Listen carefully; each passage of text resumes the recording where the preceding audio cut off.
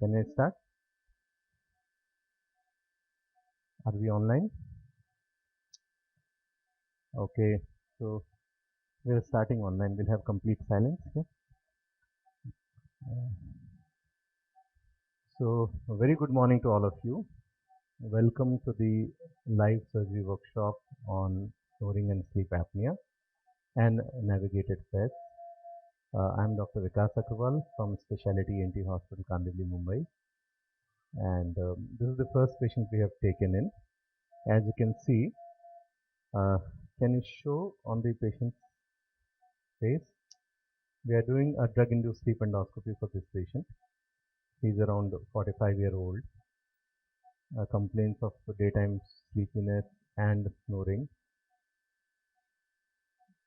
And yeah, but we did this sleep study last night and we saw that the AHI was only 2.3. So it's a case of upper airway resistance syndrome. It's not a case of sleep apnea. Okay, so we are doing drug-induced sleep endoscopy. Can you make it a little head high? So his oxygen saturation also does not go below 85-90. And as you can see here, he has got a one second. Can you show me what is going? Yeah. Is that all right for you, Sunil? Yeah. So as you can see here, this patient has got a gross deviated septum on the other side with a lot of allergic rhinitis and inferior turbinates which are hypertrophic. And there is almost no space in the left side of the nose. And you see a concave villosa on the right side, compromising the middle meatus. We have done the CT scan, there is a minimal sinusitis, and as you can see here, the space on the right side is pretty good. Now I am crossing the velum. As you can see here, that's the velum, and the patient has already started snoring. Dr. Kalpesh is our anesthetist, and he'll talk to you about drug-induced sleep endoscopy in a minute. Now we are seeing what kind of collapse this patient has. So can you show on the BIS? Yeah, Dr. Kalpesh has already put the BIS monitor on, and in the PIP that is going to you, you must be seeing the oxygen saturation bispectral index monitoring, which is a measure of how much the patient is snoring. How much the patient is sedated. As you can see here,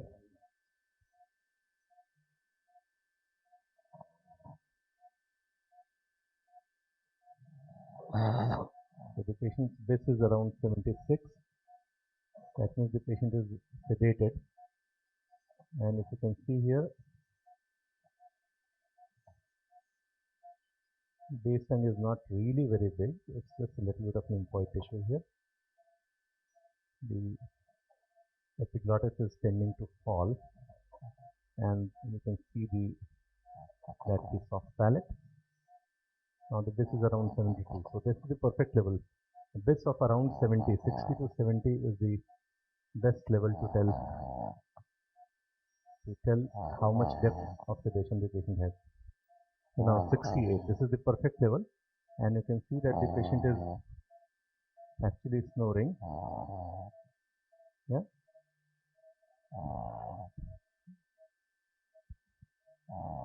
I hope you are able to hear the snoring sound. So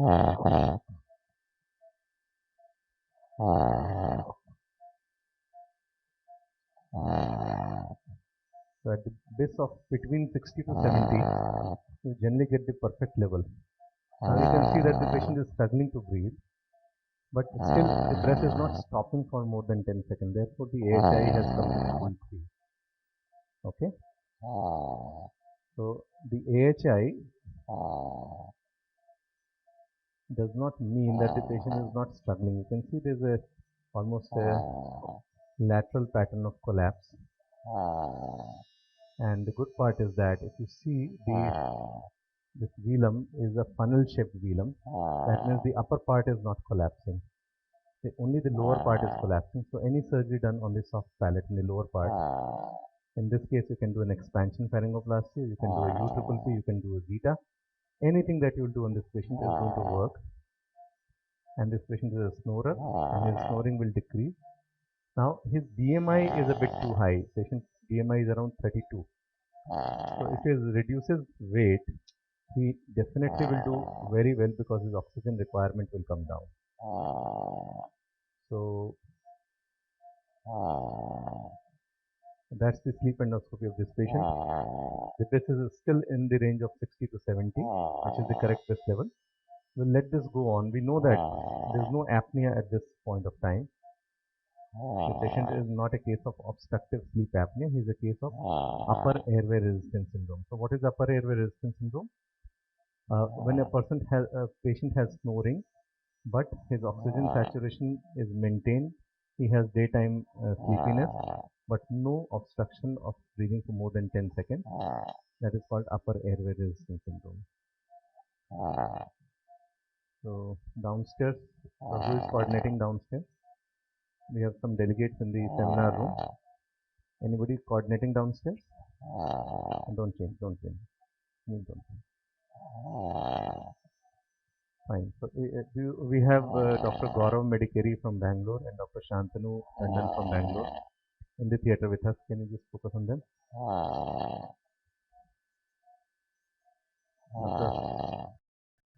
So, so the sleep work is going to definitely increase in this country more and more. And, you want to say anything?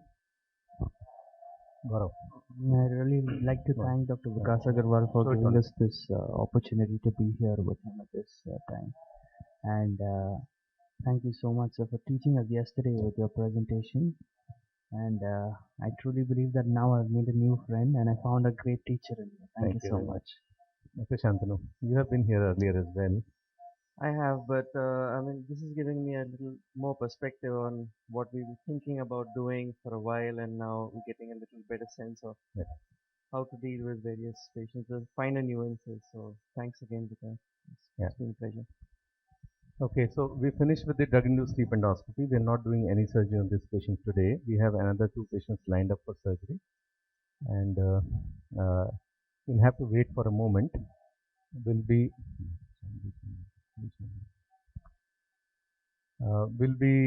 starting with a small presentation till the next patient is wheeled in.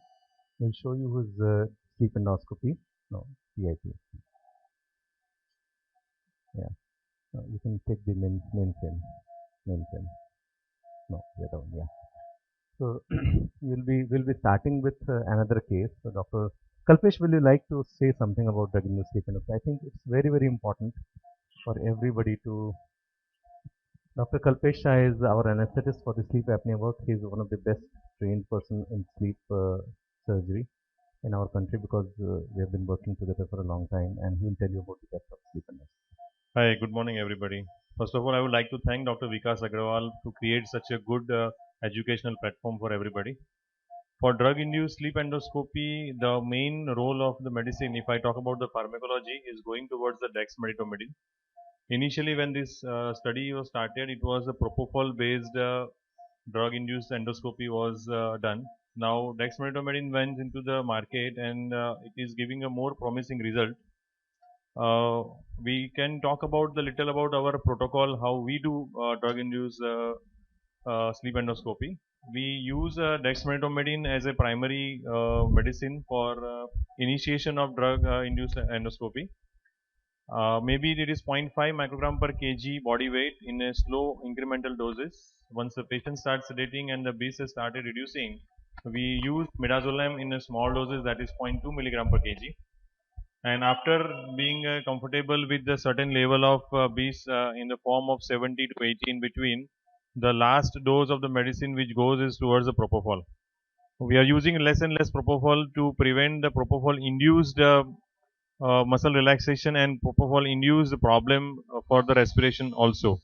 So with this combination of these 3 drugs, we are able to achieve the desired level and as well as the maintaining the physiology of the patient and the safety of the patient in this surgeries, in this procedure.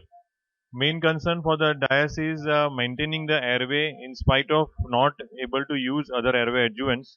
So safety in these patients are very, very important, which we are able to achieve with dexmedetomidine, midazolam and propofol combination. Thank you very much.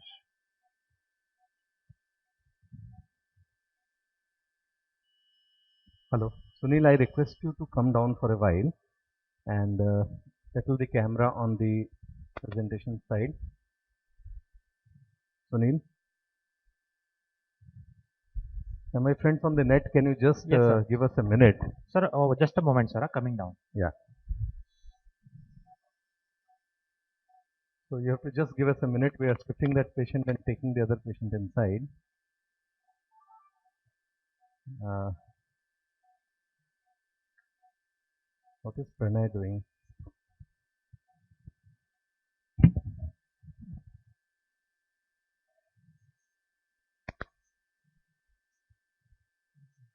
You have to call Sunil to इसको connect करना है ना और laptop has to be connected to the what is that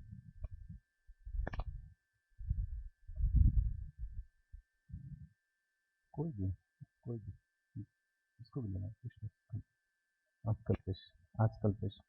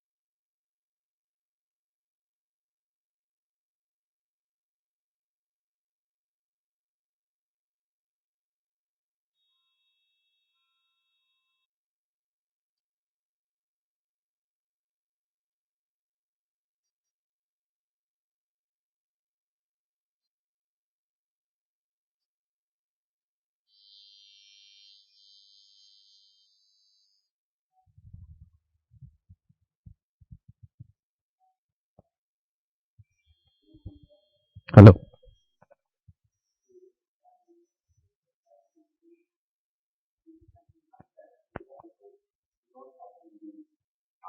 It happens late night and early morning. So why should people get heart attacks in the late night and early morning, and then why not the afternoon? So we all surely know that obstructive sleep apnea is a big reason for that. And what is important to understand is that not everybody suffers from obstructive sleep apnea. Our anesthetists are encountering apnea after exposition even in normal patients. Though obesity causes more sleep apnea because of more oxygen demand, because of which more air is sucked in, with more velocity. That means there is a more sucking effect of the lateral wall, and the airway becomes small by deposition of fat. But मैं 155 kilo का हूँ और रात में मुझे कोई विशेष घबराहट भी नहीं आती और दिन में भी मैं बिल्कुल नहीं सोता हूँ सुबह 5:30 बजे उठ जाता हूँ. So this person at 155 kg is obese by every standard in the world, whereas I had a problem with sleep apnea for almost 7 to 8 years actually, but I didn't realize that I had this problem because I used to snore in the night and get up quite frequently in the night. And it was going on for a long time, and my health was pretty deteriorating actually, and I was feeling very weak every day. I went to a lot of ENTs over there in Logan as well, and I consulted here as well, and they gave me medicines, but which was that temporary. I didn't recover much. Last 2 months back, I was in Bombay, and again I was sick. I did this sleep apnea test the next day, and the results were not very good actually. I got up around 46 times in 1 hour time, and my breathing stopped for 41 seconds at maximum, which was not really good actually. So at less than normal BMI of 24, the guy is having an apnea-hypopnea index of 46, and maximum apnea time is time that he stops breathing maximum is 41 seconds. So it's not just obesity, and we are talking of a lot of non-obese, normal-looking executives presenting with symptoms of obstructive sleep apnea such as snoring, morning fatigue, daytime somnolence, irritability, loss of libido, decreased performance, etc. As ENT surgeons, we cannot treat all the 84 type of sleep disorders. We can only cure obstructive sleep apnea. We cannot even treat central sleep apnea. Forget about the restless leg syndrome and other types of sleep disorders. But then only the ENT surgeons can cure obstructive sleep apnea, which is a major chunk of the sleep disorder. More than 90% of the sleep disorder is snoring and obstructive sleep apnea. So because the problem in obstructive sleep apnea lies in the throat, in the tonsils, in the uvula, the nasopharynx, and if you look at the airway, the upper airway, the air travels from the nose to the back of the soft palate, back of the tongue into the larynx. So we have to understand the whole airway right from the vestibule of the nose to the inlet of the larynx, and distinctly divided into three regions: the nasal region, palatal region, and the tongue region. So if there is a problem of obstruction in any of this region causing obstruction. So if there is an obstruction which is causing a traffic jam like this, what is the most logical solution to this problem? This or this? Obviously, this is not the most logical solution to a problem which is caused by this. The most logical solution to the problem is clearing the obstruction and clearing the airway, and that's precisely what we can do as ENT surgeons. So let's understand what are the types of obstruction present. The static and dynamic obstructions. Static obstructions are always present, so you can easily identify them when the patient is walking into your cabin in the OPD, such as the nose, big tonsils. You can see them that they are blocking the airway. But the dynamic obstructions are only present during sleep when the muscle tone reduces. So they are difficult, such as the soft palate, the tongue, pharyngeal fold, etc. Now, the static obstruction, like DNS, we want to do surgery, but this resistance is transmitted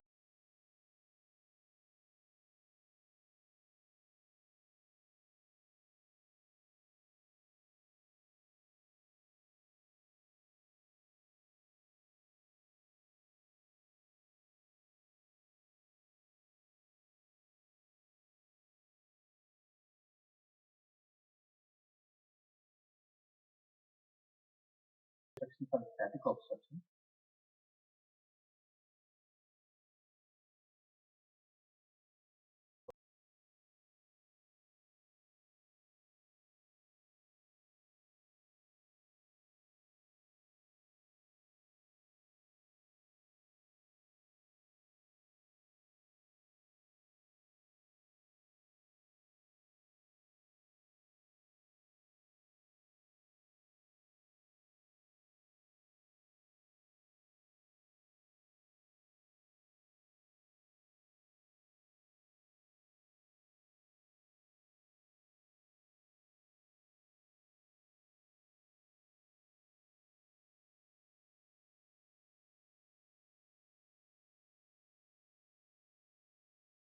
Case air passes from a wide bore channel to a narrow bore channel, the velocity of the fluid is increased.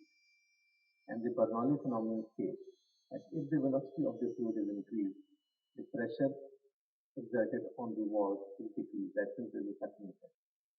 So in our pharynx, when the pressure is decreased in our airway, the pharynx is the collapsible area.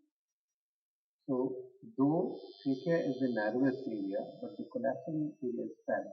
Therefore, our pharynx is prone to collapse like this. And when the patient is sleeping, it's actually like this.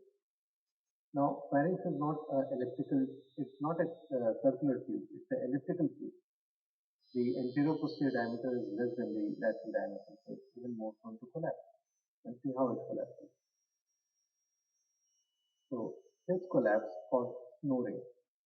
Now, snoring is a very common feature, but what is the factor that will cause sleep apnea rather than snoring? So, in this case, the lumen size of the collapse will depend on the balance of forces of the collapsing pressure in the pharyngeal tissue minus the descending pressure of the intraluminal descending pressure. Unfortunately, the descending forces such as the tracheal duct and the dilator muscle tone are too weak and too small in number, whereas the collapsing forces like the abdominal anatomy, the mechanical forces, gravity, Bernoulli, surface adhesion, etc. are too strong and too many in number. So our pharynx is going to collapse. Now, what happens when the pharynx is closed? What decides whether it will reopen and cause only snoring, or it will remain closed and will cause sleep apnea? So that does not depend on these two forces. That depends on the third force, which is called the Starling-Wilson model. Now, this force is only applicable in collapsibility. I'll not go into the details of physics of this model. I'll give you an example. If you are drinking a cold drink or nariyal pani with a very poor quality straw, and you try to suck hard, what happens? The straw collapses, right? When the straw collapses, you try to suck harder. Does it open? No, it does not open. So what do? You push a little air and it opens up. So if you suck harder, the tube collapses. The person, when he's fat, he requires more oxygen, and his diaphragm and the lungs suck harder and the pharynx collapses.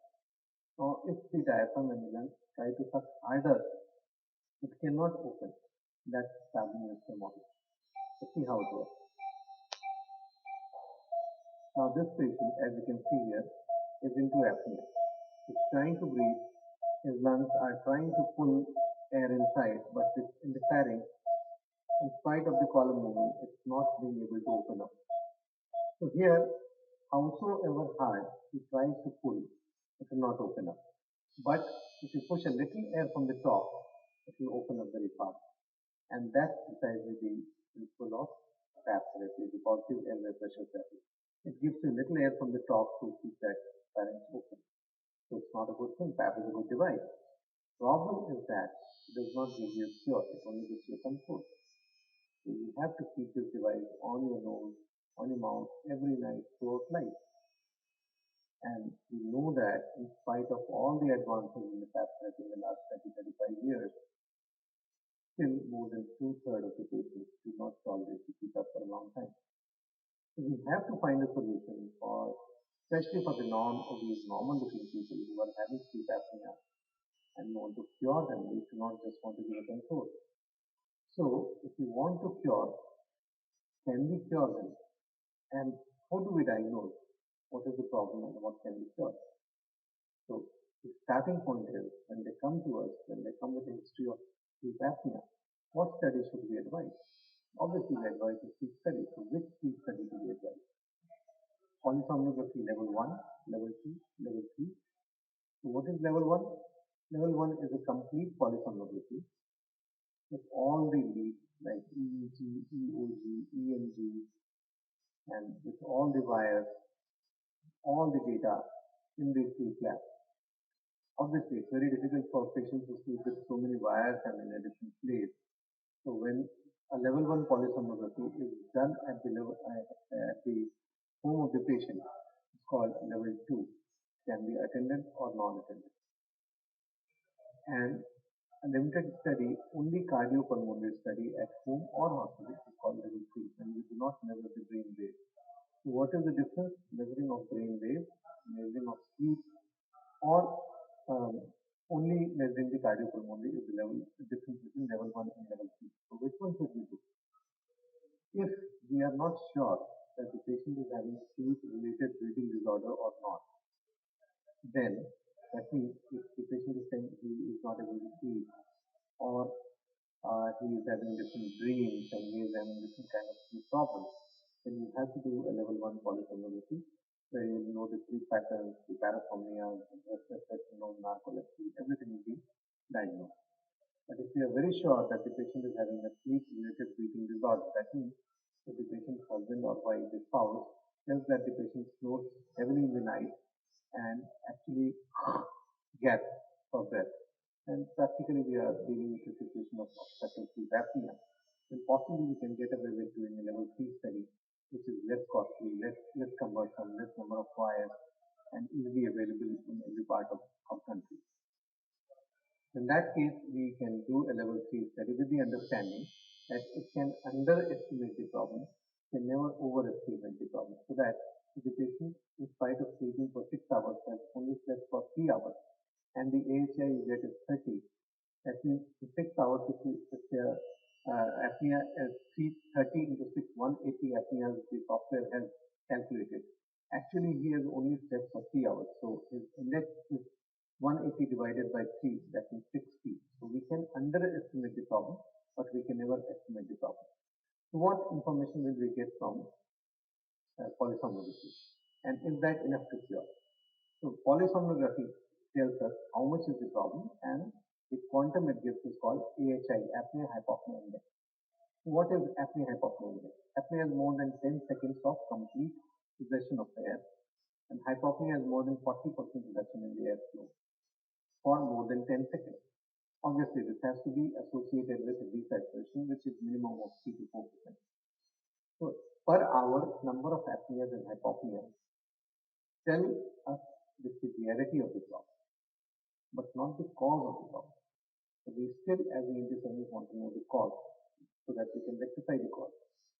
And in upper airway resistance syndrome, such as in small children, as we saw earlier, in spite of the problem that the small children are having, still the apnea hypopnea index is normal. So that's called upper airway resistance syndrome. And even in young adults, we get upper airway resistance syndrome. So it's false negative. That means AHI comes to normal in spite of the person having all signs and symptoms of obstructive sleep apnea. The other limitation of apnea hypopnea index is that it does not give any idea about the site of obstruction or structures causing obstruction. So as a surgeon, you are still not sure what to do. It does not give you any prediction about the difficulty in intubation. So as a surgeon, you are interested in knowing how difficult will be the intubation and extubation, and as your anesthetist will be interested in knowing. That we cannot say that the AHI 70 will always be a tongue-based and difficult intubation. It could be just a nose and the palate patient who will be easily intubated. Whereas a person with a less AHI can have a difficult intubation. So it does not tell us whether apneas are more or hypopneas are more. So an apnea of 40 seconds with desaturation of 50% gets the same mark as a hypopnea of 10 seconds with desaturation of 4%, which is not comparable. Previous. this patient is into apnea, and you see that he is not able to breathe. And gradually his saturation is going down.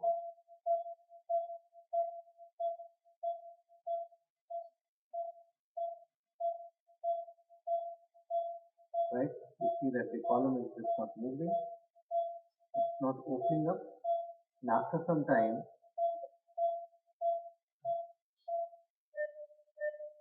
the saturation starts dropping. And now,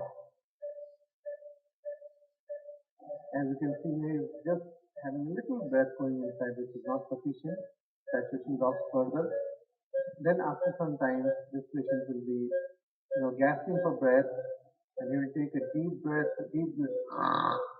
gasp of air inside, and then the saturation starts coming up. Saw this? Now this is almost 1 minute of apnea, which is one event. And this patient who is into just hypopnea, as you see here,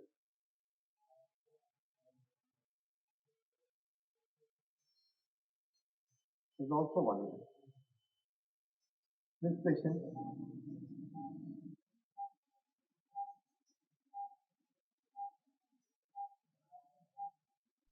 Hello. So, okay, friends, since we are starting with the other case now, I have stopped the presentation here and I'll show you the drug-induced sleep endoscopy of this patient. This patient has a AHI of around 53 and he has a multi-level obstruction.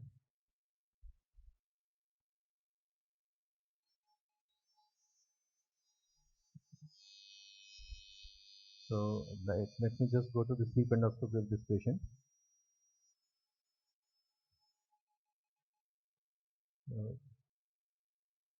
Now this patient has a AHI of around 53 and this is the drug-induced sleep endoscopy of this patient.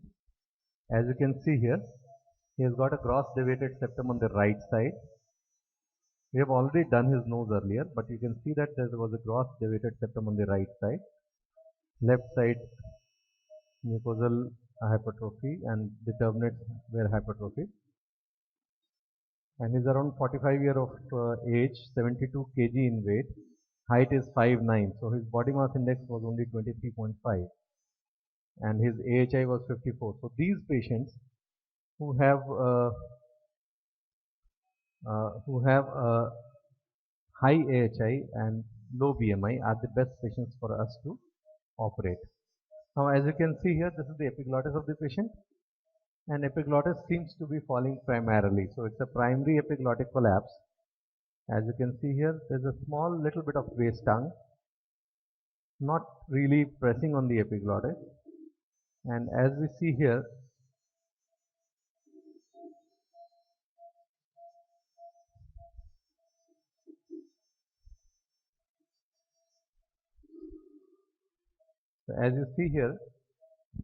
the epiglottis is tending to collapse. Yeah. So the case answer. Going to work, sir. Sir, but you will enjoy it more here. So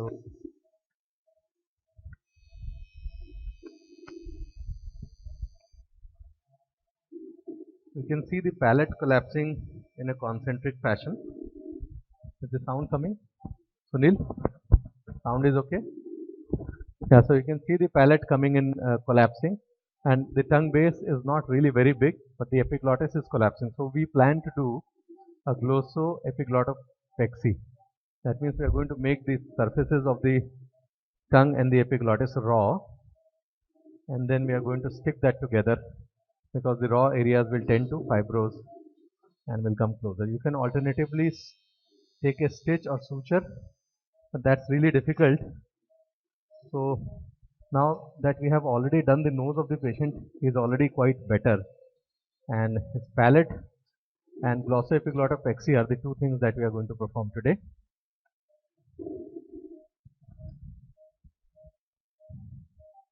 So I'm just washing up. Yeah, you can see the concentric collapse of the soft palate. You have to cover this. So that's the concentric collapse of the palate.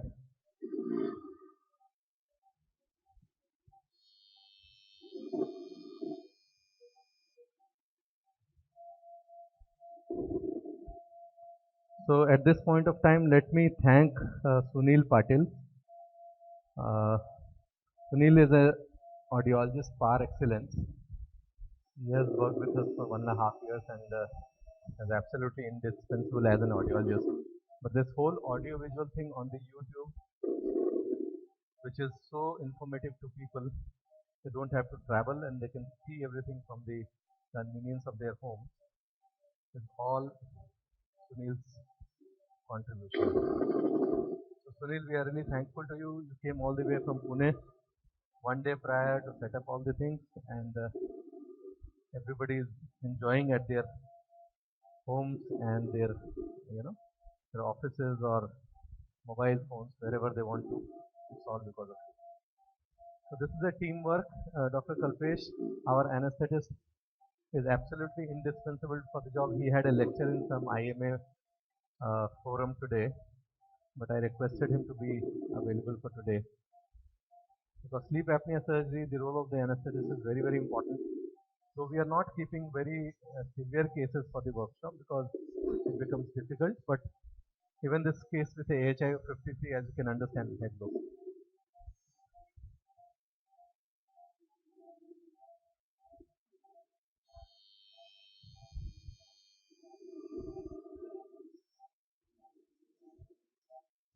So now I am actually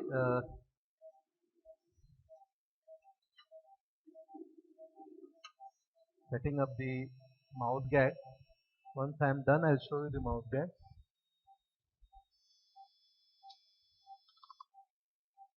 So first I am just applying the mouth gag.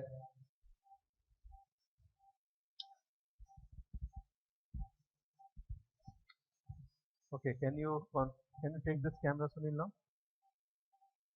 Head low, okay.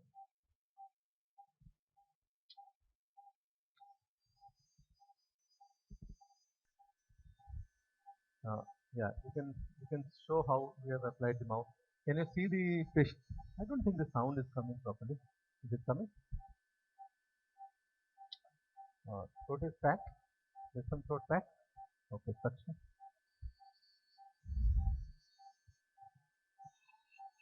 Good concept. Now you can show the internal picture. Show the internal picture.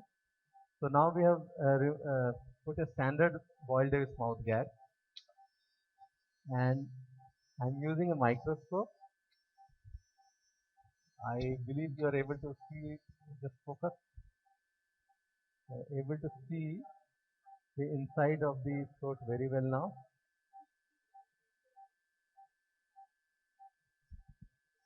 Yeah. Okay. So that's the uvula of the patient. As you can see, this is the anterior pillar. A very, very small tonsil.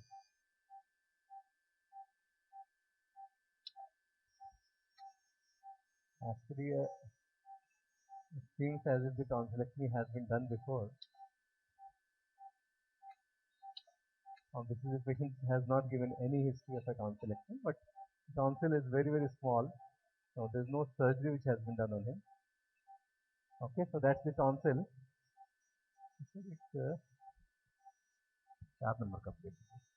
I'll apply a little bigger mouth gap. I want to see the lower pole of the tonsil. नीचे change करना होगा.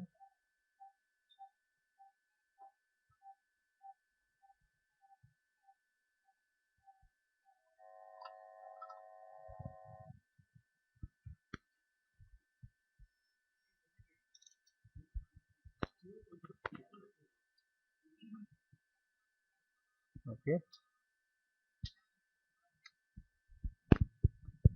So now. Hello. Yes. Yeah. Yeah, this is Dr. Shailesh Sharma here. We are not able to watch because there's nothing on the screen. Sunil has gone down to take care of that. Just give us a moment. Okay.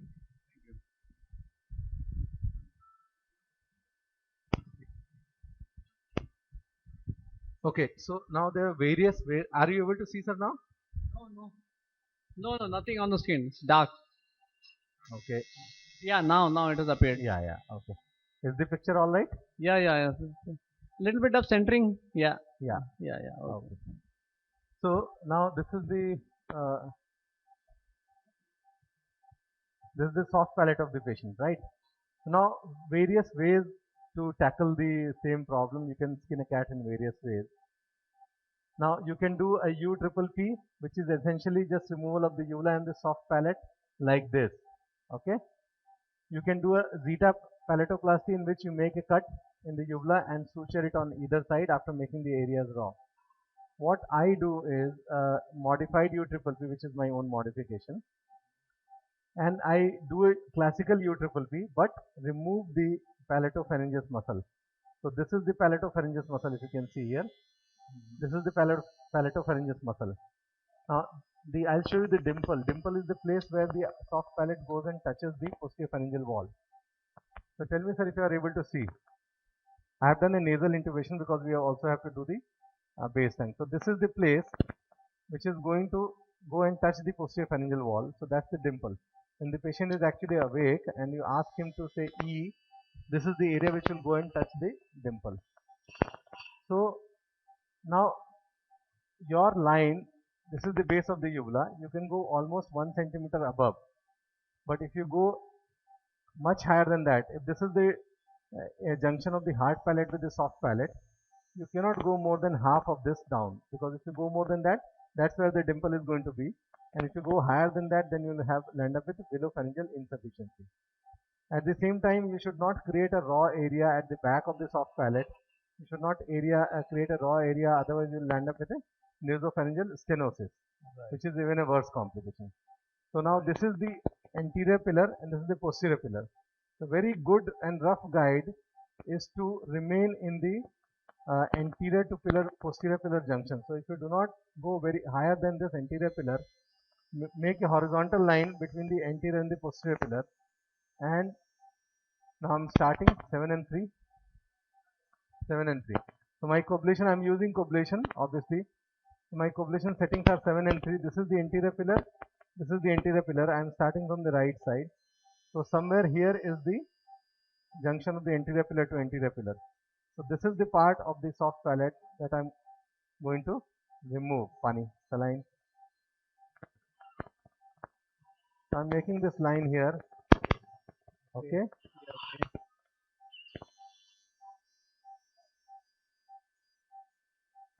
I'm going.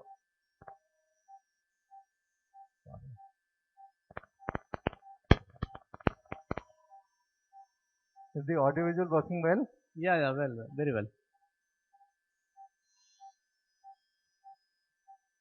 Because how do you take care of the uvular artery bleeding? Because people have given scary descriptions of uvular artery bleed post-operatively. Yeah. So I mean, any tips for that?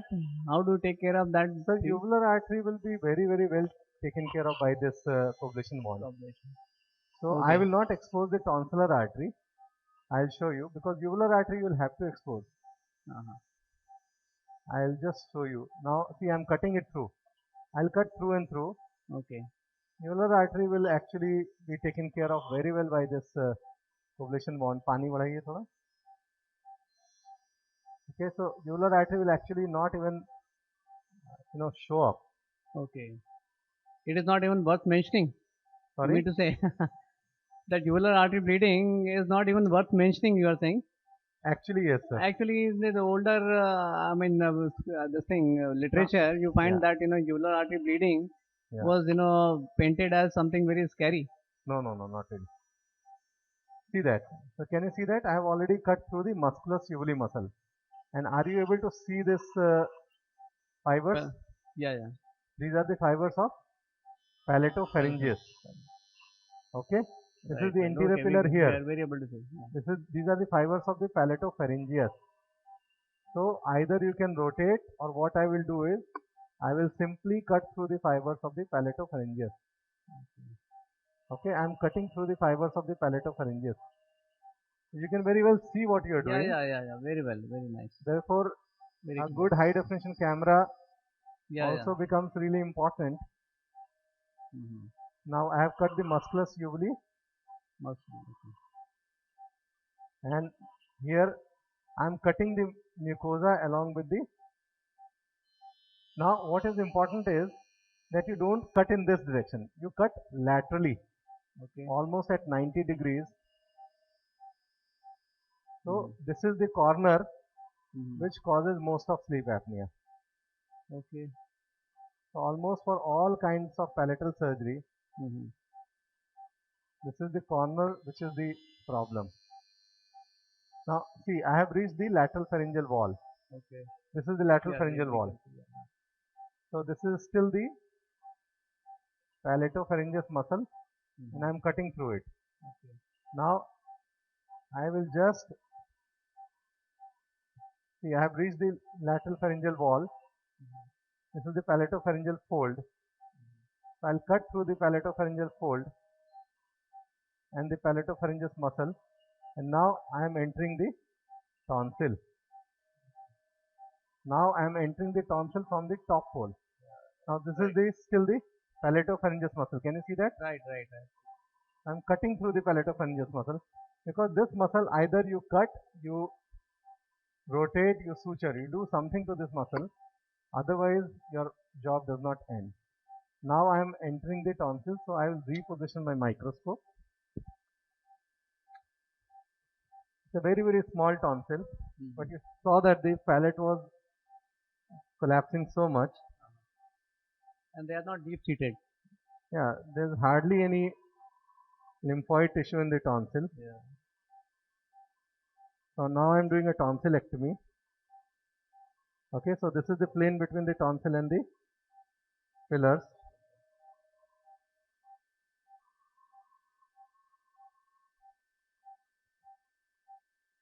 Absolutely bloodless. Thank you, sir. This is the technology's role. But have you experienced, bleeding after coagulation surgery? Yeah. See, as my experience has increasing, that bleeding is becoming less. When your learning curve, see, I have reached the lower pole of the tonsil. Can you see that? Yes. The tonsil is very, very small. I have already reached the lower pole. So somewhere there I expect the tonsillar artery. Now since this tonsil is very, very small, I will not get the tonsillar artery. I mean, the tonsillar artery will be very, very small again. So otherwise what I normally do is, I leave the lower pole of the tonsil behind. See, can you see the lower pole of the tonsil? I am doing an intracapsular dissection in the lower pole of the tonsil, just not to expose the tonsillar artery. This is the little bit of tissue left in the lower pole. In big tonsils, this works very, very well. Here it is of no consequence. I am just demonstrating the way I do things. But in big tonsils, it makes a lot of sense not to expose the tonsillar artery. See, I am removing the lymphoid tissue, but not exposing the tonsillar artery. Now this tonsil is almost done. Now I am out of the tonsillar fossa. Can you see that? Yeah. And I am again on the muscle. Now see, this is the fold which is actually going to give trouble. So I will actually, this is the fold, right? It's a uvulopalato-pharyngoplasty. So once I come out of this, I'll have to decide now. See, this is the tonsil done. This is lower pole left. I am again on this muscle, right? So now this muscle, either I suture, either I remove, or do something. I think so. There's no need to go very deep, very low, because this area is the area which you saw in the sleep endoscopy is the culprit. Sunil, all is going well? People are online? Okay. So I will remove a part of this muscle from the upper part, as you see here.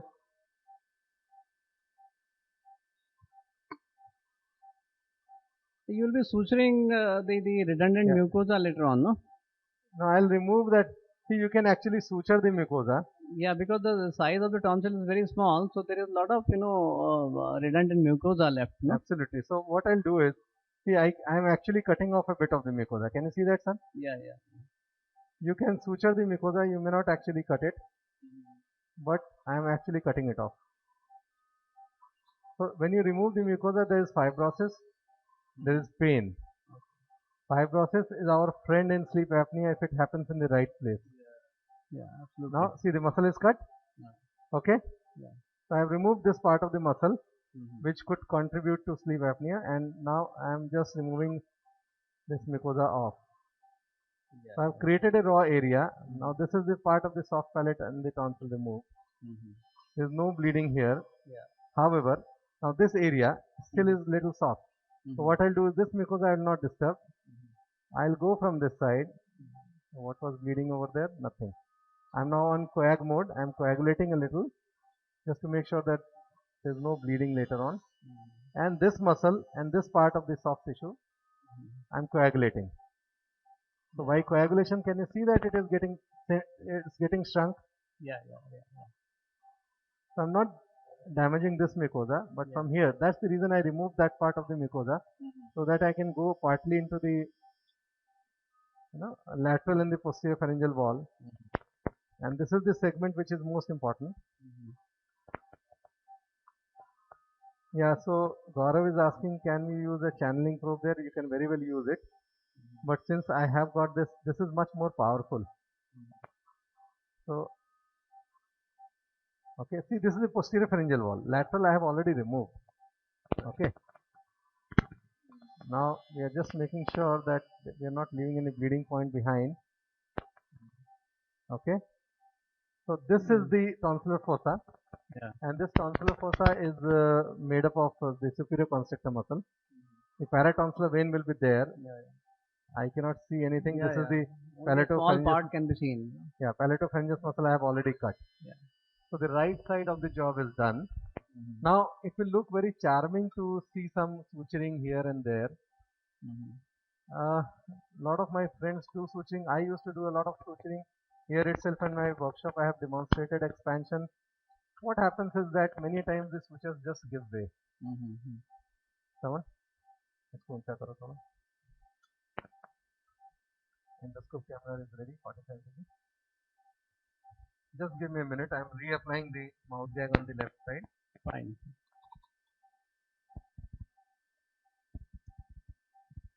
Just one moment.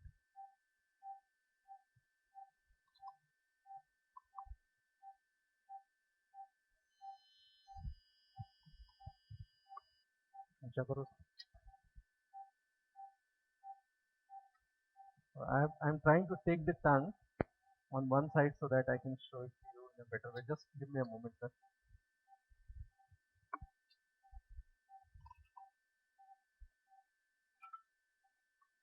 Some nasal surgery was done in this case earlier?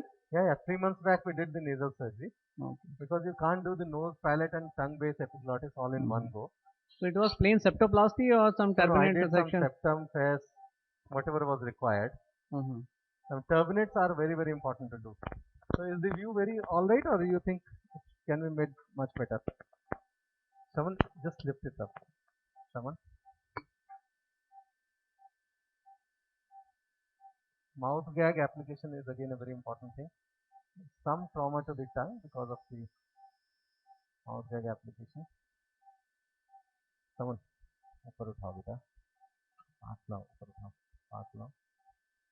I'm just trying to reapply the mouth gag in a better way. Pass long. Right, karo. Upar uthao.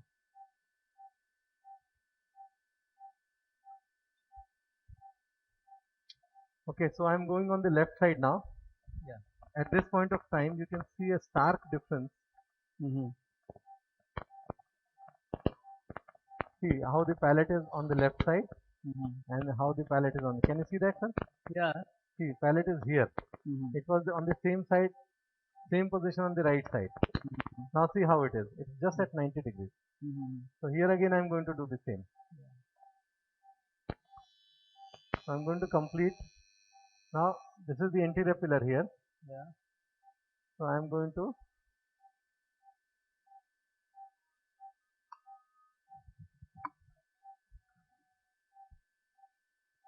Horizontal line.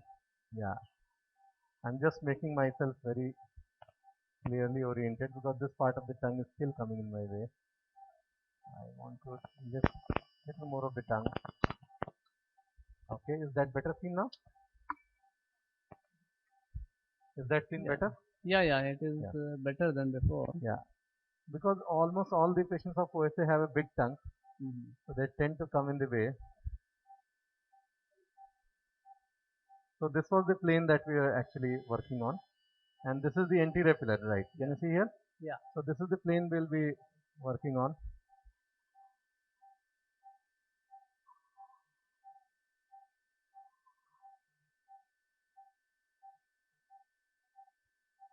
See, sometimes because these are all soft tissues, they tend to get carried away.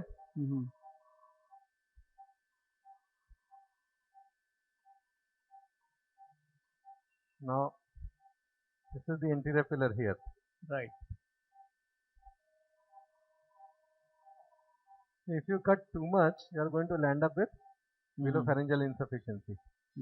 If you cut too less, you will not get your results.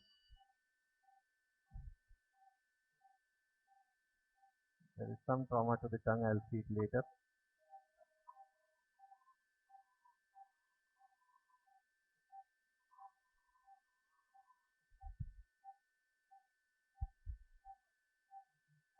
So I am actually removing this soft palate here.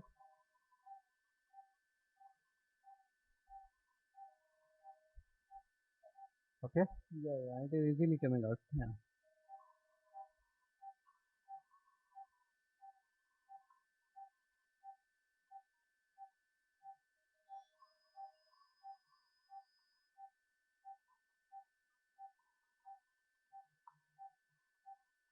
Now see, this is not a very huge muscle, but this opening of this angle is very, very crucial. In what way? Sorry?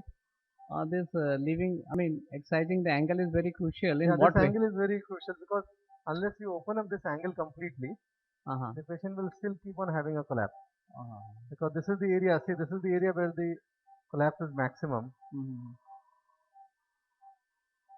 And this is for a circular collapse. So you could have done an expansion pharyngoplasty with an anterior palatoplasty. Now, you let me know if my hand is coming in the way. From Singapore, okay. Who is watching? Okay, Shailesh from Singapore, okay. What is he asking? You can change the hands, I think that will be better. Sorry, come again? If you change the hands, Yeah. right and left, so you will have a better view. I know, sir, but I'm not a very great ampidextrous surgeon. Okay, can you see the muscle very well? Yeah. Okay, so Shailesh is asking a question. Shailesh from Singapore is asking a question. What is your rationale in not doing a nasal surgery along with the oral surgery? So Shailesh, in the next case, will do a nose and the palate together. But if you are doing a big tongue-based surgery along with a nose, then first of all, you see this patient is nasally intubated, which you cannot do. Second is that when the patient is extubated, at that point of time, if the tongue is big and the nose is packed, he'll have no place to breathe from, because when the nose is packed, then the tongue actually goes behind and blocks the oropharynx even more. So fine. So this is the area which I am which I have to remove. Now I can possibly cut it off and it will make my work easier. Now I decide how much of mucosa I have to sacrifice. So this is the line. Okay, I'll go till there. This is the pillar and the mucosa I am sacrificing. Now if you sacrifice more mucosa, the pain is going to be higher, but the fibrosis also is going to be higher, and your results are very good.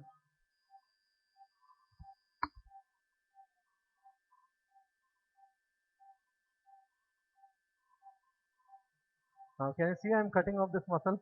Yeah. So that's the palatopharyngeus muscle. I have already cut through. Now I have got my plane over there. So I come back to my tonsils here. I enter the tonsillar fossa from the top. This is the muscle which I am going to cut.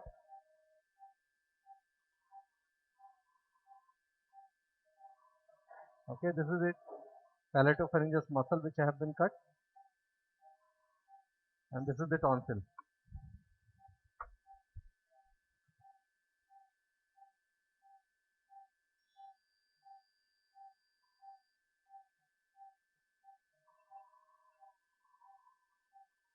Now again the tonsils are very small.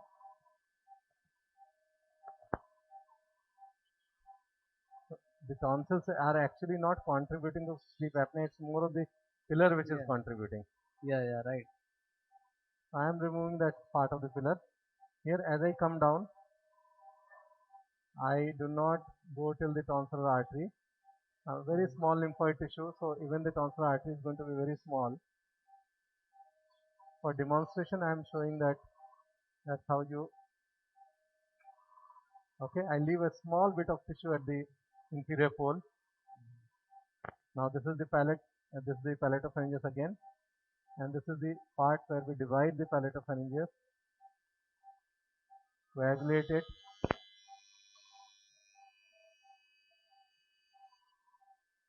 and that's the top palate out.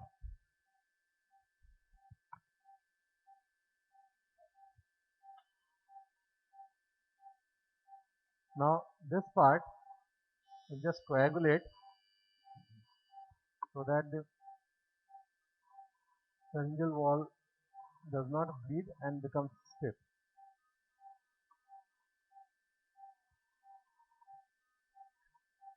How do you decide how much of mucosa to be excised, or it is there's a particular basis, or it is by the instinct? Yeah. The posterior pharyngeal wall you should not touch. Can you see here?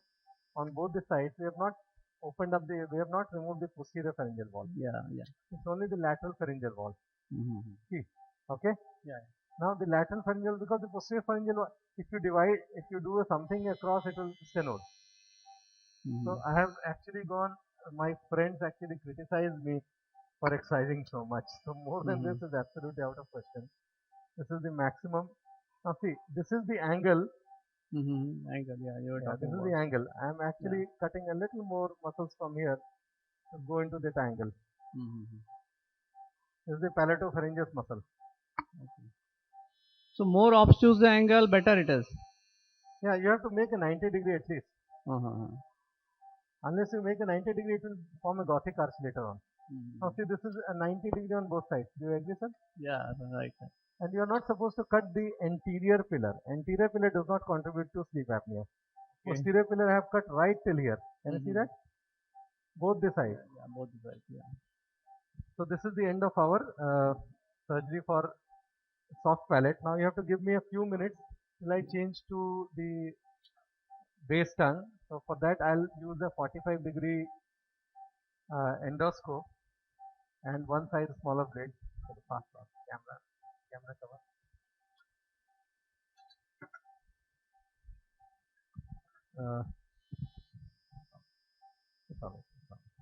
Now I'll take a tongue tie.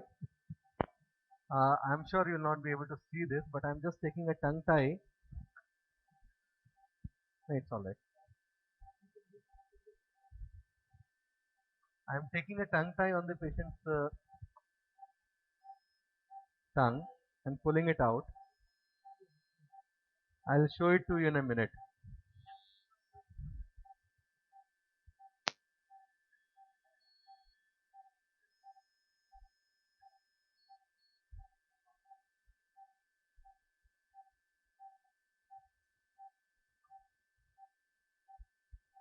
So just give me a moment. I'm just arranging the things for the base tongue and the epiglottis, glottoepiglottoplexy.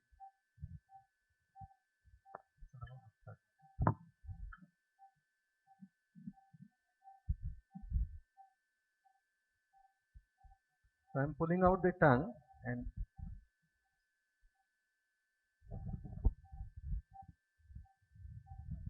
applying the mouth gag. The patient is still in a head low position. I'll show in a moment. Once it is ready, I'll just show you.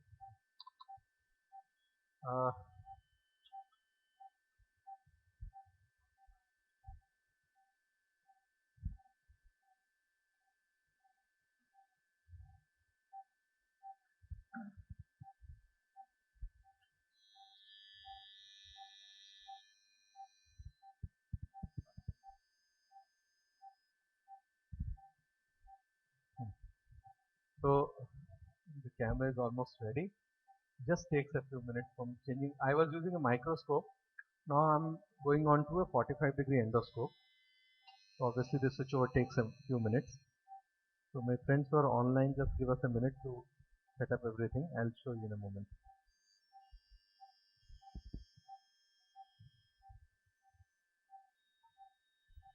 White balance. Okay.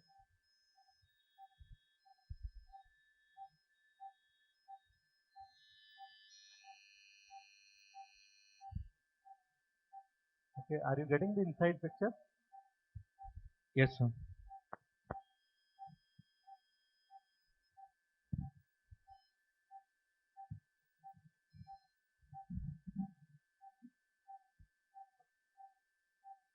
Now you have seen the sleep endoscopy of this patient. This patient has a small base tongue, little bit of lymphoid tissue, and then glossoepiglottopex is required on him. So, Kalpesh, I'm just removing this throat pack for a while. Pranay, can you come on this side? Can you, yeah, just, but if you stand here, I cannot see. You have to come here. Come from that side. Come from that side.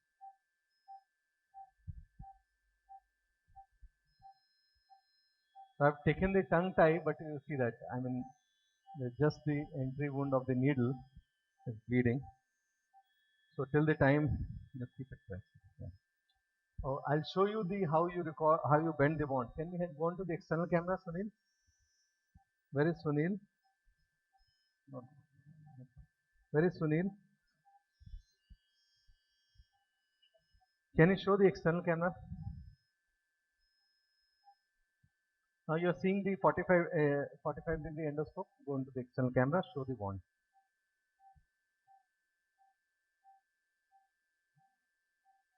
No, no. Okay. Is this going down? Sir, downstairs, are you seeing the external camera? Yes, sir. You are seeing the external camera? Yeah. Okay. So I'm just keeping this endoscope here. Show the external camera. Okay. Are you seeing the wand? This is the coblation wand. Are you seeing this? So wand is not seen, sir. Wand is not seen. Acha, he has to change it down. Okay, for people who are online, you see how the wand is bent.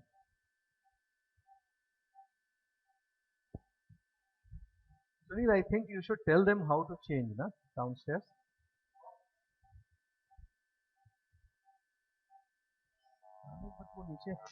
Yeah, just to understand how. Yes, sir. Now we can see. Yeah, Wand. Sunil, why didn't you just show them what is to be done on the monitor? Okay, now this is the wand which is bent. Now I am again going inside. Has it stopped?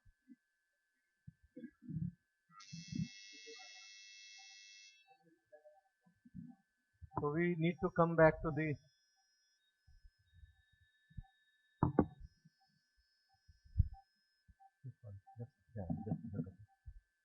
Okay, now we go back to endoscopic picture again.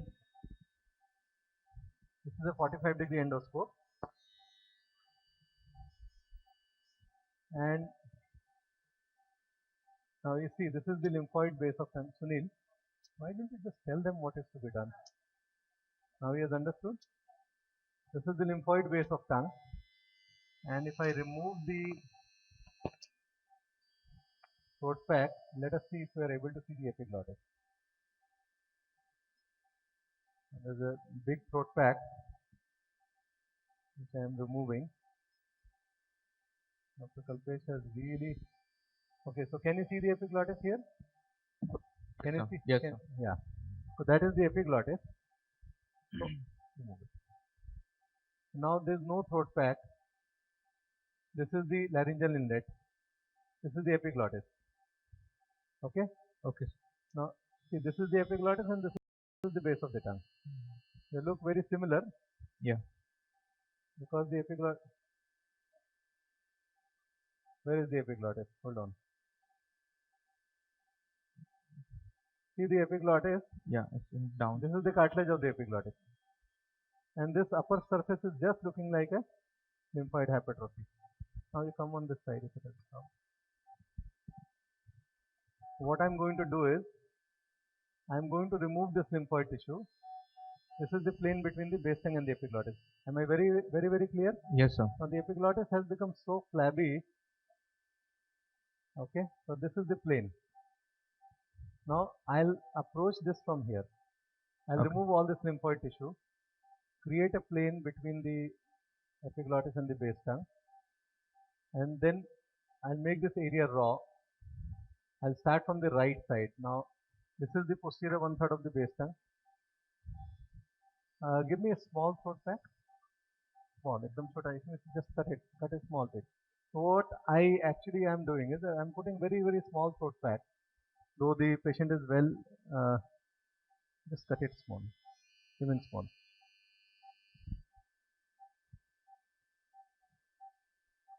What is the longer process? ऐसा और curve tonsil वाला और curve निकालिए. So what I'm doing is I'm putting a very small throat pack, not in the throat. I'm just putting it at the laryngeal inlet. Now this whole area is only difficult because it's very difficult to reach in that area. Give me a scissor. I'm cutting this throat pack even smaller.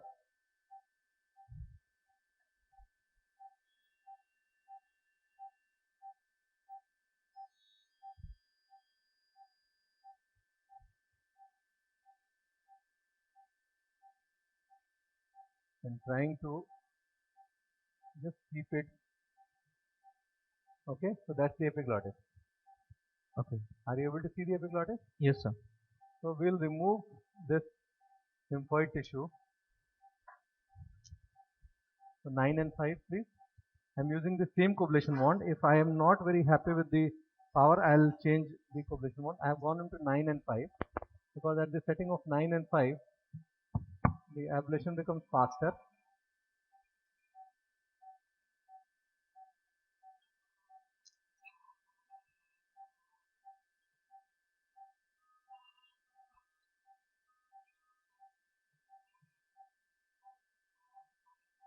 Can you see the muscle coming in? Yes, sir. So since this tongue base is not very big, I'm not supposed to go too much deep into the muscle. This is a absolutely good case for the beginners. You start off with case like this. Okay.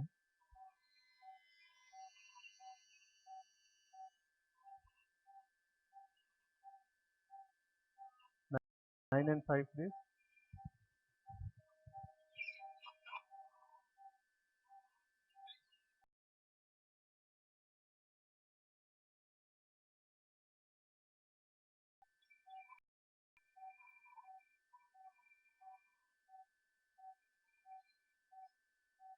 Now as you remove the lymphoid tissues here, so as you go laterally you will have some bleeding, some vessels, which you can easily control with your coblation. Can you see that vessel?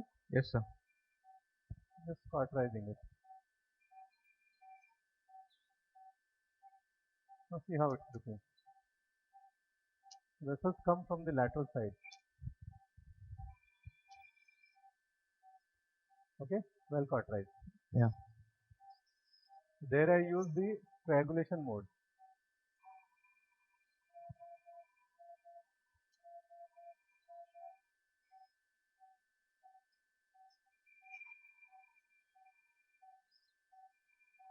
Sudarshan. Yes, sir.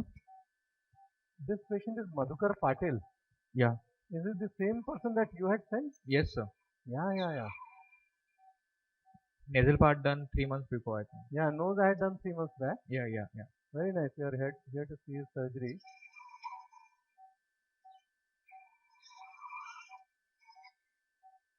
See, there's no need to go too much laterally. You understand? If you go too much laterally and remove a lot of tissues, it's not really required. Okay. So what I'm doing is I'm debulking the lymphoid tissue.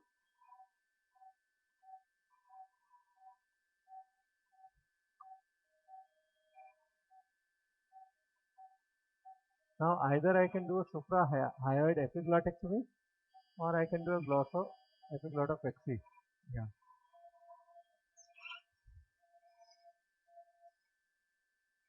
Okay. So this is the last layer of the lymphoid tissue. Now we are seeing the epiglottis here. Yes. Right now I'm not damaging the epiglottis, but ultimately if I have to do glossoepiglottoplexy, I have to make the surface raw. So I'm not really bothered if I am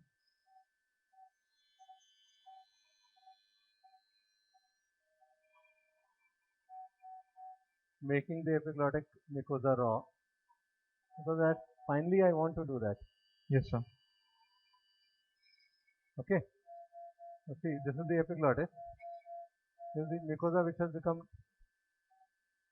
Okay. Yeah. See, sometimes you'll doubt whether this is the epiglottis or this is still lymphoid tissue. Yeah. It's very soft. It becomes so soft because of the constant pull every day. Now, at this point of time, always reassess yourself. See, it's very easy to get lost. Okay, so that's the epiglottis. No confusion? Yes, sir. Yes, sir. It's not difficult to get lost because this area we are not used to seeing. Na? I still go a little deep inside. Now I am getting into the muscle of the tongue. So in the depth, be very, very careful about ablation, because if you ablate and do not coagulate, coagulation happens by touch. Okay. Ablation happens from a distance. So if you happen to only ablate, now see, this is lymphoid tissue, right? Yes, sir. Now if I try to ablate it here, see, this is the fine point. If I try to ablate and then I am not able to contact that area, then that will start bleeding. So I am first coagulating it, then ablating it. See, saw that? Yeah. Now if it is bleeding and if I am not able to contact that area, the bleeding will not stop. Yes, sir. So I should be able to reach. And this area, the problem is only reach. So if in doubt, you can simply see, what I am doing is only coagulating. If you are not sure, only coagulate. Still you will have a good result. Now, if I can get some help from Pranay. Pranay, if you can help me in keeping this tube on this side. This side, come on this side. So I'm asking Dr. Pranay. Dr. Pranay is a brilliant ENT doctor from Calcutta, RG Kar Medical College. You have to be like this. Keep it pressed on the other side. Are you able to see what you are doing? Yeah, just keep the tube here. So he is here for a year with us. Okay. So this is again a lot of lymphoid tissue, but as you go laterally, I told you, you get some vessels. I'm first coagulating. When I'm sure that yes, I will be able to tackle whatever comes here, then I'm ablating. Now see, laterally you get big vessels. Yes. And if these big vessels open in the post-op period, okay, this is the reason I was not going. Now see, it's a huge one. If you're not able to see where it is coming from, then you'll not be able to control it. See, it's difficult. Are we recording it? So since we are able to see where we are working, now see, this tissue is still coming in our way. So ablating has its sulfate, the tube is properly protected. So still we are not able to locate. So if you are not able to locate the bleeder, then you are possibly on the bleeder.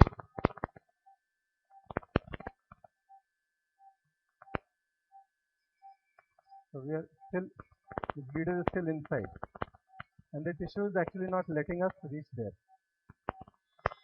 Okay, no problem. Can we have a small pack? Pack the system. Okay, no problem. Okay, so now see, this tissue is actually stopping us to reach. Yeah. One sec.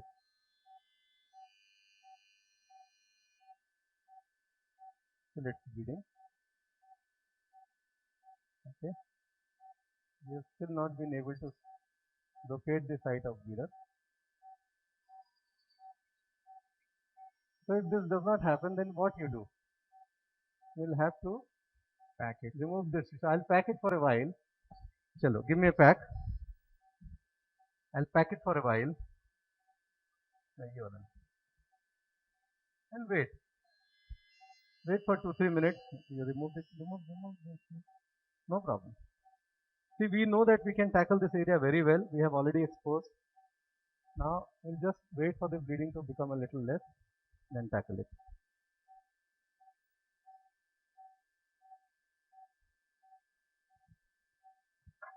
So it's good.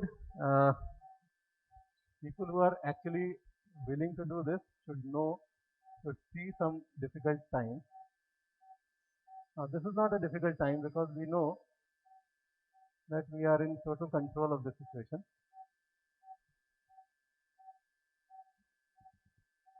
I'll just keep it pressed for 2 minutes or maybe till the bleeding and clotting time and then go in again. That's what laterally you always get big vessels. That's what I was telling you yesterday, Gaurav. I was telling you yesterday, laterally you get big vessels. Still it was only lymphoid tissue. It was not muscular base of tongue. So it obviously cannot be any big artery. No, it cannot be lingual. I'm very superficial now.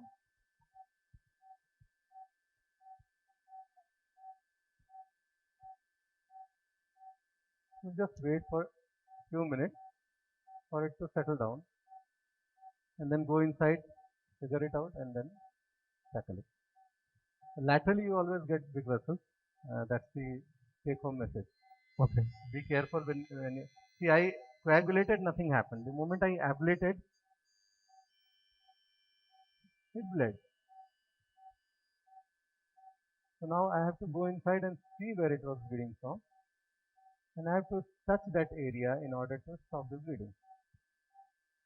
Now this tissue which is on the top is actually blocking my wound from going inside. So I might have to remove this tissue so that my Yes. yeah. See, I created a. So I am removing this tissue on the top.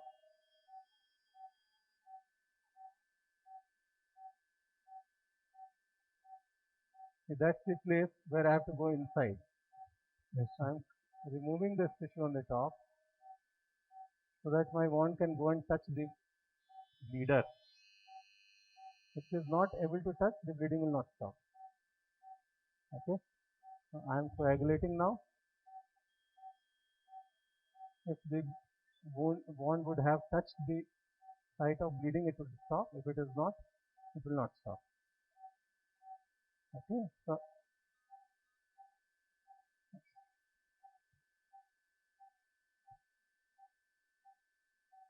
okay. So I've got inside, and the bleeding will. If I have been able to touch that site of bleeding, it will stop. If I am not, it will not stop.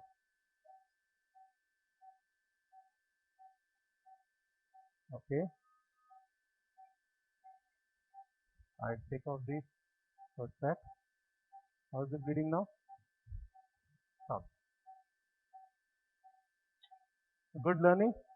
Yes, sir. Now if I go laterally again, see, no, that's all right. See, as you go laterally, you get big bleeders. So what I am only going to coagulate. Because the tissues were too big, I was ablating. But good lesson from this workshop for the beginners: don't too much of ablation. Don't ablate on the periphery. Okay. Now we'll go where it was bleeding. It was from inside here. So see this also, I am just coagulating. This is the surface of the epiglottis, I am coagulating. Okay. Okay. What I want a raw area which is fibrose.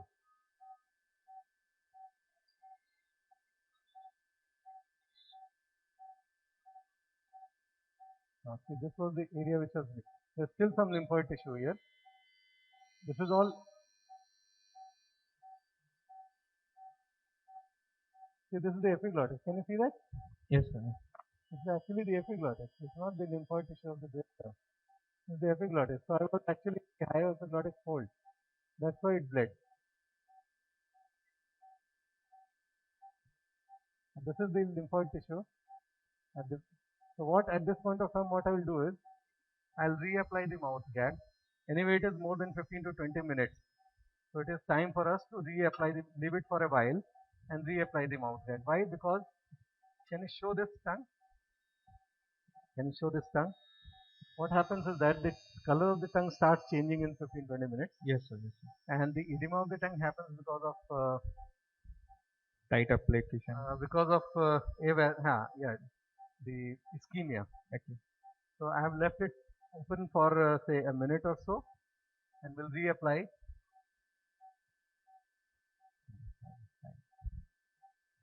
One hour. Yeah. So we still have some time. So now see the color has absolutely become pink again.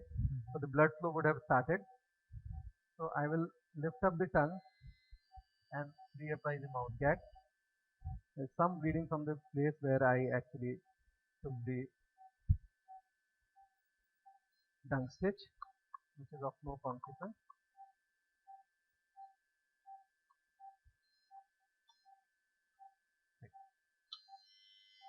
Now let us see where we are. So I have applied it actually in the. This bleeding is from the tongue stitch.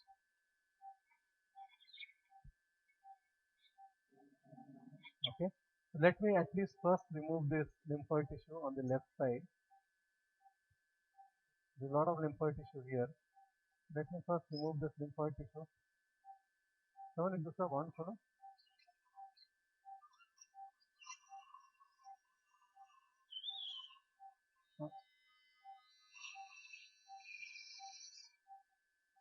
So there is no bleeding from that side. Okay, can you see that? Yes, sir. So this was the huge epiglottis mucosa, which I am only coagulating. The moment I ablate, that's where your problem starts. I am only coagulating now because anyway the tongue base is not big and we want only the epiglottis to stick. So I can possibly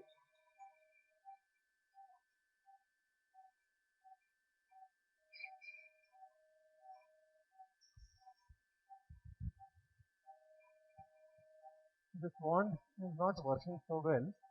I'll change the wand because for a tongue base case and epiglottis I don't want to take any risk. I'll take a new wand. I'll show how to bend it again. Okay. Okay. Since we are in can you show this?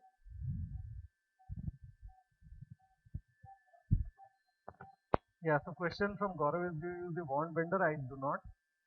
I generally only bend the wand like this. Okay. So I'll bend the wand.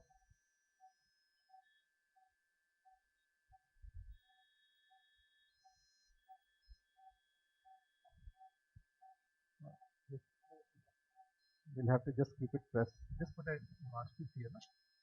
This part. Just keep it pressed. Just keep it here so that it does not. Where I took the tongue stitch, there's a small ooze from there. So we'll not bother about it. Okay. Now see. Very clear. This is the epiglottis. That's the base of the tongue. And this was the place which has bled. Saline 9 and 5. So I have taken a new wand. Pani, saline.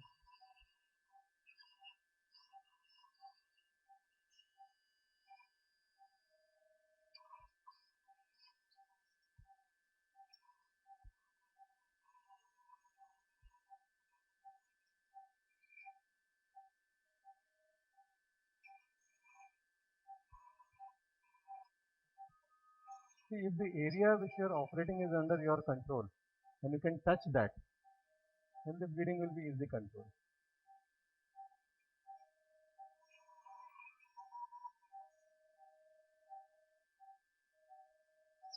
पानी नहीं आ रहा था. Right. Okay. So some patients will have a little more vascular tongue, some will have a little less. Have little more number of blood vessels.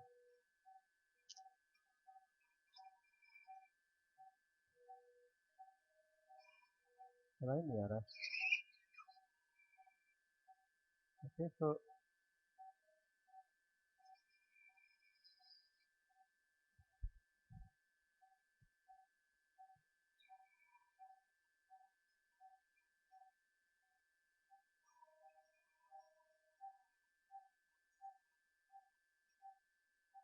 okay, so I am getting into the glossoepiglottic fold here.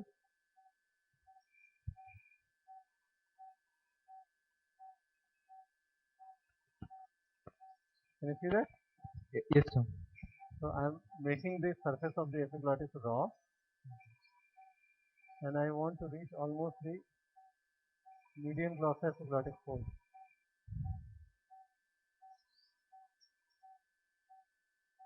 See this? Yes, sir. Now there is still some lymphoid tissue. This is the surface of the mucosa.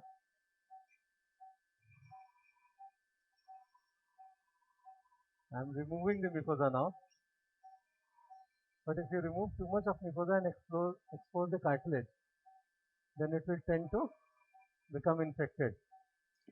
Okay. So it's better to do only coagulation. Now as you come deep here, now that's the area of concern. That's the area which is going to pull the epiglottis. See, can you see that? In the midline I have removed. As I go laterally again I will get the same. And that's not the area that we are really interested in. Okay. So I'll ask Dr. Pranay to lift it a little more like this. So इसको थोड़ा और ऊंचा करो, थोड़ा और ऊंचा करो.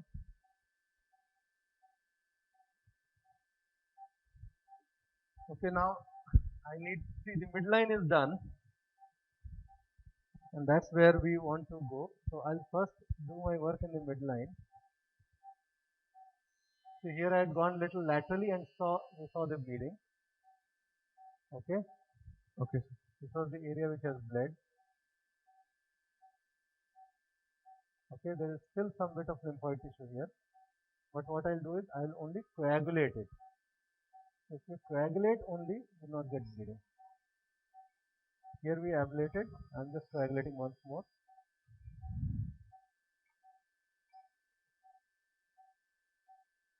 Okay, there is still some bit of area. I'm coagulating. I'm not ablating. I'm coagulating.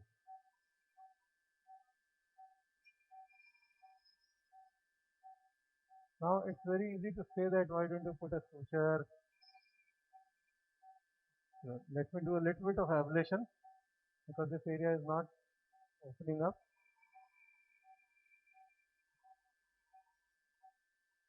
I've done the ablation, but as long as I know that if it bleeds I can control, then there's no problem. As long as my wand is reaching everywhere, I can control. There's a still, I'm doing a little bit of ablation again.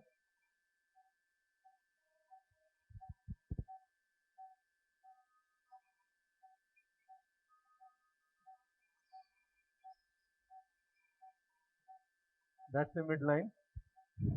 This was laterally. That's the midline. I have reached till the median glossoepiglottic ligament. Okay. We have gone right into the vallecula, quite deep. Okay. Yeah.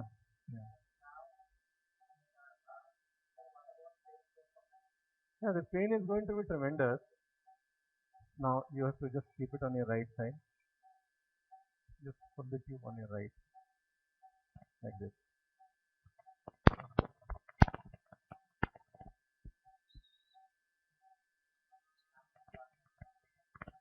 Dr. Love Salarka from Dr. Love was here for our last workshop as well. Pain is going to be there, no confusion on that. So there will be so much of raw area. Now see again, you have some little bleeding from here. As you go laterally, you'll have bleeding.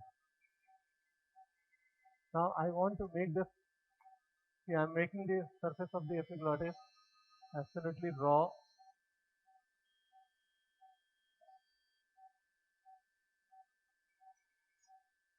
Now this is a little bit of tissue which I want to remove. I'll ablate.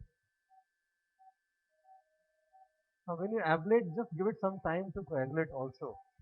If you move very fast in the ablation mode, then you do not give the vessels adequate time to coagulate.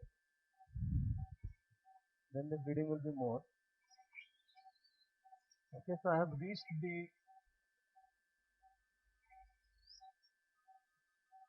the median gross epiglottic limit. Can you see that? Yes, sir. Yeah, so that's the end of it. See, I have reached the median gross epiglottic ligament. Now what I'll do is there's no need to do too much on the sides. I'm still coagulating the mucosa. Yeah, I'm coagulating the mucosa on the epiglottis.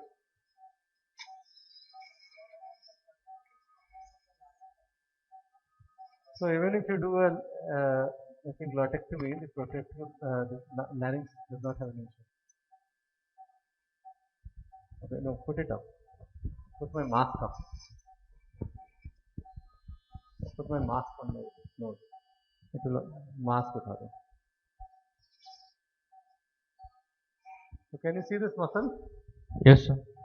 I have gone and removed all the lymphoid tissue. Since this was not a muscular base tongue, there is no point going inside, and you see the vallecula is pretty deep. I will just check for the hemostasis once again. I am coagulating any part of the. Leave it, come out.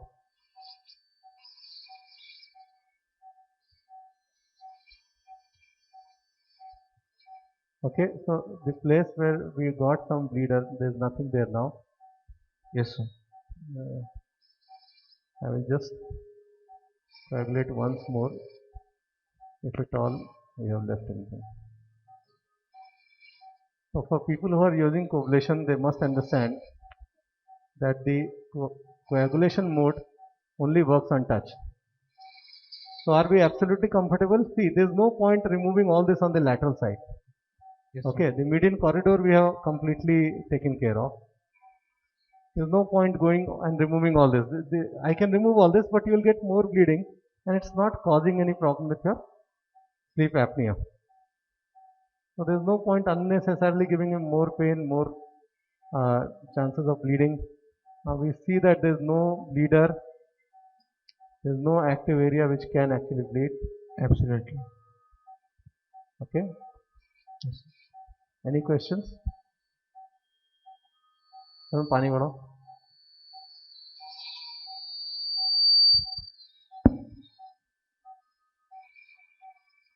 Okay, so I'll call it a day. Thank you very much, and I'll come down.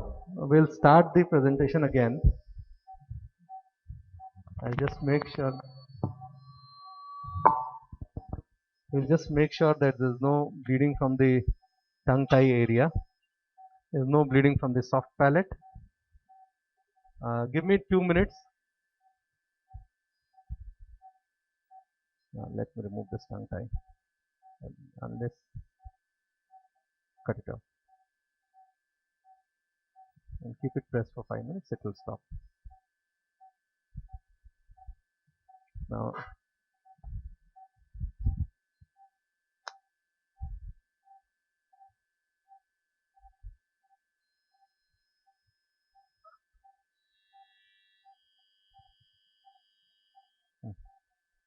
press up. Suction.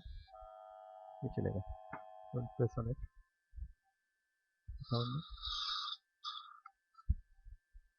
And this is still bleeding.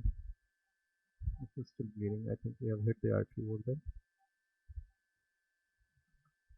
So basically where I took the tongue tie, we possibly have just traumatized the small vessel which is bleeding. I'm just taking care of that.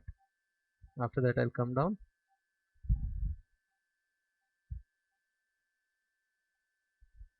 And the best way to take care of a small trauma by the uh, by the suture is that you keep it pressed. It always stops. Dabao, tongue depress, tongue depress, tongue depress. Use your power. Tongue depress.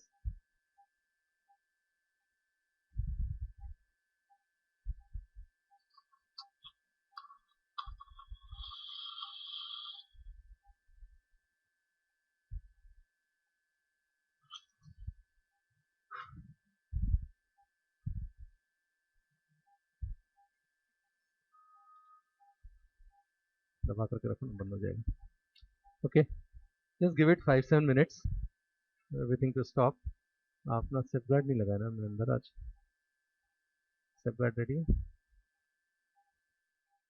So I'll come down in a minute. Just give me 1 minute.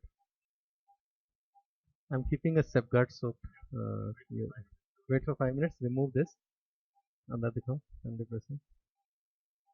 So you should have kept it in the base tongue. It's all right.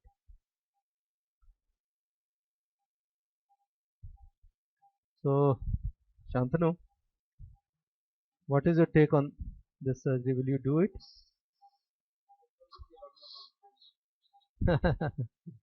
Yeah, just keep it pressed. There's no point doing anything. 10 minute बंद करके रखो, दबा करके रखो. और कहाँ से आ रहा है? No, if there is any confusion, I'll put the mouth guard. Hold on. I'll put the mouth guard, remove it. So I'm just doing the hemostasis part of that tongue trauma. There's no bleeding inside. Just hold it. I know you're not able to see it. Just give us a minute. Okay. Inside there's nothing. कुछ नहीं, कुछ नहीं, कुछ नहीं, कुछ नहीं. ये इधर उधर से टंग से आ रहा है. Just keep it pressed for 10 minutes. है ना? Throat pack is still inside. Just keep this palate pressed for tongue pressed for. Just दबा करके रखो. Just see this tongue tie ना. Just keep if required help.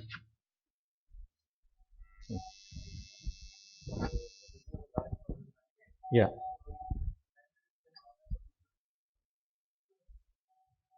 What right? Not gone right. So Shantanu is asking a question which is very important. That this tongue base was not very big. You could have actually. Sunil, can you give this external camera to me? Sunil, can you turn on the external camera? We'll go back to our recording, our presentation.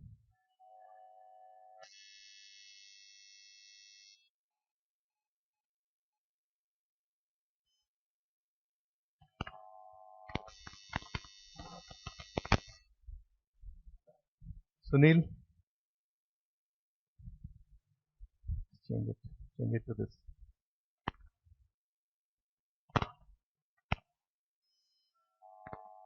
We'll start from where we stopped. And so can you know how to change it?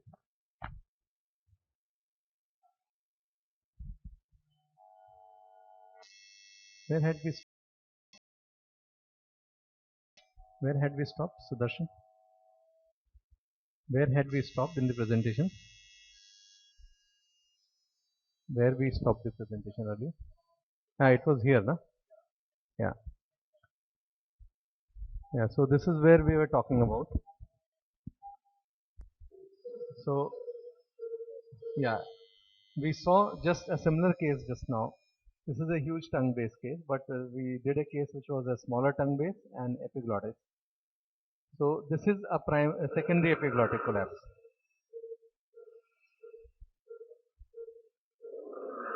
Right, so here you can see that the huge base of tongue is falling on the epiglottis, and therefore the epiglottis is collapsing, as against the case which we just did, where we saw a primary epiglottic collapse with a very small base tongue. So we just made the lymphoid tissues of the, no, show here, lymphoid tissue of the base tongue, we made it raw, removed it, and then we did a glossoepiglottoplexy. And as we went laterally, we saw a small twig which we had to control. So that's about polysomnography. It tells us how much is the problem, but it does not tell us where is the problem. So it gives us the AHI, apnea hypopnea index. So less than 5 is normal, 5 to 15 is mild, 15 to 30 is moderate, and more than 30 is severe. So we know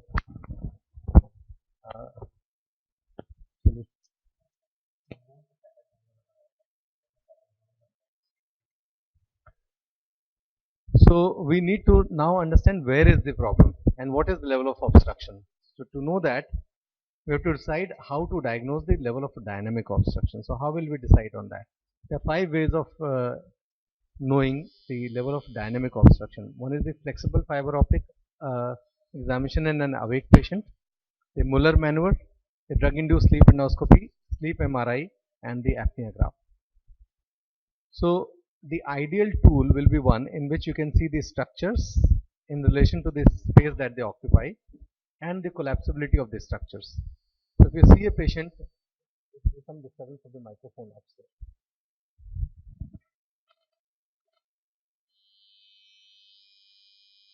Okay.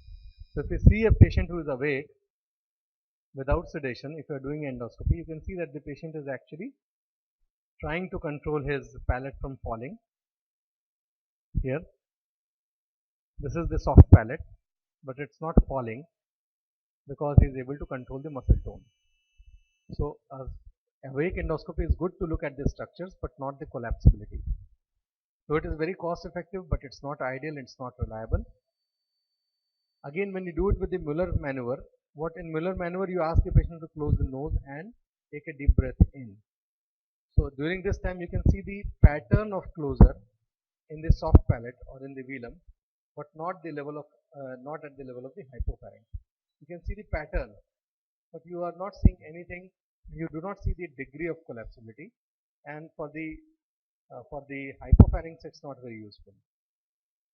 So the Muller maneuver is good to see the structures, see the pattern of collapsibility of the velum only, but not the degree of collapse even in the palate, and it does not do anything for the base tongue.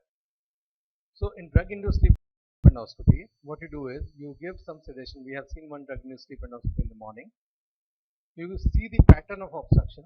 You also see the degree of obstruction, and after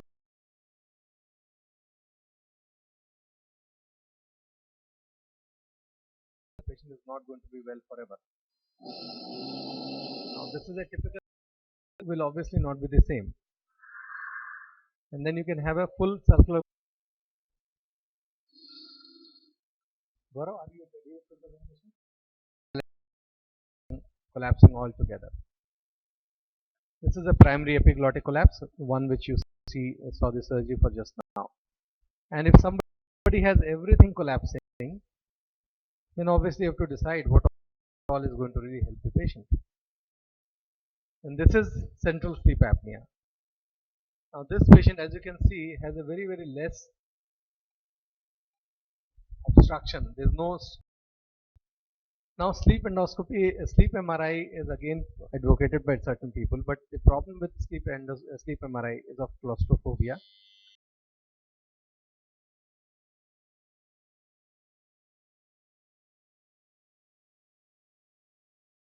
The software, and it gives us the level of obstruction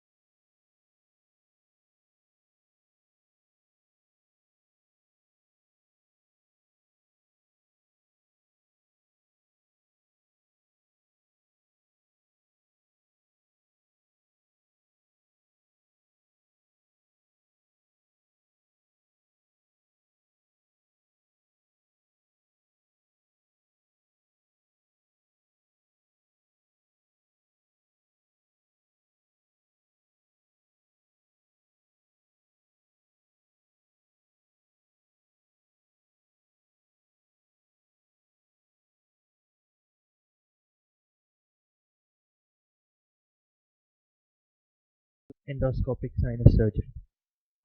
So you can say that a CT scan is the Google Maps of endoscopic sinus.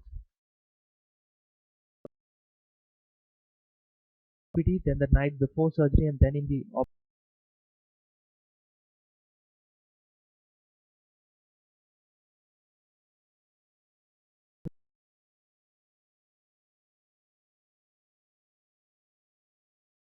you always have to correlate it with what you find.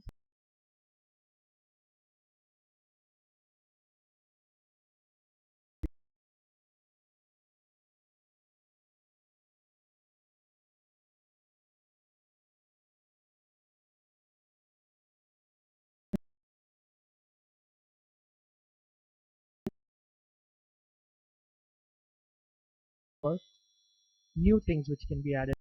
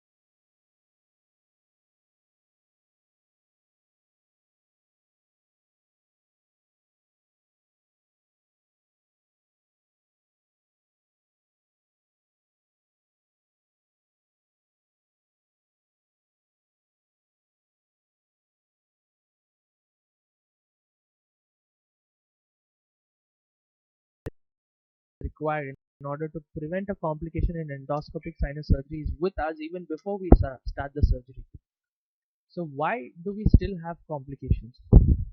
So the reason we still have complications is because we need to assimilate that data in a organized fashion so that we know what exactly we are dealing with. And when we do that, the number of complications actually starts going down. So the first film that you will see on an endoscopic sinus surgery, on a CTPNS, is called the scout film. So it tells you two things. One is the number of cuts that have been taken. So that tells you the thickness between two slices. And the second thing is tells you the extent of the cut, whether it's been taken from the tip of the nose or from the frontal sinus anterior wall or whatever. So it tells you the exact extent of the area which has been covered and the number of cuts that have been taken. So on a normal CT scan, this is the first film we'll see.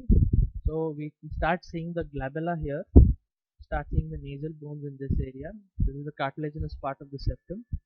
So this is the upper lateral cartilage here, and this is the lower lateral cartilage. The philtrum, upper lip, lower lip, etc. are all in view. Now this also is a very important film. Actually, as rhinologists or sinus surgeons, what we tend to do is only those films which are actually showing us the sinuses is what we actually consider to be important. But we have two things. One is the external and the internal nasal valves. So certain patients who actually have nasal valve pathology, in those people what happens is that they are not they may be taken for surgery unnecessarily, considering that they have nasal obstruction secondary to a sinus issue, but in reality they actually have a nasal valve collapse, and that's what is the problem here, and that needs to be addressed. This is the next significant film that we are seeing here. We see the anterior table of the frontal bone is come into view. We are actually seeing a part of the frontal sinus. This is the bony part of the septum which we start seeing here, cartilaginous part of the septum. This is the premaxilla here. Now the premaxilla, this is the anterior nasal spine, and the premaxilla is down here. The premaxilla is that part of the maxilla which houses the incisor teeth, medial and lateral incisor teeth. We start seeing the eye has started to appear, the malar eminence, etc. etc.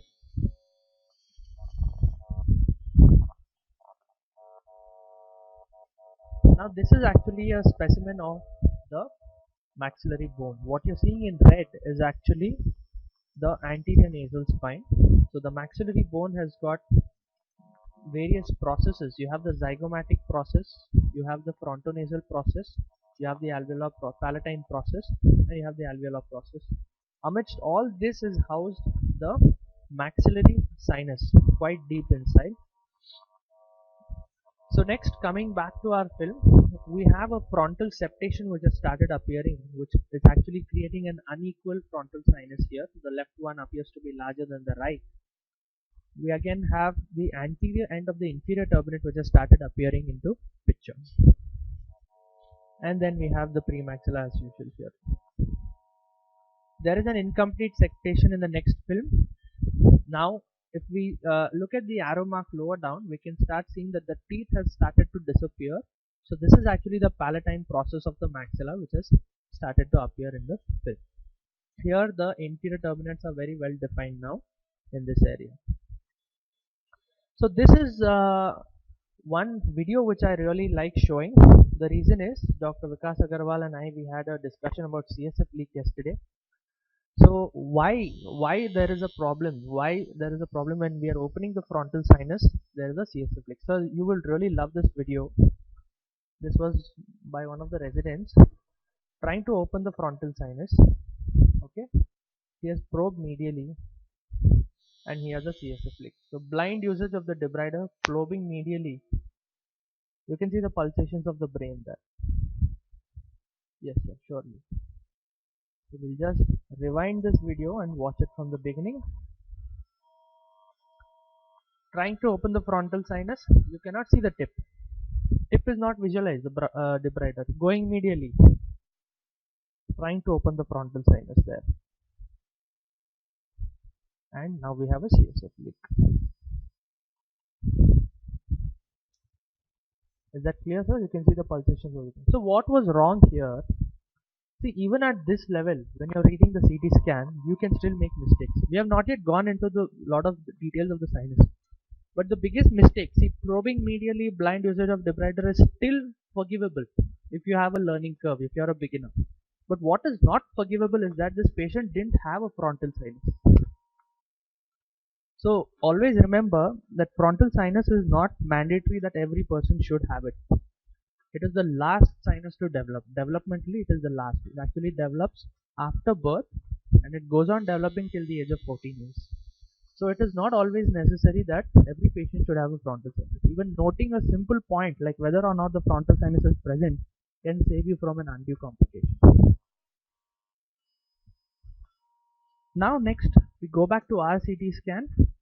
We have the frontonasal process of the maxilla. You can see this this curve of the medial wall of the orbit here is very smooth. You can see that the roof of the orbit, there is a small notch here which is for the supraorbital vessel and nerves. And we have started to see that there is the appearance of a cell here just underneath the frontonasal beak, just underneath the frontonasal beak. Now this is going to be the Agar-Nazi cell. The first cell which is going to appear, the anterior most ethmoid cell is the Agar-Nazi cell. Now a lot of people get confused between the Agar-Nazi cell and the bulla ethmoidalis. Let us just make it clear, the Agar-Nazi cell, it is nothing but the anterior most ethmoidal air cell. Whereas the bulla ethmoidalis is the most constant ethmoidal air cell. Okay? The size of the Agar-Nazi is what decides how the frontonasal drainage pathway is going to be. How posteriorly the frontonasal drainage pathway is going to open is going to be decided by the Agar-Nazi cell. We also have the fact that the maxillary sinuses have started to appear in view in this film, and we can see a part of the maxillary crest as well. What this swelling of the septum that you're seeing is actually called as the septal swell body. That is why when we want to do a septoplasty for access, we need to decongest this area before we even plan for a septoplasty, because this is actually cavernous tissue. It is not any bony deviation, it is only cavernous tissue. So this can be decongested and you don't need to do any septal surgery for this. Now going a little further back, you can see that the frontal sinuses are beautifully visible now. The maxillary sinuses have also increased in size. Now we can see the Agar-Nazi on both sides. Okay. this is what we were discussing yesterday, Dr. Vikas. This is called as the McDonald's sign or the frontal T sign. So you can very beautifully see here, we have the perpendicular plate of the ethmoid and we have the floor of the frontal sinus, which is actually forming a T here. Or if you take the medial wall of the agar nazi with the perpendicular plate of ethmoid and the opposite medial wall of agar nazi, forms a McDonald's sign. Now as long as this is present, the T is not broken, it means that the frontal recess has not yet appeared. So when we go to the next film, we will start seeing that this frontal T sign will start to disappear. I had asked you to observe the medial wall, the contour of the medial wall of the orbit, which was pretty smooth, but now we can start seeing a notching in this area. So which means that the nasolacrimal sac, the lacrimal sac has started to appear. So when you see a notch in the medial wall of the orbit in this area, so that means that is where the lacrimal sac has started to appear. Second thing I want you to observe is look at the floor of the maxillary sinus in the anterior part. It will always be above the level of the floor of the nose. So keep this in mind, because when we start going posteriorly, this is how we can identify a hypoplastic maxilla.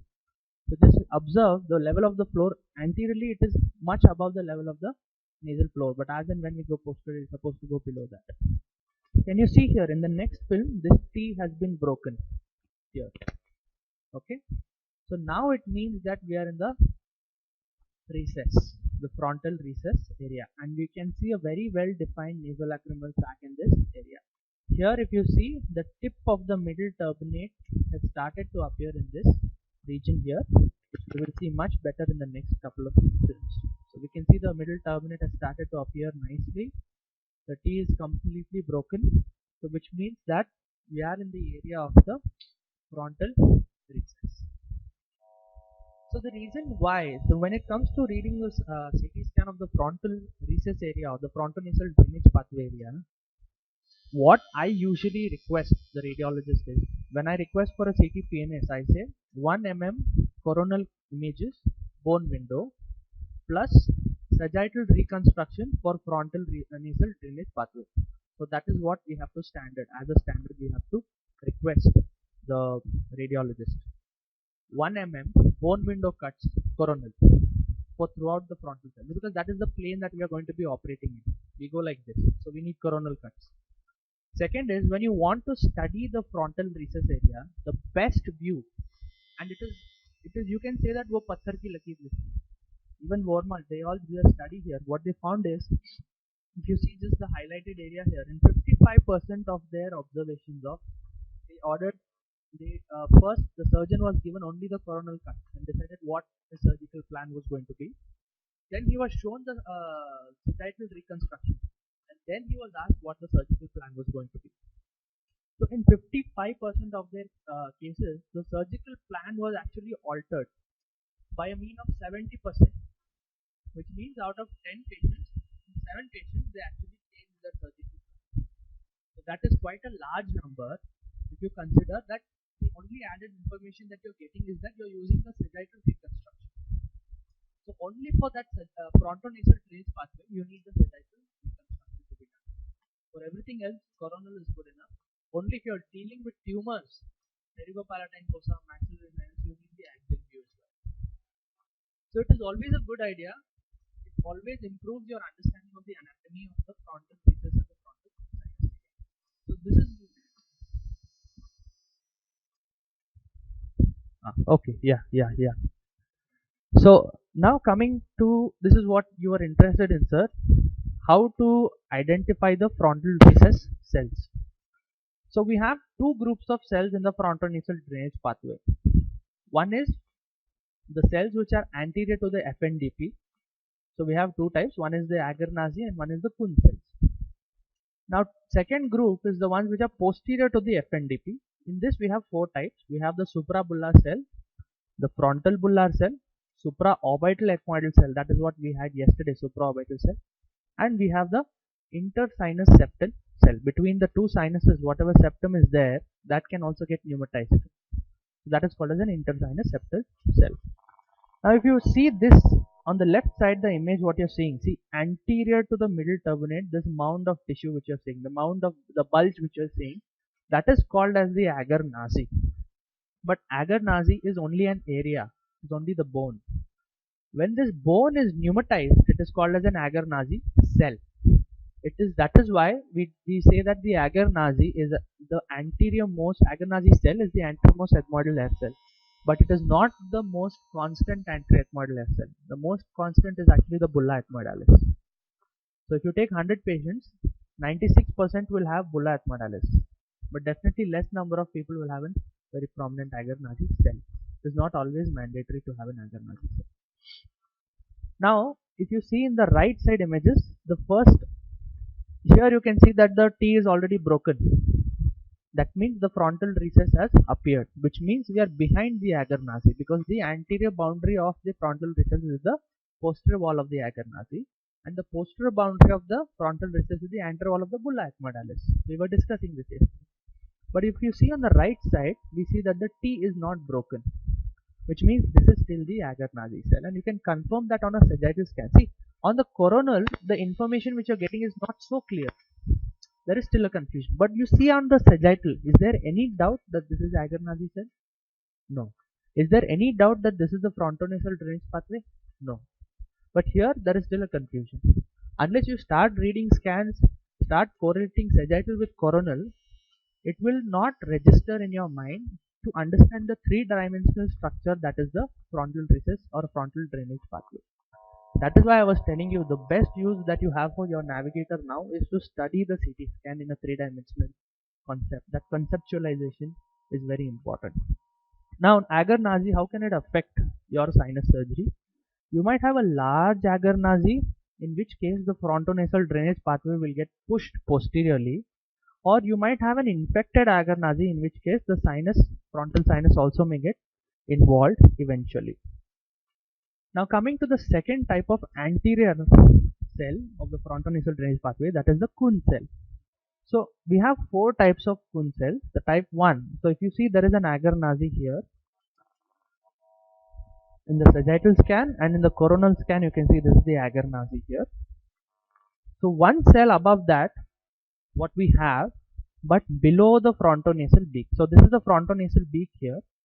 Whatever you see below that, but above the agar nazi, is actually the Kuhn cell. So is that clear? So one cell above the agar nazi, but it is still below the frontonasal beak. So if you see this, if you see this image here, it's very clear. So this conical projection which you're seeing is actually the frontonasal beak, and we have one type 1 Kuhn's, and this is the agar nazi cell, and this is the frontonasal drainage pathway. Now type 2 Kuhn cell is when we have two or more air cells which are above the agar nazi, and these are all along the anterior wall, but they are all still below the beak. So if you see this image here, you can see there is a frontonasal beak. There are two cells above the agar nazi here, but they are all below the beak. So this is a type 2 Kuhn. So again they are all anterior. So this is a type 2 Kuhn. Coming to type 3, these are the cells which are above the agar nazi, but they are crossing the frontonasal beak. Again they are all anterior. So this is a type 3 Kuhn cell. See, this is the agar nazi here. We have the frontonasal beak ends here, and this is a huge type 3 Kuhn cell.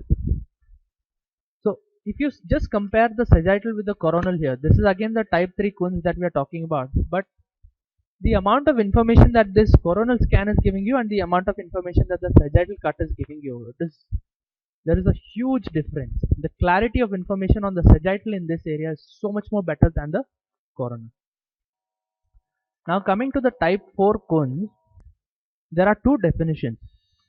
So these are differentiated. The Europeans and the Americans, obviously they don't agree with each other. So some papers say that if you have an isolated cell within the frontal sinus, it is a type 4 Kuhn. And some papers say that when you have a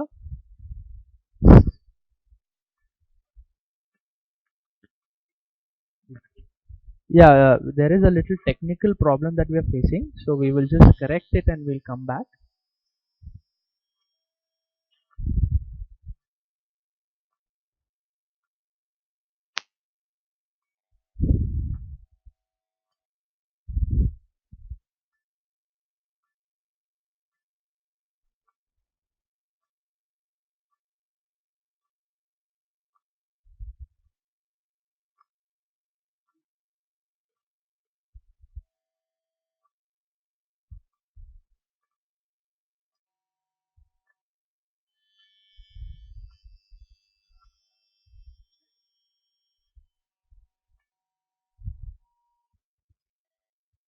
So there are two definitions. Either if you have an isolated cell within the frontal sinus, or you can have a cell which is going well beyond the uh,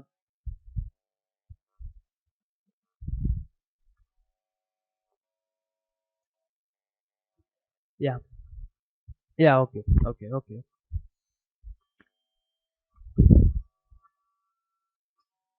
Okay, so those are the types of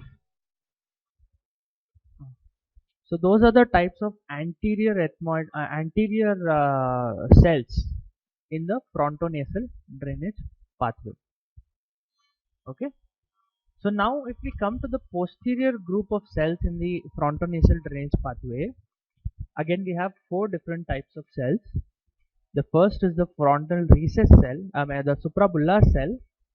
So these are somewhat similar to the type 1 Kunz cell, but they are present posteriorly. Okay, so we have the suprabulla cell. It is anterosuperior to the bulla ethmoidalis, but again it is below the level of the frontonasal beak. So if you just see this image, now we are transferring. Okay, we are very sorry for the technical problem.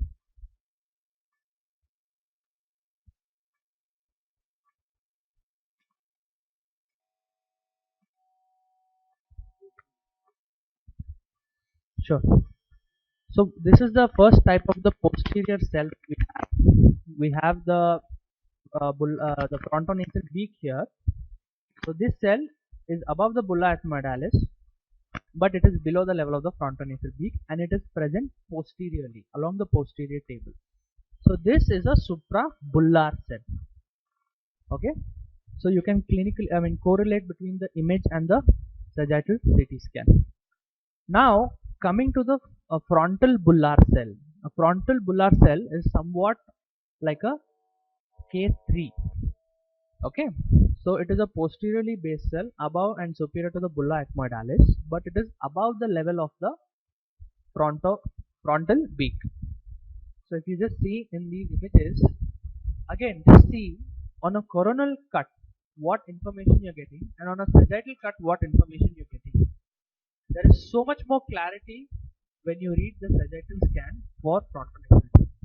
That is why I make it mandatory that every patient, if they are complaining of frontal headache or when frontal tenderness is present, it is always better to ask for a sagittal reconstruction of the frontonasal drainage pathway. Even a limited cut is enough. We don't need the whole thing. No need to go from one zygomatic process to the other zygomatic process, but at least the central part in between the two orbits, what is there, that we need to have. That information is very important for us when we are planning for frontal sinus surgery. Now coming to the supraorbital ethmoidal cell.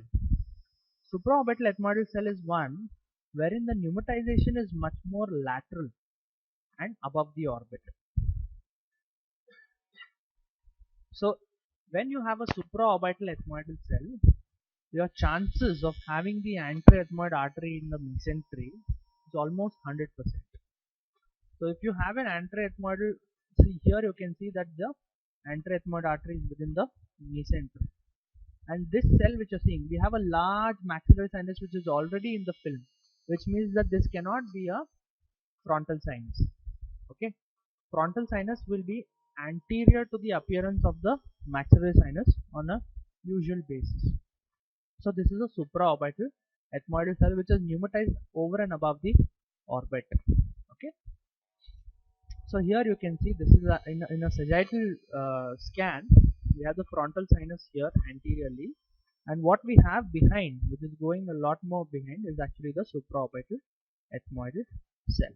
Okay, and fourthly we have the intersinus septal cell. So on our axial scan you can see this is the frontal sinus, this is the frontal sinus, and this cell that you see in between these two is actually the intersinus septal. On a coronal scan also you can identify it very clearly. Now this cell can actually pneumatize all the way back to the crista galli. So that is how posteriorly it can extend, whereas the supraorbital ethmoidal cell can go all the way up to the zygoma. Okay, that is how laterally it has been. There have been reports of these cells pneumatizing so laterally and so posteriorly. So now coming to a little confusing situation. See, here we have the frontonasal beak here. Okay, this is the Agar-Nazi. So what is this cell? This is an anterior cell, so it will be a K3 because it is above the level of the frontonasal beak. And here we have the bulla ethmodalis here. This is the Agar-Nazi, and we have one cell over and above the bulla, but it is above the level of the beak. So what will this be? It will be a frontal bullar cell. If it was below the level of the beak, it would have been a suprabullar cell, but it is above the level of the beak, so it is a frontal bullar cell. Now look at the clarity on the sagittal scan. Now I will show you the same thing on a coronal cut.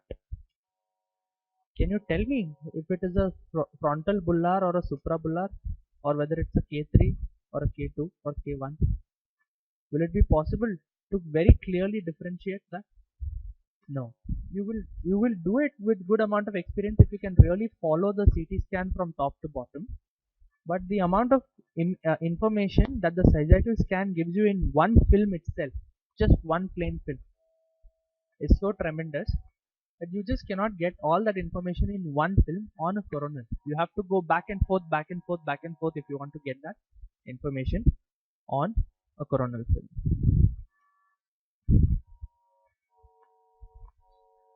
Now, in this patient, in our patient, the one we're coming back to our CT scan, we have the Agar-Nazi here, agree? Now there is a cell here, a large cell here. So can you tell me if this is an anterior cell or a posterior cell?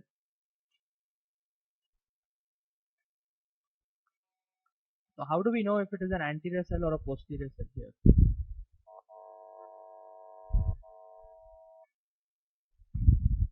Actually, I'm just playing around with you. If you go to the next view, you would be very clearly able to differentiate that this is the Agar-Nazi and this is actually a posterior cell. You have the bulla ethmodalis here, and this is a posterior cell which is below the level of the frontonasal beak. So this will be a suprabullar cell.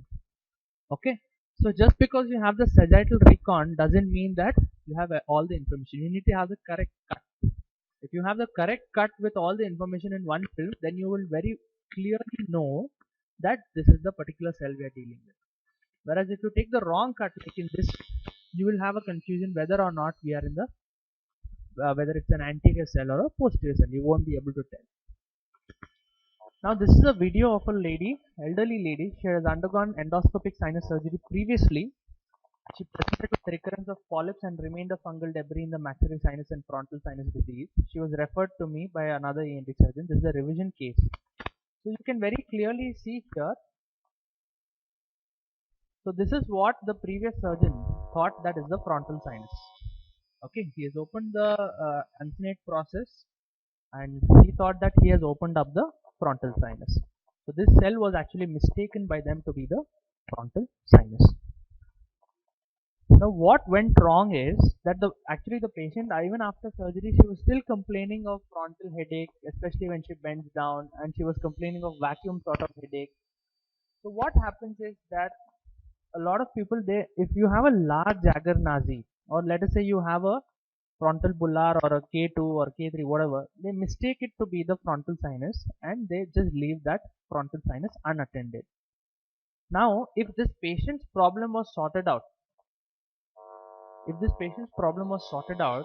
by just opening the frontonasal drainage pathway without actually addressing the frontal sinus per se, she wouldn't have come back to me itself. She would have just been happy with whatever surgery has been done.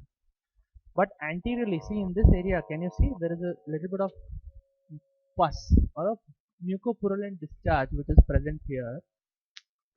So when I studied the CT scan of this patient, we got a sagittal recon for her and it was found that this is actually a frontal bullar cell. Okay, so she had a frontal bullar cell which has not been opened up. Now what happened, what went wrong here is that the previous surgeon did not know the frontonasal drainage pathway. So why is it important for us to know whether it is an anterior cell or a posterior cell is, we need to know, see, an anterior cell like a K3 or a K2 or whatever it is going to push the frontonasal drainage pathway posteriorly. Whereas a posterior cell is going to push the frontonasal drainage pathway anteriorly. So we'll just continue with this presentation after a while. Yeah, so the next case is ready now. So we'll just finish that off and then come back to this presentation. Thank you.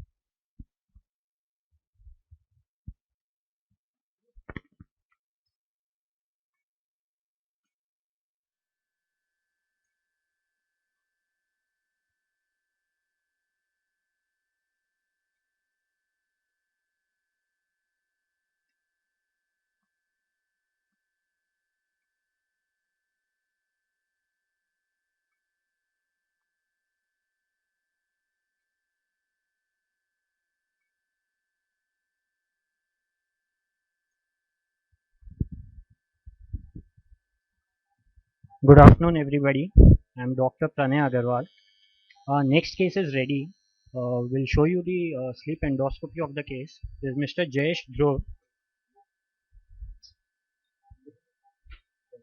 We have a 52-year-old male patient over here. His weight is 81 kgs, height is 172 centimeter, and his BMI is 27.4.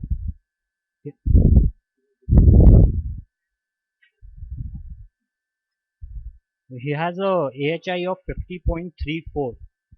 So we got a CT scan of the patient done. He has a DNS to the left. His turbinates are also hypertrophied.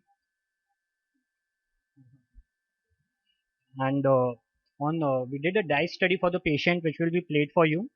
It's mostly an anteroposterior collapse of the palate. We'll just play the dice.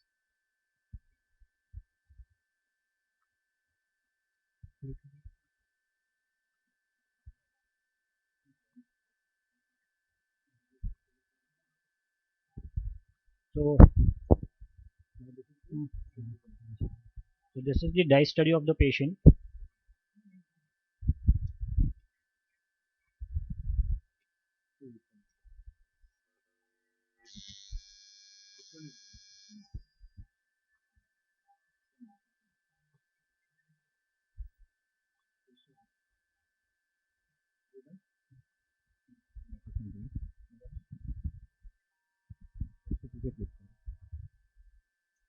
Yeah. Hello. Hello. Yeah. So you are seeing the dice of the patient. It's mostly an anteroposterior collapse, and the AHI of the patient is pretty high at around 50, and he has a deviated septum and big turbinates. And as you can see there, there's no big tongue base. Tongue base is absolutely normal, epiglottis is normal, and it's mostly an AP collapse which is creating the problem. So we come back to the endoscopic picture now. Sunil, can you turn to the endoscopic camera? Yeah, so as you see here, now this is the anteroposterior collapse which was happening. There are no tonsils. The patient has already been tonsillectomized. Okay. So now this was the level of anterior pillar. This was the level of anterior pillar. Right now the anterior pillar and posterior pillar have already become one. So what is the level that we can let me first try to show you the area, the junction of the soft palate with the hard palate, and that junction is high up here, right? That junction is pretty high here, pretty high. Now this is all the soft tissue. This is the area which actually goes and touches the soft palate. So can you see how high I am? Yes, sir. Okay. So in this case, this was the level of the anterior pillar as we understand, right, which is not there. So almost this much of the soft palate will have to go. Okay.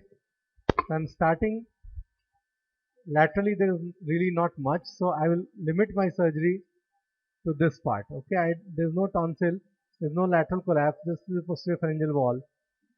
So I will limit my surgery. See, I will again press. See how high is the junction of the soft palate and hard palate is. Can you see here? Yes, sir. Yes, sir. That's the hard palate and the huge long soft palate. This is the junction of the soft and the hard palate, right? Yes. And this is the area which will go and touch the posterior pharyngeal wall when the patient swallows, right? So if I cut very low, my surgery is going to be not successful, right? So a very good guide is to put your finger, see where the soft palate is going and touching the posterior part.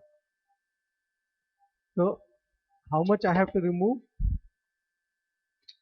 I have to remove pretty high, almost from here to here, right?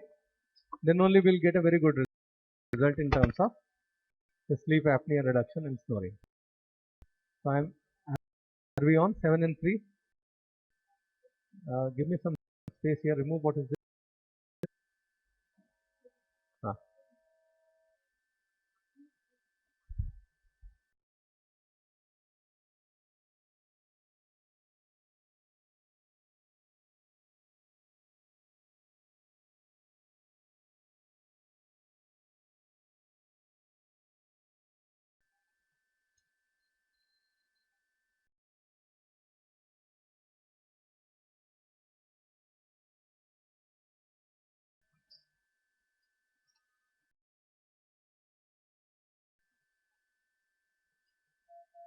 Now you can see this.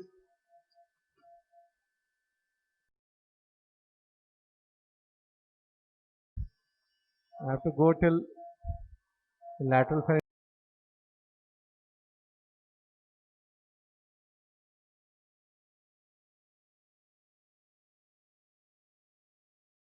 This is the palatopharyngeal. This is the musculus uvulae.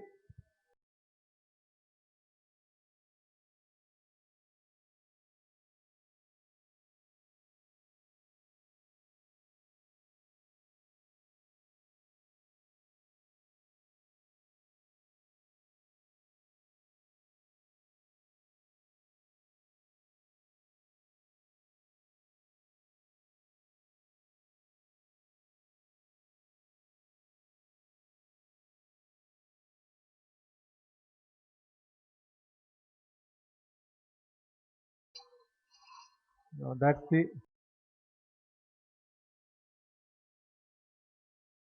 These are the fibers of the palatopharyngeus being cut.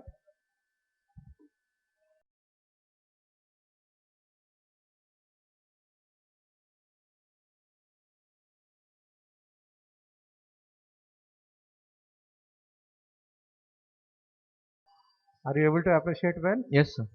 So see, I have already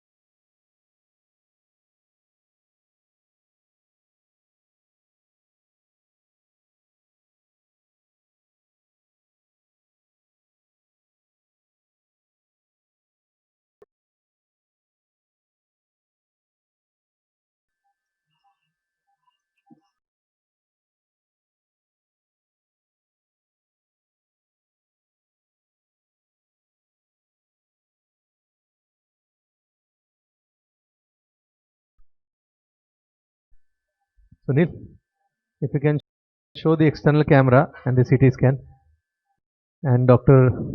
Shantanu can explain it. You have another mic? Chale, sister.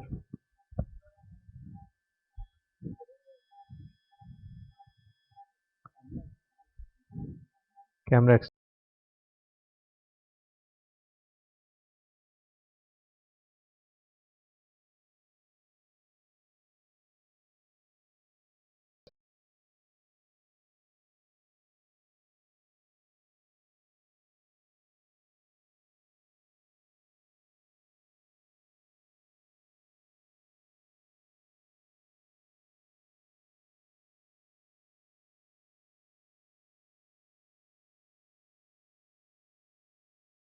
it has become smaller.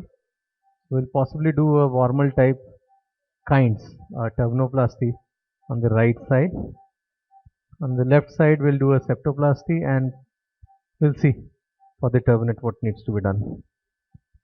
So I'm infiltrating the septum.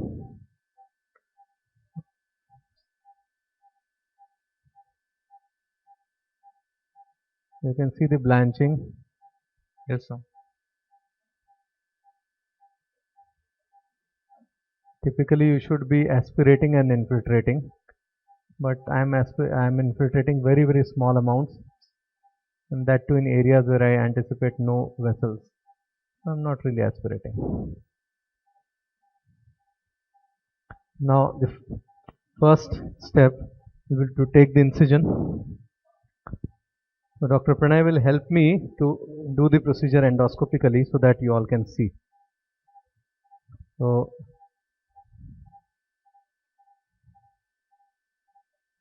I have taken the incision onto the septal cartilage, standard. Okay. Suction, septoplasty suction लगाइए. Now, first I need septoplasty suction, please. Just suck it.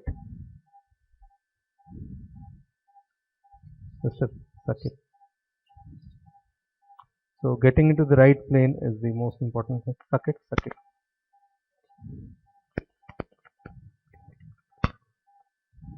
Okay. Once we are in the right plane, job becomes much easier. You hold this.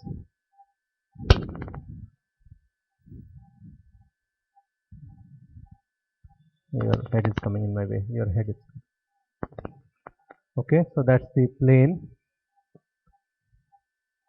That's the spur. I will not really think too much about the septal flap on the left side.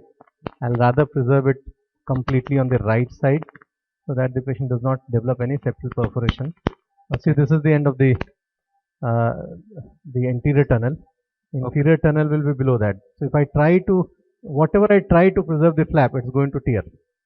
Right? So I'll not try too much to preserve the flap here. Wherever it has to go, let it go. But I'll surely make a point to save the flap on the right side, which is the concave side. This is the convex side. So I have gone till the back. Can you see that? Yes, sir. Okay. So I will straight away make an incision behind the anterior nasal spine, and I will remove this cartilage. So quite a bit of cartilage which is deviated. So I am doing a modified, like a combination of septoplasty and SMR. This is what I normally do. So that you remove good bit of deviated part. Now getting into the correct plane at this point is very, very important. So if you are not into the correct plane, it will tend to bleed, and getting into the correct plane here is most important. Now if I am into the correct plane, then there will be no bleeding. Open it up. No, come out a little. Okay. So normally if you are working on a headlight, it becomes very fast, but then you will not be able to see. So I'm trying to do it on the endoscope. Okay, so that's the correct plane. Now that's the inferior tunnel on the right side. Can you see that? Can you see the, Yes. this was the anterior tunnel, that's the inferior tunnel. Yes. I'm connecting both the tunnels. Okay, so I've Yes. preserved the flap completely on the right side. Okay, so the flap is lifted on the right side, very right till the back.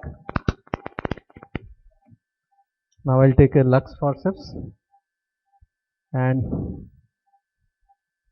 we'll start, sorry, now this whole deviated septum, just keep it here.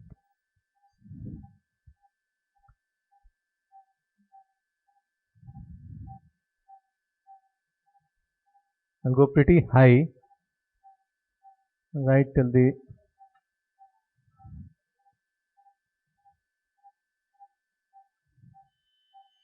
Gaurav is here, or Gaurav is down? Shantanu or Gaurav? Okay, they're down.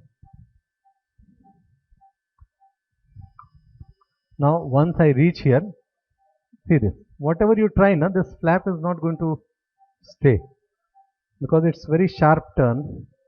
This flap is going to tear, so no worries, because anyway we have the other side which is normal. That's the perpendicular plate of ethmoid. I'm going little high. So how high you can go, we'll discuss when we are doing the navigated FESS. I'll show you the septum on the navigation. In fact, septoplasty is the worst taught thing. Nobody tries to teach septoplasty. It's very difficult to teach because you cannot see what one is doing inside. Now with the endoscopes we can actually learn. So I'm sacrificing, if required, I'll just remove. No, I'll not bother about this flap. As much as is possible, I'll try to save it. But whatever I do, this flap is anyway going to go, because this is badly stuck.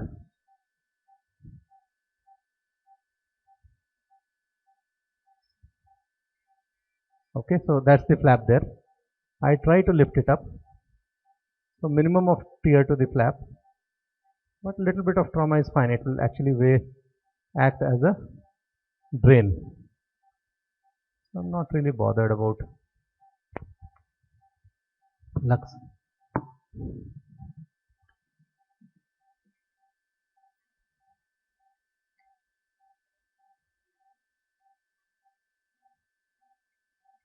Suction cautery.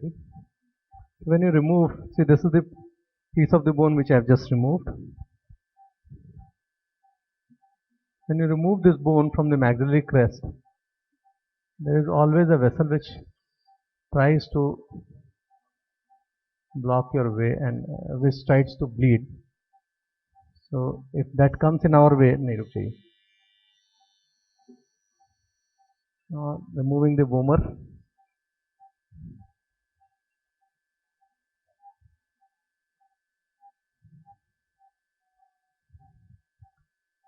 Now, nose is a very important part of sleep apnea surgery. Very important part. Another big piece of bone which is blocking the passage.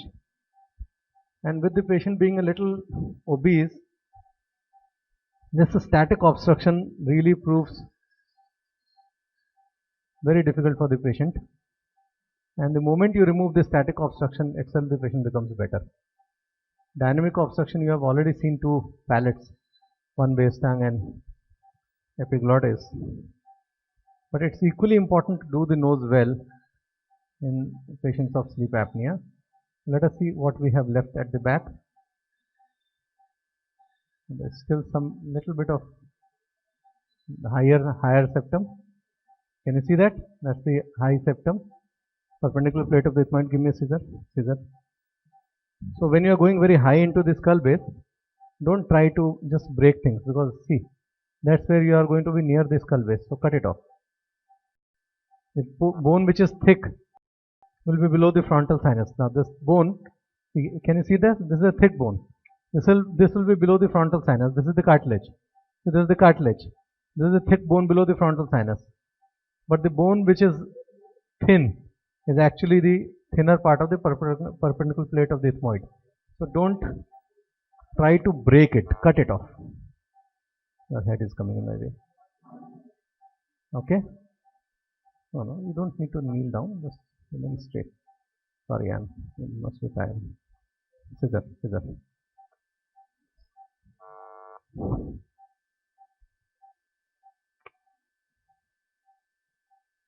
Our sister Meenakshi is very, very efficient.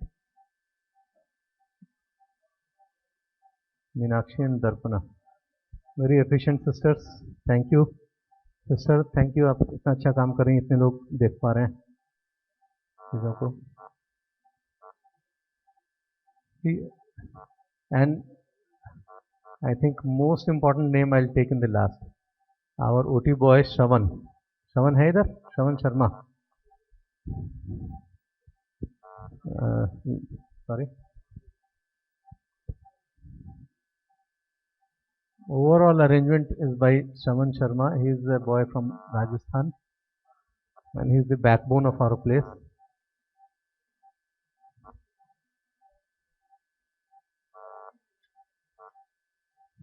So we have to really be thankful to these guys who have been helping us in doing all this. Okay, so it block हो गया. Curved suction, yeah, straight suction, 2 number. So my septoplasty is almost over. I'll just remove all those bone pieces.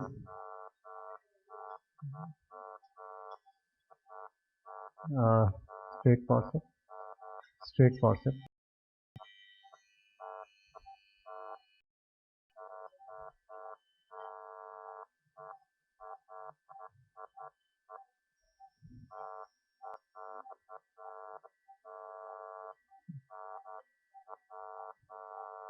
I'll remove just these small bone chips which are there.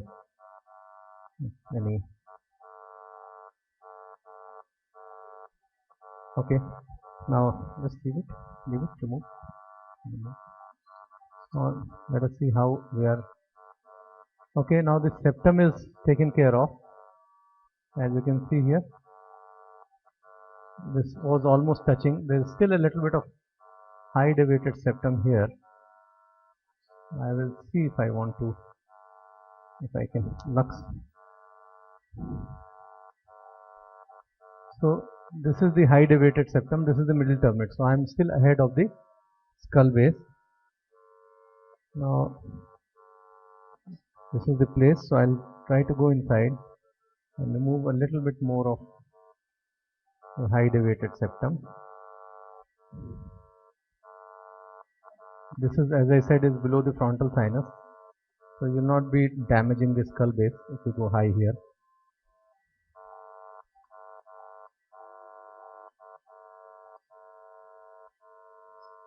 Okay, so till this part it's not below the skull base, below the cribriform plate. Now this is still pending. Okay, lux please. So when you go here, then the skull base, the cribriform plate starts there. You can still remove a little bit more of septum here. This still can be removed. You can do it without fear of CSF leak.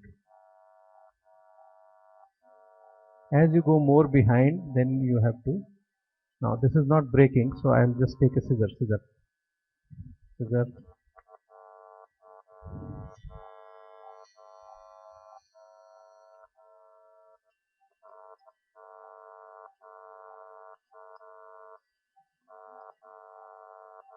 So suction.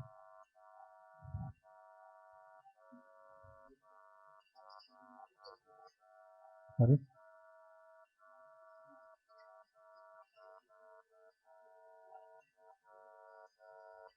Okay.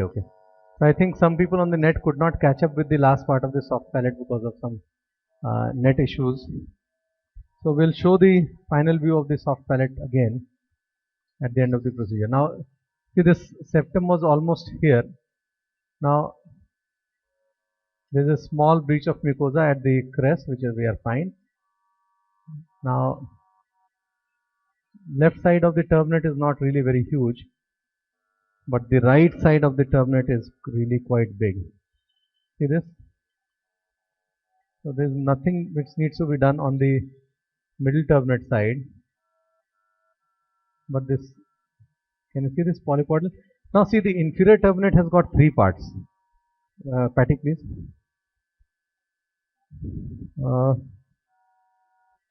I will try to do a turbinoplasty and I'll try to explain what are the three parts of the inferior turbinate and how I tackle it basically. So let me put a patty here. So this anterior part of the turbinate has got a bone and has got a bulbous swelling here. The posterior part of the turbinate is polypoidal like this. Can you see this? Pretty polypoidal. So whatever, there's hardly any bone over there. So whatever you do, this is a polypoidal turbinate and it will keep on swelling. This swelling has to be debrided. There's no other way you can tackle with this part. You have to debride this and cauterize the last part. You can do coblation channeling, but I don't think channeling will work for this part because it's too bulbous. You can simply debride and leave. The middle part is bony and it is generally convex. So if you lateralize this, you get a lot of space. So what I'll first do is, I will try to do a turbinoplasty. I have not injected the turbinate so far. It's only, I'm now out fracturing the turbinate. Okay. I'm out fracturing the turbinate.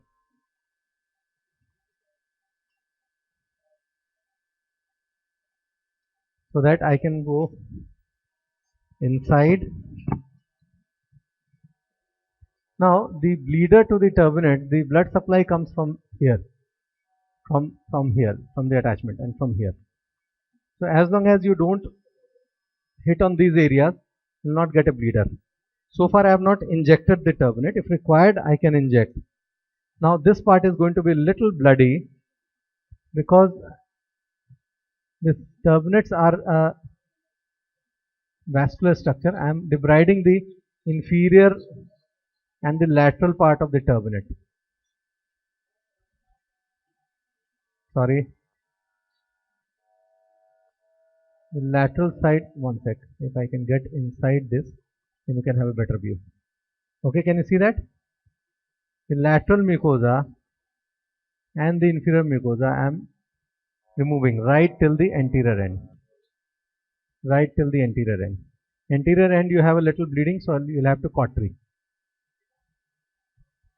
Now posterior end of the turbinate is pretty bulbous. This part you have to simply debulk. Don't go till the last part because then you'll have a bigger bleeder. But till this much you have to remove. Now that creates a lot of space. What I'll try to do is, I'll try to, now give me some local. I'll try to get into the plane by injecting some local. Now I'm trying to inject some local anesthetic into the plane bit of the turbinate bone and the turbinate mucosa. Okay, let me try to create a plane. Okay, if I am able to create a plane,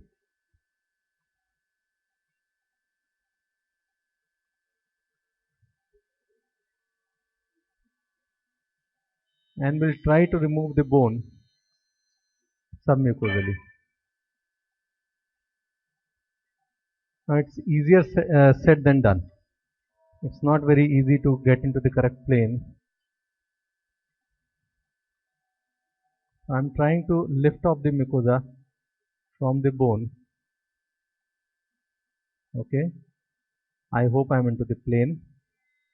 But this bone tends to break if it is not very, okay, suction, turbulent suction. If the bone is very thick, this procedure is very, very useful. If the bone is not very thick, then you may also do just channeling, See, this bone is, okay, see this, that's the plane. but the bone will many times just tend to break. And if this is not done till the lower part, then it will not open up. So I'll debride a little more here.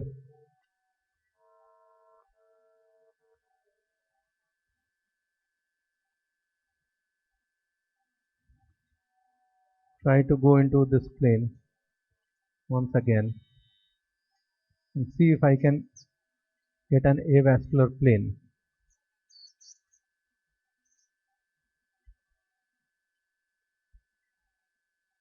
Okay. Now I have not got into the correct plane. So let me try another instrument.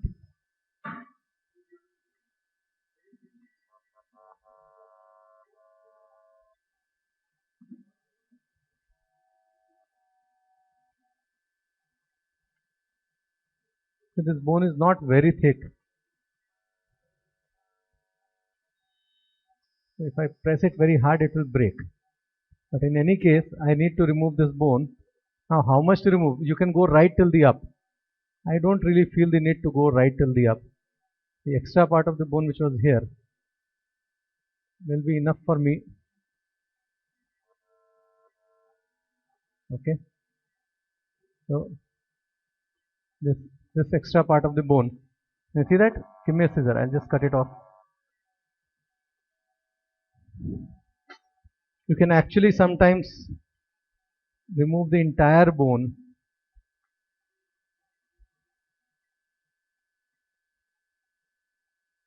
Now as you go back, you don't need to remove the whole bone right from here to there.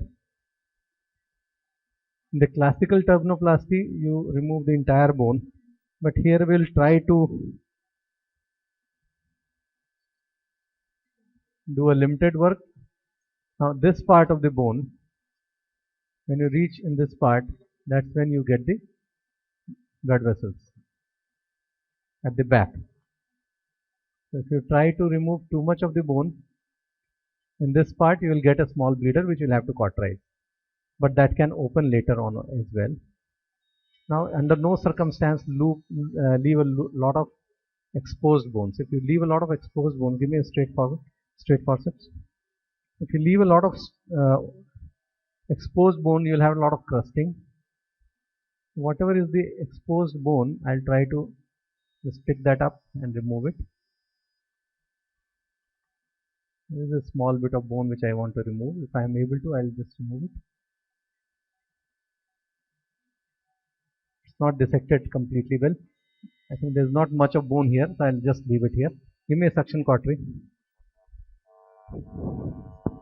Now I'll cauterize the ends. You can use a coblation. I'm just using a simple cautery and a coblation tablet. So anterior part of the, you see how much of space is already created.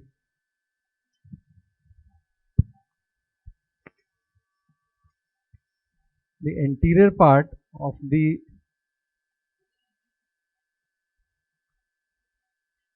there's still some bulbous turbinate here.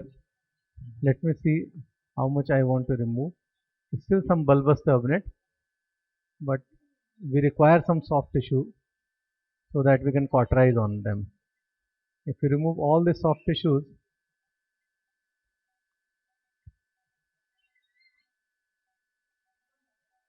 okay, so this part will automatically shrink and fall off. Now it looks a little more cauterized, but in a sleep apnea patient you don't want any active bleeding at any point of time. Now this part is again a little vascular. I'm just cauterizing the cut edges. You may leave it without cauterizing, but believe me, little bit of cautery does not make any problem with the crusting. It's the bone which crusts. Soft tissue does not. There is still a little bit of bone. Let me see if I can take that out. There's still a little bit of bone here. Now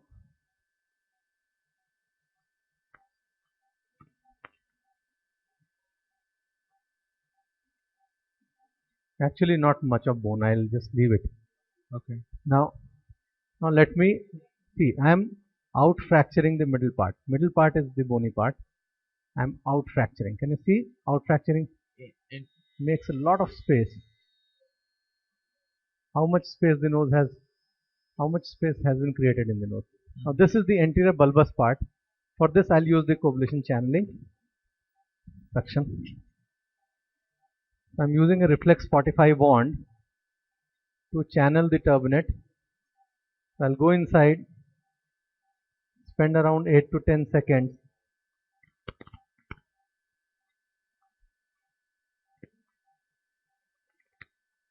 Okay. Then gradually come out.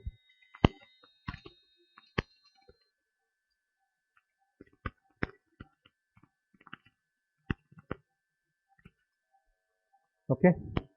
Clean it. I'll do just one more channel over there.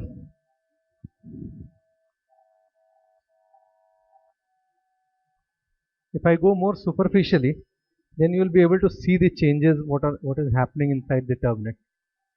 But that's not great for suck it out. Suck it out. So can you see the changes in the turbinate? Yes, can you sir. see the blood vessels shrinking? Yeah. So I have gone little superficial to show you what is happening inside the turbinate with coblation. Okay, great.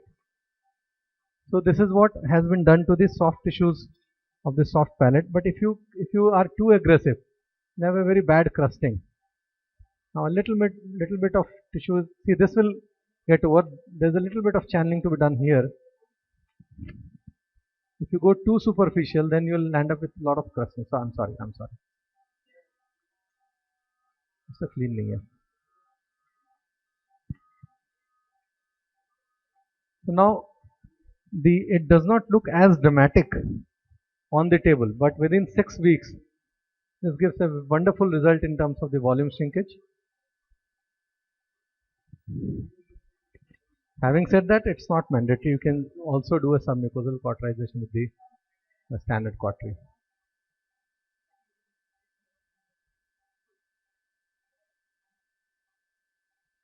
Only for the anterior end, I have done the. Okay, can you see the changes happening? Yes, sir. Yeah. So this is enough for the right side of the turbinate. We've got we'll just check for the hemostasis.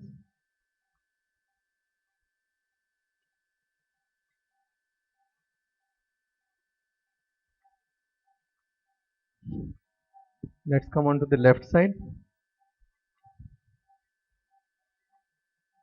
On left side, there's really not much as it was on the right side.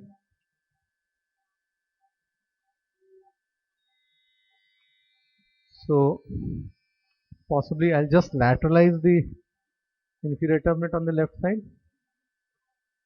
and do the. Can you see that?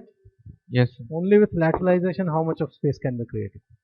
Only with lateralization. Now I can use the channeling.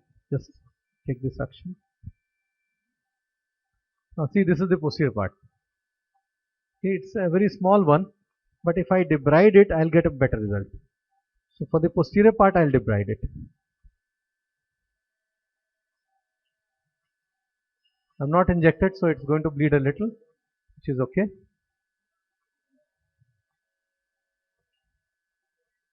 Okay. Suction cautery. Only for the posterior part, it makes sense to debride, because this is a purely bulbous thing, and whatever you do, it's going to react to allergy. Okay. And cauterize it. Now, for the, I have already out fractured the middle part, and for the anterior part, I am doing channeling. Now, see, if you debride this, nothing like it. But just to demonstrate, I have already demonstrated suction.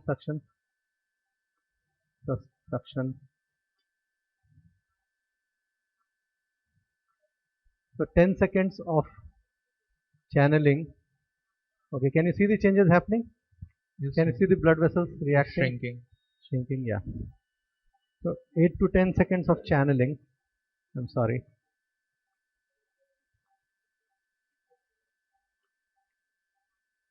I have done one lateral to the bone, and now I'll do one medial to the bone. Clean it.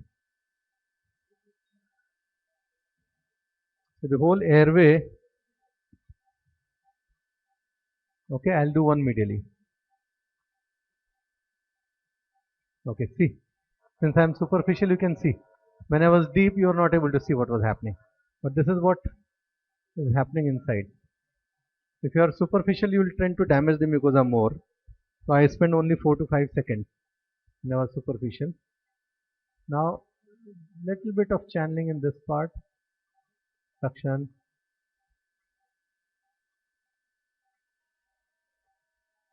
Okay. So I think we are done for the case. We'll just take some suture. 3O chromic catgut. So this is the high DNS taken care of. That's the septum. Sorry. Yeah, I'll show the palate once we are done.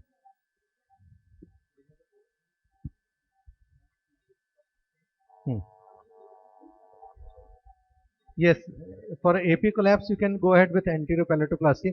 What I did was more of anterior palatoplasty. Okay, this is the final view of the palate. Can you see that? Yes, sir. But see, whether it is AP collapse now, once you take care of the AP collapse, it can turn lateral. Once you take care of the lateral collapse, it can turn AP collapse later. Because if you just pull up one thing, it can start going the other way around. Okay. So Yes, I'm just suturing. Gaurav, can you start with the presentation once again? Dr. Gaurav Medicary.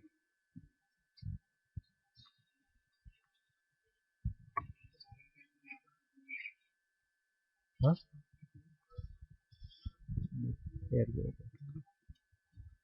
Hello? Yeah. Sir, you were saying? Yeah, Gaurav? Haan, sir. Yeah, you can start with the presentation again. Okay, sir. Sure. I'm done with the case. Okay, sir. So Sunil is turning the camera to you. Okay, For your presentation. You can use the mic downstairs. Okay, sir. No, that mic is fine. No? He has got a mic. So can I use this mic only? This is fine. Why not? Just talk once, Gaurav. Sir, am I audible? Yeah, you are audible. Yeah, So you can use that mic. So I can use this. Yes, yes. Okay, sir. Now we are changing the camera for the Okay. friends on the net. We are changing the camera. The camera is going downstairs to Gaurav. Okay, sir. Are you connected, Gaurav? Yes, sir. I am connected. No, it's not One coming. second.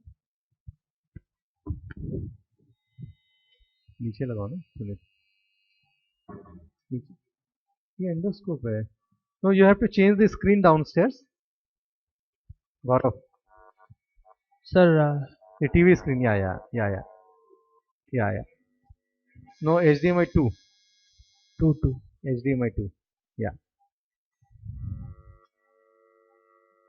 are you connected yeah sir. your presentation is on Yes, sir. so go ahead Okay.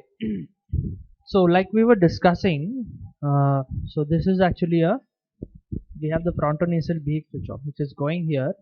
So this is actually a suprabullar cell because it is one cell above the bulla ethmoidalis, but it is still below the level of the frontonasal beak. So this is one lady who was actually operated before by another ENT surgeon, but she came back saying that she still has frontal sinus frontal headache. And if you see what the previous surgeon has done is that he has actually just opened the uncinate process, and this cell has actually been confused for the frontal sinus. So thinking that this is the frontal sinus, the surgeon had left behind the actual opening of the frontal sinus. So what happened was, this patient has actually developed infection within the frontal sinus, which we will see in a couple of minutes. So why it becomes important to know whether it is an anterior cell or whether it is a posterior cell. So it all boils down to that. Why did we study so much? See, an anterior cell, if you have a K1, K2, K3, and if it is large, it will push the frontonasal drainage pathway posteriorly. Whereas if you have a posterior cell like a suprabular, frontal bular, or a supraorbital ethmoidal, it will push the frontonasal drainage pathway anteriorly. Is that very well understood now? So if we know that the frontonasal drainage pathway has been pushed posteriorly, then there is no point probing anteriorly to open the frontonasal drainage pathway. We need to go a little more posterior, pull the cell wall forward, and then widen the frontonasal drainage pathway. But if we have a posterior cell, that means that the frontonasal drainage pathway has been pushed anteriorly, which means that if we try to go posterior, in those cases we are going to have a deflect. So we should probe anteriorly in those cases.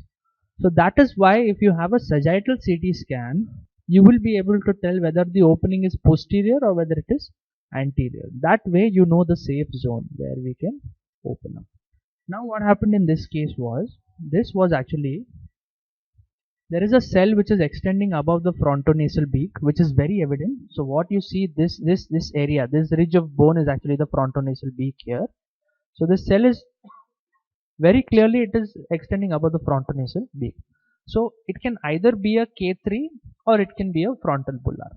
But if you see, when I open this area here, see, I went straight ahead and opened this area. The reason is I had already studied the CT scan and I knew where to probe.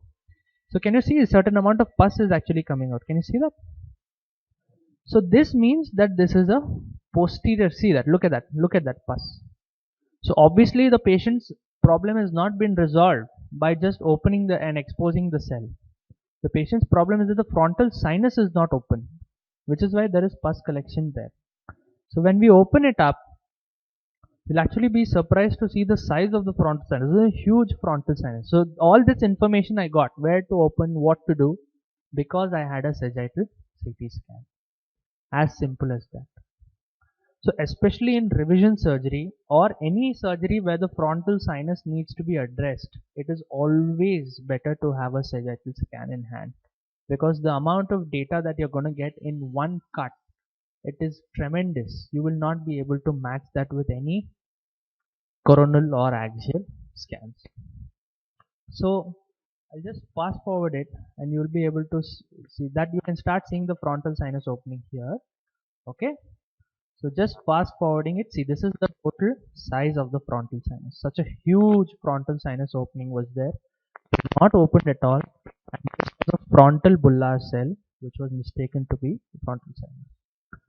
So see, this is pre-operatively what the patient had, and this is post-operatively what the patient has now. What a huge difference, what a huge relief for the patient. So now coming to another thing that we need to study on the CT scan is something called as the ethmofrontal angle. Now if you are only working in the frontonasal drainage pathway, that is the frontal sinus outflow tract, FSOT that we call, you don't really need to worry about the ethmofrontal angle, because you're not going to go into the frontal sinus. You're just widening this opening here and leaving it. You're not trying to remove the beak. You're not trying to cut this bone off. You're not going to do anything. Your maneuveration within the frontal sinus is very minimal. So this angulation doesn't make a difference. But if you want to work within the frontal sinus, like let's say you have a frontal sinus osteoma. Now in those cases, you need to be very careful with this angulation. The reason is, the more obtuse this angle, the lesser space you'll have to work within the frontal sinus. If the angulation is too steep or too obtuse, you might have to take out a part of this frontonasal beak by elevating the mucosa, drilling the bone and replacing the mucosa back. Okay. So that is like in this patient who we had to work within the frontal sinus. Of course, this is a case of a frontal osteoma. I did a draft 2B in this patient. So this is how we went ahead. We started drilling along the safest boundary, that is the anterior wall, that is the frontonasal beak. I started drilling just behind that, removed the frontal beak, found the opening of the frontal sinus. Can you see, this is the frontal sinus opening here, this area. And what this thick bone that you can see all around is actually the frontonasal beak.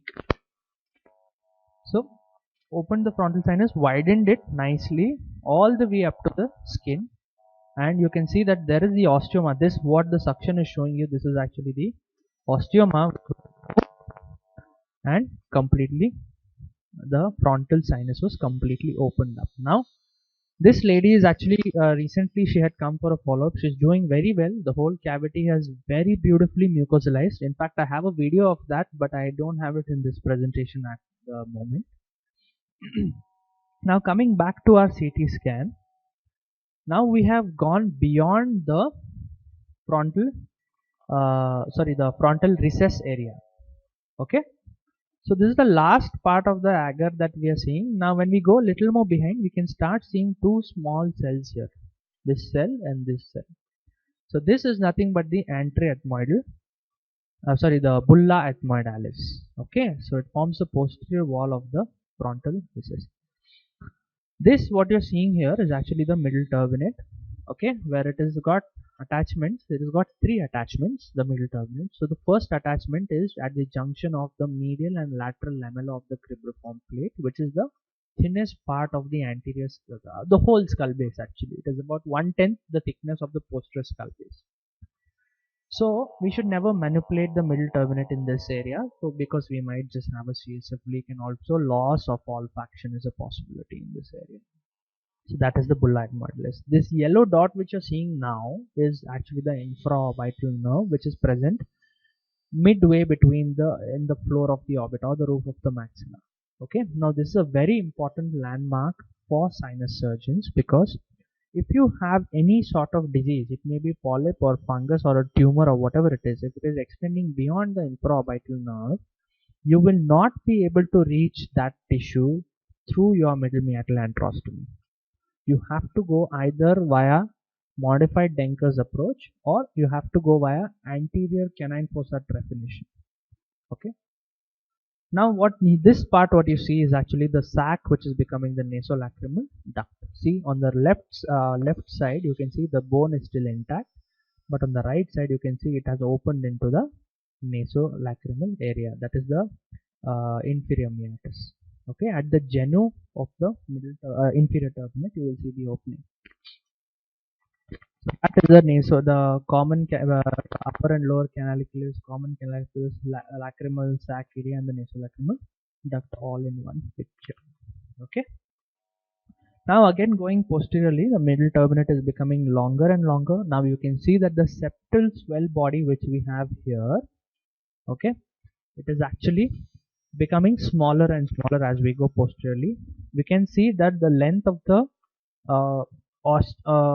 bony part of the septum is becoming longer. That means we are going much more posteriorly. The quadrangular cartilage will have come to an end, and we are entering the bony cartilage. The bony septal area.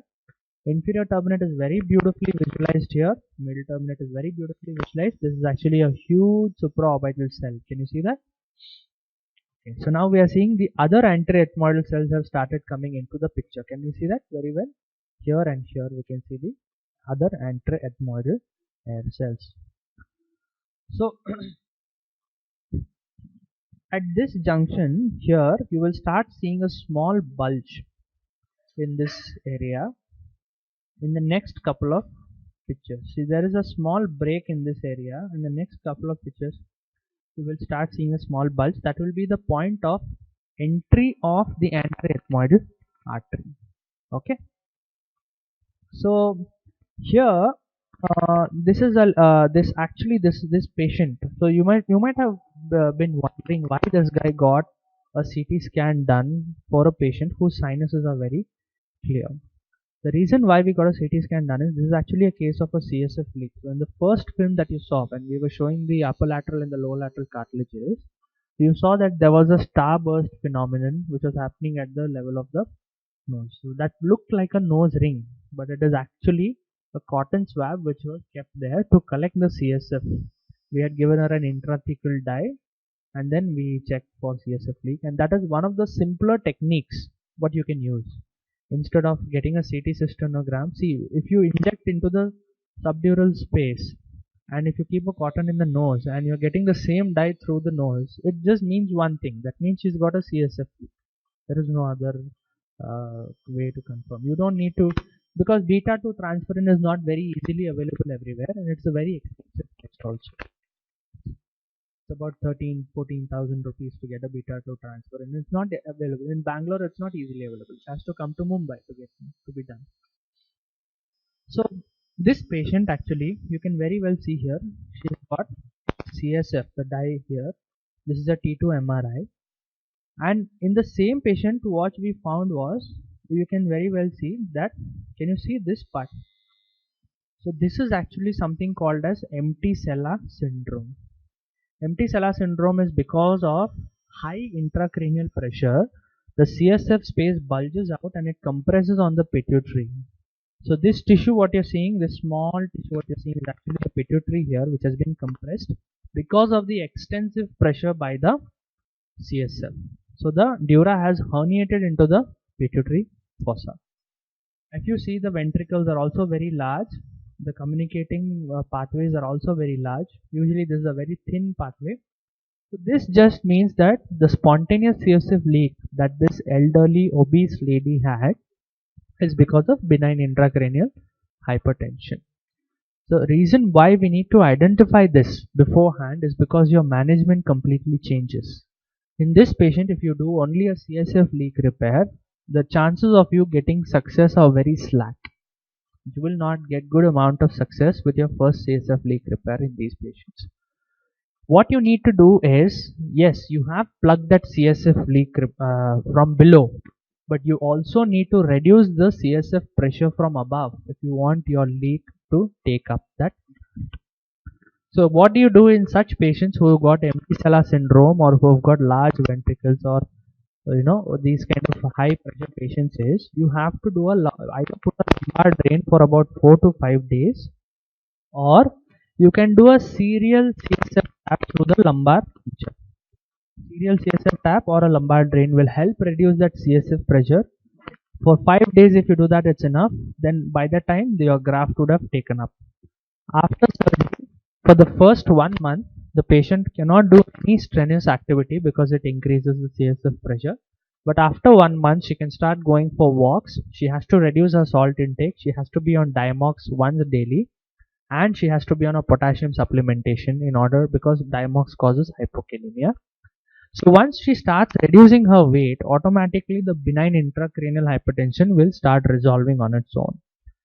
In case that intracranial hypertension, see, why I am taking so much pressure is not because I'm not confident that my leak repair will not take up.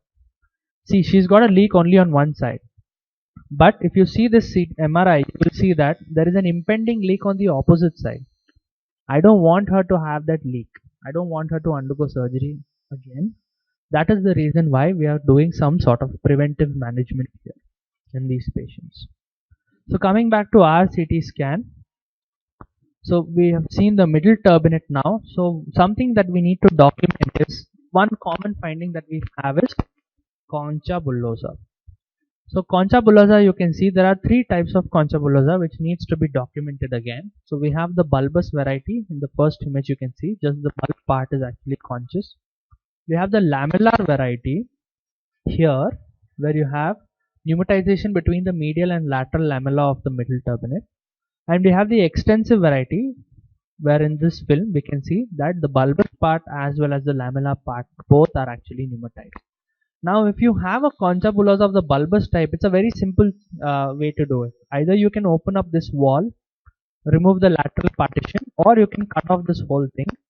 So that way you're not disturbing the upper part of the middle turbinate, so your chance of having a CSF leak are very minimal. But if you want to treat this lamellar part, or if you want to treat the extensive concha bullosa, your chances of going towards the skull base, that is the thinnest part of the skull base, is a little on the higher side, and you might have a leak repair. So that is why it is important. This is the form that I showed you in the beginning, where I actually document everything. So again, I have 3 options here: bulbous, lamellar, or extensive. And my resident or me, one of us, will actually tick mark or circle whatever it is, so we know what risk the patient has. Now coming to the uncinate process. The uncinate process has started to appear in this film. We will see in the next couple of films. So this is an interesting diagnostic nasal endoscopy. Before I subject my patient for an endoscopic sinus surgery, I always do a diagnostic nasal endoscopy of them. So this is one such patient who had come with chronic rhinosinusitis, and I would like to know what is this structure. So can you tell me what is this structure?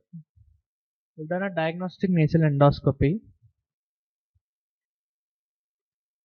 So it looks like the middle turbinate. So actually, this is what even I thought when I put the scope inside, but actually your middle turbinate is somewhere behind. This is your middle turbinate. It looks like the middle turbinate, but it is actually a pneumatized uncinate process.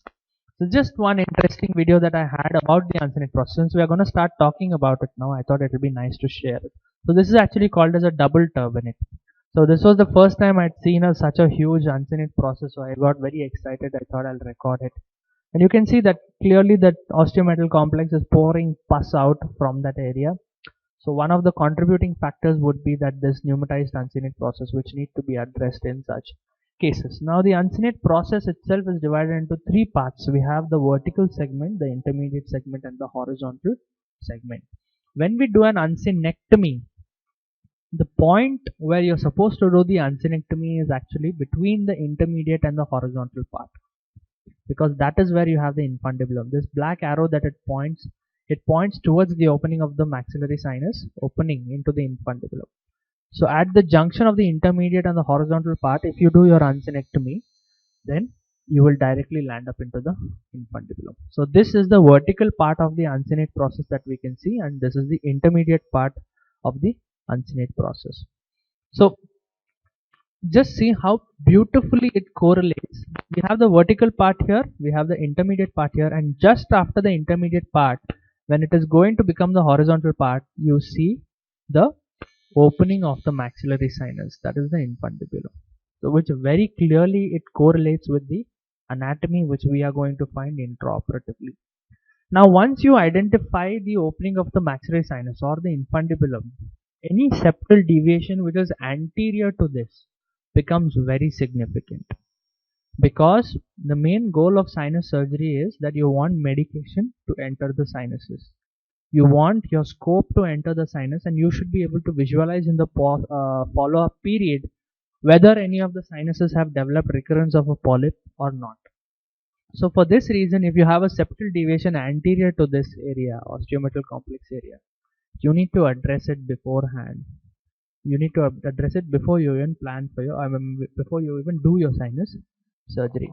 So I just want you to see this video. This is a video of a patient which was operated by me. So Kennedy has defined three parameters to label a surgical outcome as good. You should have a well mucosalized cavity. You should not have any mucosal edema, and you should not have any swamping within the sinus. So this is the frontal sinus that you're seeing. So this patient, actually my patient, he qualifies all the three criteria to say that this is actually a good outcome. But in my opinion, this is still not a good outcome. I will show you why. So you can see there is no swamping, there is no mucosal edema, there is no problem whatsoever in this case. But what I didn't show you is actually the first part of the video. This is me trying to get into that cavity.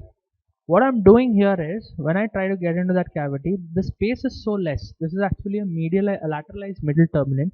The reason was there was a high septal deviation which was medial to the middle turbinate, which was actually not taken care of. So I actually couldn't do a micro fracture of the lower half of the middle turbinate, and there was not enough space for me to enter. So what I'm doing here is I try entering, and my scope is actually slipping out, and it is traumatizing the middle turbinate. You can see this area here, it is actually getting traumatized. So imagine this patient has to follow up with me for a lifetime to ensure that there is no polyposis happening again. What I'm doing is I'm creating a raw area on both these surfaces, and eventually there's going to be a synechia between the middle turbinate and the lateral nasal wall. So this is not a good outcome. Maybe now it is fine, but in the long term it is not going to be a good outcome.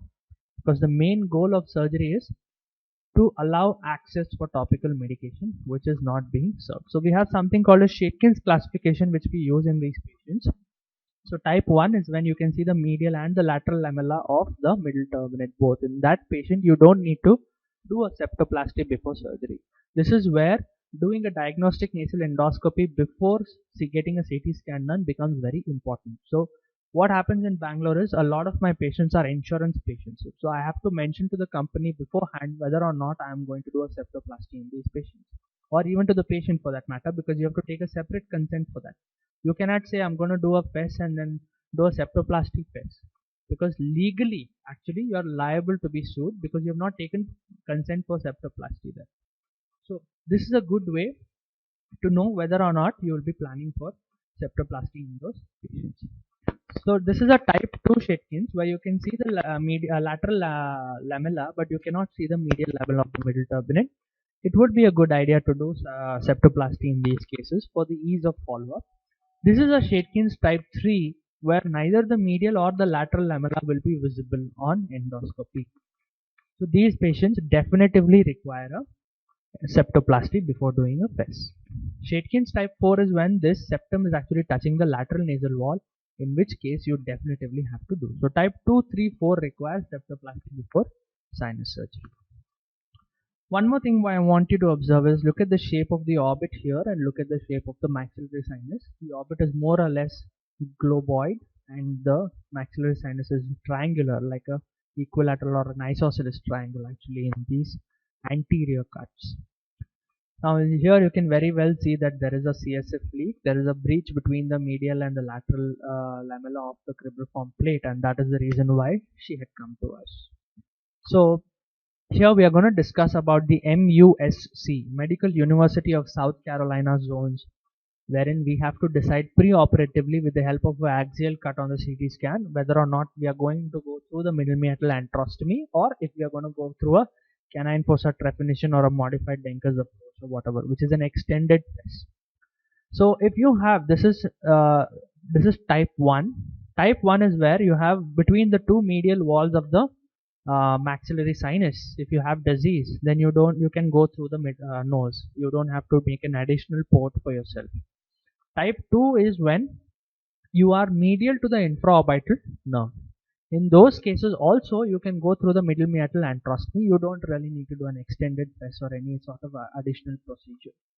Type 3 is when you go beyond the infraorbital nerve. In those cases you will not be able to reach through your middle meatal antrostomy. Type 4 is when the anterior wall of maxilla is involved, and type 5 is then when the premaxillary skin gets involved.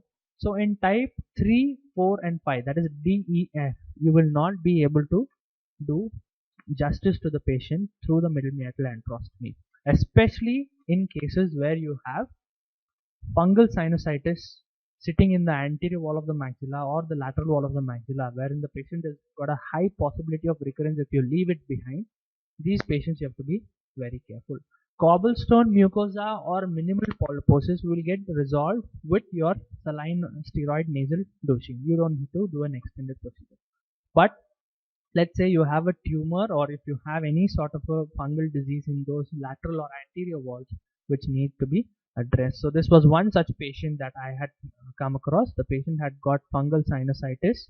You can very well see that the left side she's got a lot of fungus extending the widening of the frontonasal drainage pathway. The medial wall of the orbit has been pushed laterally. You can see this allergic fungal mucin on diagnostic nasal endoscopy. There is a polyp.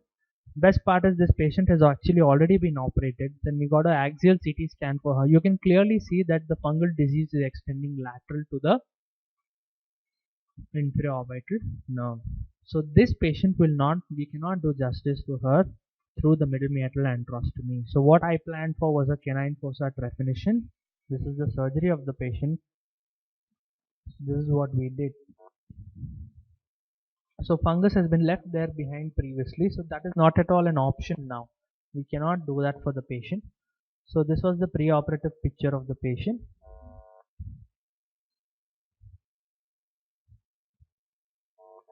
So this is what I was having. She had a Haller cell as well, and I'm trying to get the fungus out of the anteromedial wall of the maxilla. So I tried a lot of things: saline irrigation, pressure, 2 suctions, everything, even a 120 rad microdebrider. I tried a lot of things, but I just couldn't get there. So then what I did was I created an anterior canine fossa trepanation with a 4 trocar canal. You can see that allergic mucin and the fungus is still there. It's right there. It's just not coming out. This is one of the most difficult areas to get access to. See that? You can see very clearly that fungus sitting there. So what I did, a sublabial canine fossa trepanation was done. So this has to be done under vision. You use a 70-degree endoscope, pass a 4 trocar and cannula through the anterior wall of the canine fossa, but it should come out through your middle meatus antrostomy so that it doesn't damage the posterior maxillary sinus wall. So you just widen that opening. Then what you can do is you can use your 4 straight debrider blade, pass it through the same opening, and the whole maxillary sinus is going to be at your disposal. So make sure that the debrider is not on when you're inserting it, and then you can just go ahead and remove all the polyps. Everything can be, you can even widen the antrostomy posteriorly or anteriorly. So now that area which we were having so much of difficulty, it becomes so easy to reach this place with the simple change of access port. So this area was completely cleared of the fungus in this patient.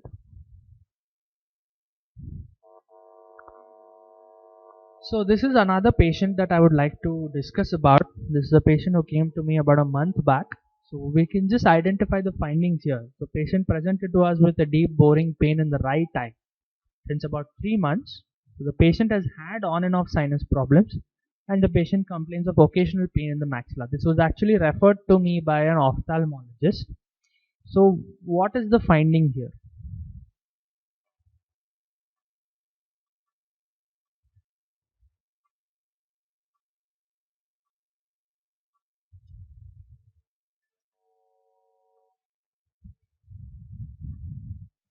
There are 2 findings here. Anyone wants to try?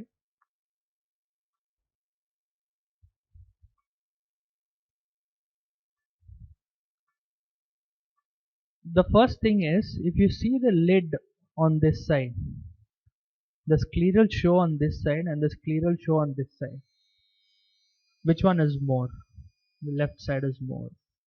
You see the supratarsal sulcus, the depth of the supratarsal sulcus on this side and the supratarsal sulcus on this side.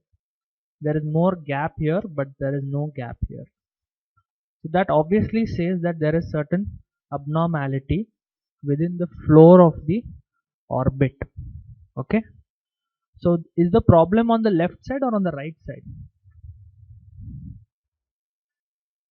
Left side. The problem is more actually on the right side. The reason being that if the scleral show is reduced, it means that the orbit has gone down. Okay. And the supratarsal space has also increased on that side. Again, it means that the orbit has gone down. So this was the CT scan of that patient. What the patient is having. So what do we call this syndrome as? This is actually a very common syndrome that we do come across. There is hypoglobus on the right side. Okay. And the maxilla is actually, you see the size of the maxilla on the left side and on the right side. The right side maxilla is much smaller in size. Okay. So this is called as maxillary silent sinus syndrome. Okay. So this is silent sinus syndrome. The patient usually will complain that they have on and off sinus problems, but it comes to their attention only when they see a disparity in vision because of the hypoglobus. It is only called silent sinus syndrome when the patient develops hypoglobus. If the patient has got a small sinus on that side which is obstructed without hypoglobus, it is called as maxillary sinus atelectasis. So this patient, what the problem is that they have a normal sinus which actually gets obstructed, which leads to filling of fluid. Similar to the middle ear, what happens here is that there is negative pressure within the sinus. Then what happens is that the sinus walls all get pulled in. the inferior turbinate on that particular side will be lateralized. There may be a compensatory hypertrophy as that turbinate, but the sinus starts collapsing, and in that process you can see that the right side orbit has started bowing down. So when this takes quite a lot of time to happen, about 6 to 9 months to happen, and in that process there will be hypoglobus and visual disturbance as well. So there are certain signs which will actually tell you whether or not this is a case of silent sinus syndrome. The first sign is that the affected sinus will actually be filled with a lot of pus or collection or whatever. Second sign is that because the posterior wall of the sinus starts collapsing, you will see that the retroantral pad will start increasing in size to accumulate that dead space which is created. Third sign that you will see is that the anteroposterior depth of the maxillary sinus will start reducing. Fourth is that the inferior turbinate on that particular side not only gets lateralized but will also start increasing in size to fill up the space. Fifth is that you will start seeing hypoglobus on that particular side. So these signs, along with lateralization of the lateral wall of nose. So if you see the lateral wall of nose on the right and the left side, you will see that the lateral wall is more lateralized on the affected side. So this is called a silent sinus syndrome. Again, now coming back to another cell which affects the maxillary sinus outflow is the Haller cell. So this is a small study which was done by Sarah Stackpole and David Edelstein. What they say is that if a patient has got a 6 mm or larger Haller cell, then the possibility of that Haller cell contributing to the sinusitis in that scenario is much higher than when the size is less than 6 mm. But now we really don't care. When you are anyways doing sinus surgery, the earlier concept that was by Messerklinger Stamberger was if the cell is not affected, they don't remove it, you're trying to preserve what is natural and all that. But now the whole concept has changed. We want to do a comprehensive endoscopic sinus surgery because we know that if we leave behind a residual air cell, that cell will again give rise to polyposis. So what we want to create is one common sinonasal corridor into which all the sinuses open, and there should be good access for topical medication within those sinuses. So now coming back to our CT scan, we can see a small nipple-like projection which has started to appear at the junction of the vertical and lateral lamella of the cribriform plate. And one more thing I want to see, we are in the anteethmoidal air cells now still.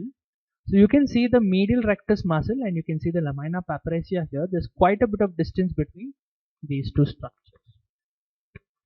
So going backwards, what we start seeing is we can start appreciating the anterethmoid artery which has started to appear in the mesentery here. Second thing I wanted to see is the depth of the olfactory fossa and the skull base. So skull base is not very deep, but like the depth of the olfactory fossa on this side is quite large. So this is the anterethmoid artery. We have the medial rectus here, we have the superior oblique here. Now just a quick skim through the anterethmoid artery. It is a branch of the ophthalmic division of the carotid artery. It is given off through the orbit at the frontoethmoid suture line. At that suture line there are two openings. One is that is the anterethmoidal foramen, through which we have the anterethmoid artery which passes out of the orbit and then comes into the nasal cavity. Once it comes into the nasal cavity, on a normal basis it is supposed to run along the skull base. But if you have any pneumatization like the supraorbital pneumatization, in those cases it lies in a mesentery and there will be pneumatization above the anterethmoidal artery. It then pierces the cribriform plate at the junction of the medial and lateral lamella of the cribriform. Now this is the weakest point of the whole skull base, the point where it enters the cribriform area. Once it enters the cribriform area, what happens is that it turns forwards and it goes anteriorly and passes down on either side of the crista galli in the olfactory fossa, and in this part it gives a branch which is called as the anterior falcine artery, which supplies the fox cerebri in that area. Once it is finished with the giving out a branch, it then dips through, it goes down along the dorsum of the nose, and then at the junction of the nasal bone and the apolateral cartilage, again it resurfaces above and becomes the dorsal nasal artery, which supplies all the way down till the tip of the nose. So that is the course of the anterethmoid artery. So this area was actually called as the Kennedy's nipple. So we recently met him in Kochi and he said, no, it's not my nipple, because that is the reason why he didn't publish that paper, because people started taking a wrong meaning out of it. Now where does this whole thing become very important is, so if you have a scan like what I showed previously, it's not really a problem. But when you have a patient like this who's got disease lying amidst an anterethmoid artery which is actually involved,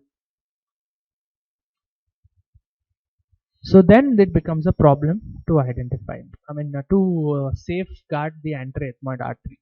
So what do you do in such a case? See, if you cut the artery here, like this is the anatomical description. We have the frontoethmoid suture line here, we have the anterethmoid artery and the posterethmoid artery, we have the optic canal, all in the same thing.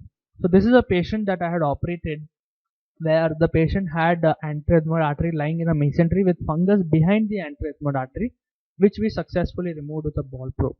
Now what happens if this is the anterethmoid artery which has been exposed? If you cut it here, that is along the skull base, that is along the cribriform area, or if it is a partial tear, nothing is going to happen. Okay, the patient will not die because of that bleed. The patient will only have bleeding which is very minimal, you can control with a bipolar. But what is more alarming is that if you have used force which is enough to damage the anterethmoid artery at the point of entry of the cribriform, that force is enough to cause a CSF leak. So that will be the problem, not the bleeding, because this artery enters from the orbit and it is entering into the brain. So if you cut it within the nose, it will bleed into the nose and there won't be any problem. That artery which has already gone into the brain is the tributary, that cannot bleed into the brain. But if you cut it on the other end, at the orbit, what happens is that artery will retract into the orbit and it will give you an orbital hemorrhage. Once it gives you an orbital hemorrhage, because that artery is coming from the orbit, it is a branch of the ophthalmic artery, it will retract and it will continue to bleed into the orbit. But if you cut it near the cribriform area, it will bleed into the nose, and that is a tributary which is going from there, so it cannot bleed into the brain. So that area will not cause any problem, but the orbit area will cause a problem. And in these cases, we have to be prepared, and the endoscopic sinus surgeon should know how to do a lateral canthotomy and inferior cantholysis as an emergency. You have to know how to do that in order to safeguard the patient's vision. The more time required for you to do that, the more amount of blood that will collect into the orbit, and there is a possibility that the blood vessels, that is the ciliary artery which supplies the retina, will start getting compressed. There is something called as a compartment syndrome which happens inside, and that will cause permanent loss of vision. So the most important test we need to do at that point is the swinging flashlight test, which will tell us whether there is functionality of the optic nerve head or not. Okay, so now again coming back to our CT scan. So here, what if we have disease above the anterethmoid artery, like in this case? So where will we open, or where will we, suppose we have to make a mistake here, we will invariably cut the anterethmoid artery. Where would you like to cut? Along the cribriform or along the orbit? So the safest way to go is you go in between. Try to get space. If the artery bleeds, it will bleed in the nose. Then just coagulate, use bipolar and finish it off. But go in the middle, so that neither should you create a CSF leak nor should you create a orbital hemorrhage. So in those cases, best to go in the middle. So that is why we have to document again, like this is my form that I use. We have the anterethmoid artery, whether it is within the skull base or within the mesentery, that has to be noticed. Now this is a sagittal scan which is showing you that the anterior ethmoid artery region is actually the lowest point on the skull base. That is the reason why whenever we talk of Kiros classification, we talk about it at the level of the anterior ethmoid artery itself. Because if you see on the sagittal scan, this is the lowermost part on the skull base. Okay, and this is the part which dips. I'm talking about the anterior skull base. See, here we have this is the bulla. This is the ground lamella here. This part, this whole part is ground, which divides the anterior ethmoidal and the posterior ethmoidal cells. So in the anterior ethmoidal, this is the lowermost part on the skull base. So here we also need to check for Kiros classification at this level. So usually there is a confusion on where to check for Kiros classification. So this is the level, at the level of the anterior ethmoid artery, you should check for Kiros classification. So there are three things which happen. One is anterior ethmoid artery is given off. One is skull base is lowest at this point. Third is that at this junction is where you will find the ground lamella, which divides the anterior ethmoid and the posterior ethmoid skull, the air cells. So now coming to another thing, what if you have a skull base like this? So this is called as an asymmetrical skull base. You can see that the depth on both sides is actually not the same. What will happen is, if I want to use my debrider in this space, I can very comfortably do that on the left side. But what if I do the same thing on the right side? What am I doing? I'm actually entering within the intracranial cavity. I might actually eat off even a chunk of the brain.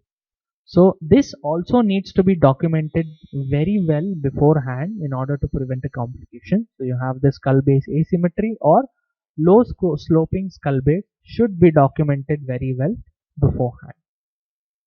Coming back to our scan, now we can start seeing the ground lamella, which is the second part of the middle turbinate, where it takes attachment to the lamina papyracea. This divides the ethmoidal air cells into two groups. We have the anterior and the posterior ethmoidal air cells. Now we start seeing in the anterior ethmoidal air cells, the cells were all tightly packed and they were smaller in size, but here they're all large and loosely scattered cells.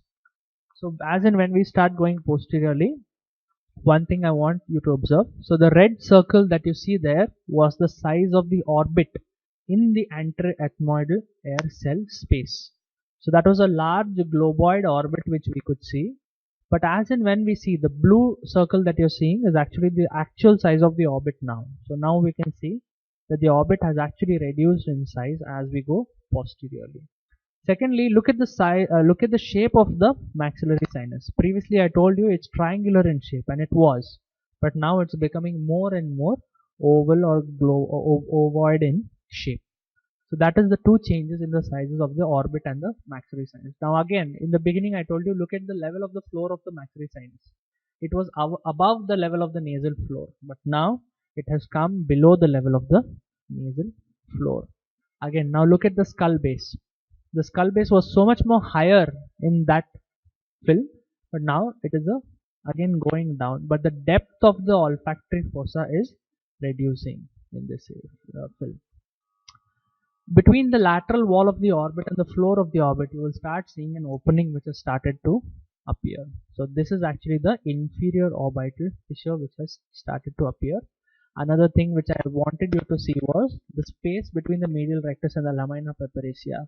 So here you will see that the lamina papyracea is stuck to the medial rectus.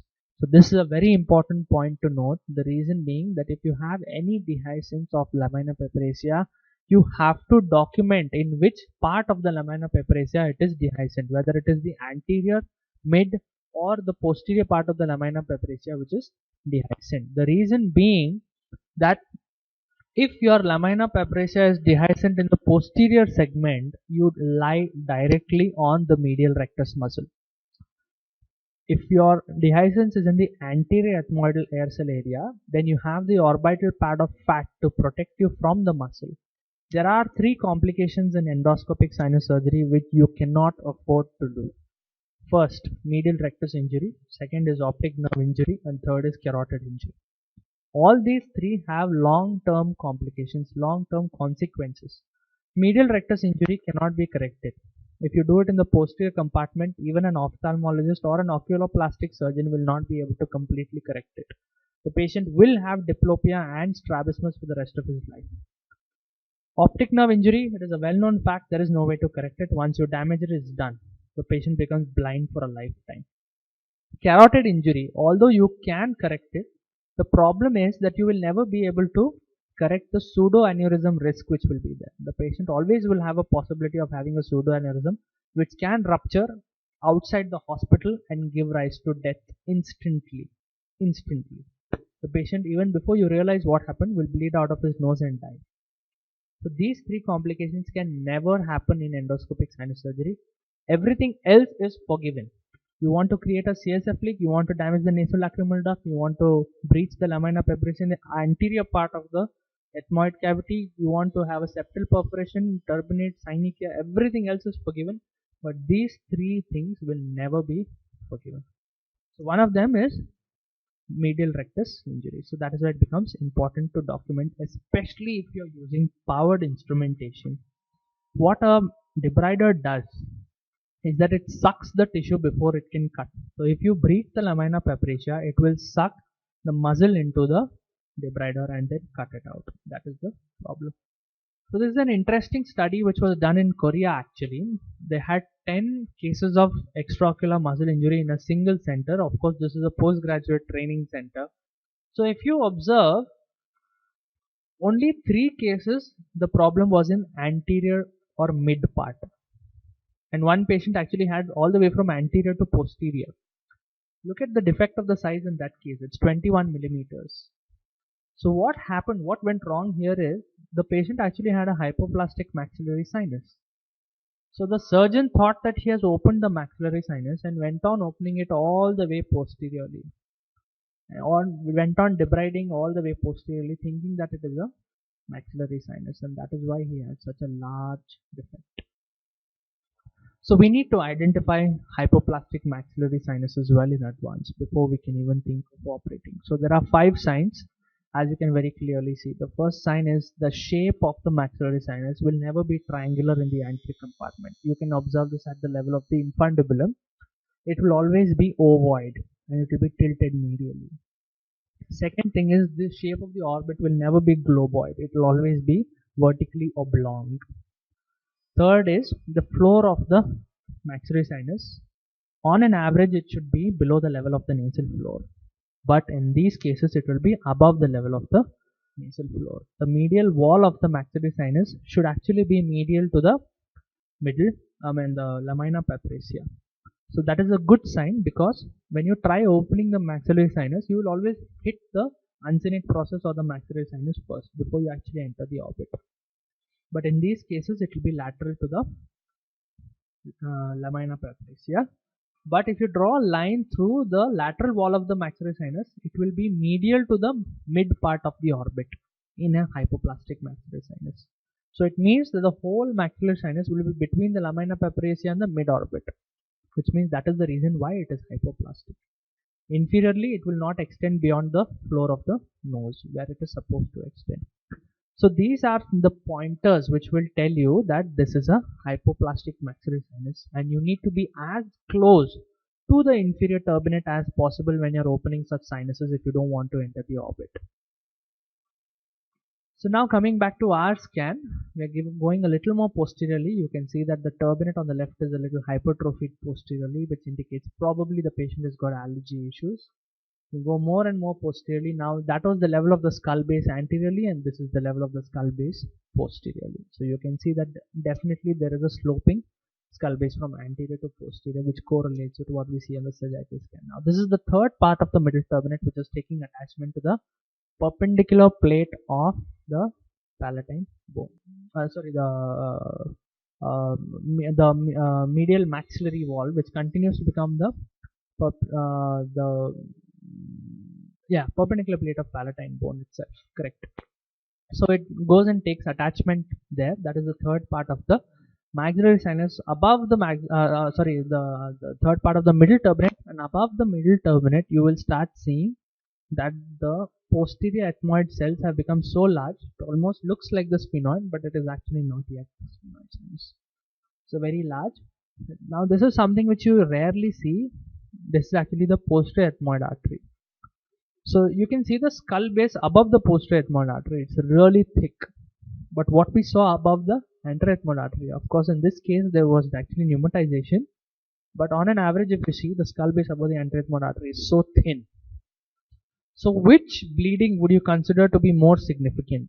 Anterethmoid artery bleeding or a posterethmoid artery bleeding?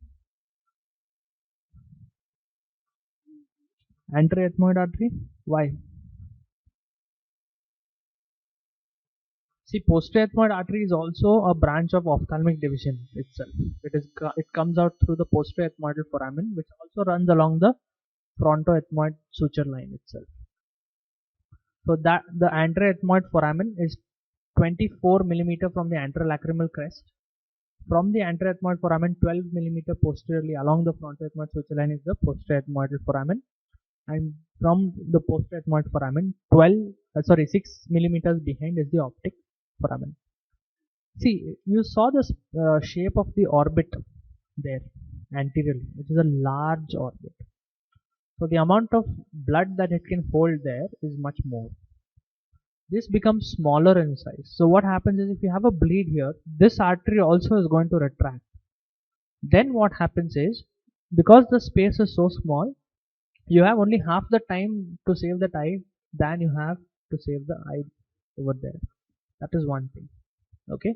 Second thing is, because the posterethmoidal bleed will never show up, you might do a swinging flashlight test. It may be novel at that point of time. When you try to see the fundus, still it will look like a very clear image.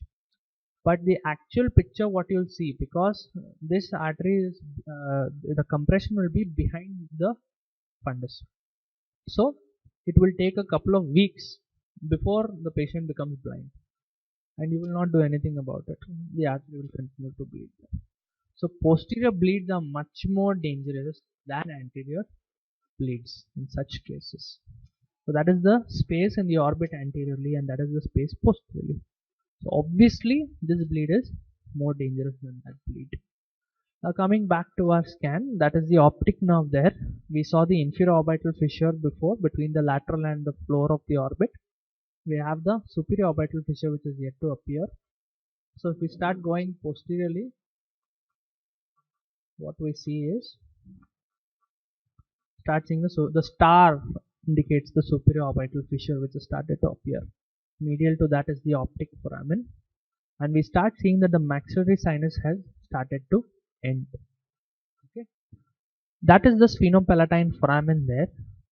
Okay, so you can very clearly see the sphenopalatine foramen which is entering the nose. This triangular piece of area, what you see behind the maxillary sinus, is called as the pterygopalatine fossa. Now this fossa is very important because superiorly, anterosuperiorly, it communicates with the orbit through the inferior orbital fissure.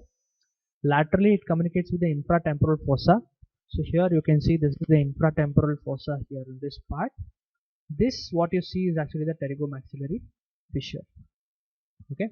Posteriorly, it communicates with the cranial cavity through three openings. One is through the median nerve opening. Second is through the maxillary nerve opening. Third is through the pharyngeal nerve opening. And medially, it opens into the nose through the sphenopalatine foramen, and inferiorly, it opens into the oral cavity through the greater and lesser palatine foramina. So that is the importance of the pterygomaxillary fissure. If you have any pathology in this area, it is better to get an axillary film, axial film, like if you have juvenile nasopharyngeal angiofibromas. So now this patient, this white spot that you see is actually an ONOD cell, which is actually a supero lateral pneumatization of the sphenoid bone by the posterior ethmoidal group of cells. Okay, so whatever these fancy names you have the Kuhn cell, you have the Agar-Nazi, you have the Haller cell, you have the Onodi cell. All these cells are extra ethmoid pneumatization by the ethmoidal group of hair cells. Agar-Nazi is the ethmoid pneumatization of the lacrimal bone. The Kuhn cell is the ethmoid pneumatization of the frontonasal bone. The Haller cell is of the floor of the orbit. Onodi is of the sphenoid, lesser wing of sphenoid. So these fancy named cells are actually extra ethmoid pneumatizations of the ethmoidal group of hair cells. So this is the intraoperative finding on OD cell. You can see that the optic nerve is very well lying there. The sphenoid sinus, what you see below is SS, is actually the sphenoid sinus. You can see it very clearly down here. So coming back to our scan, when we go a little more posteriorly, this triangular thing that you see just lateral to medial to the orbit is actually called as a superior orbital fissure, which actually is a very important landmark.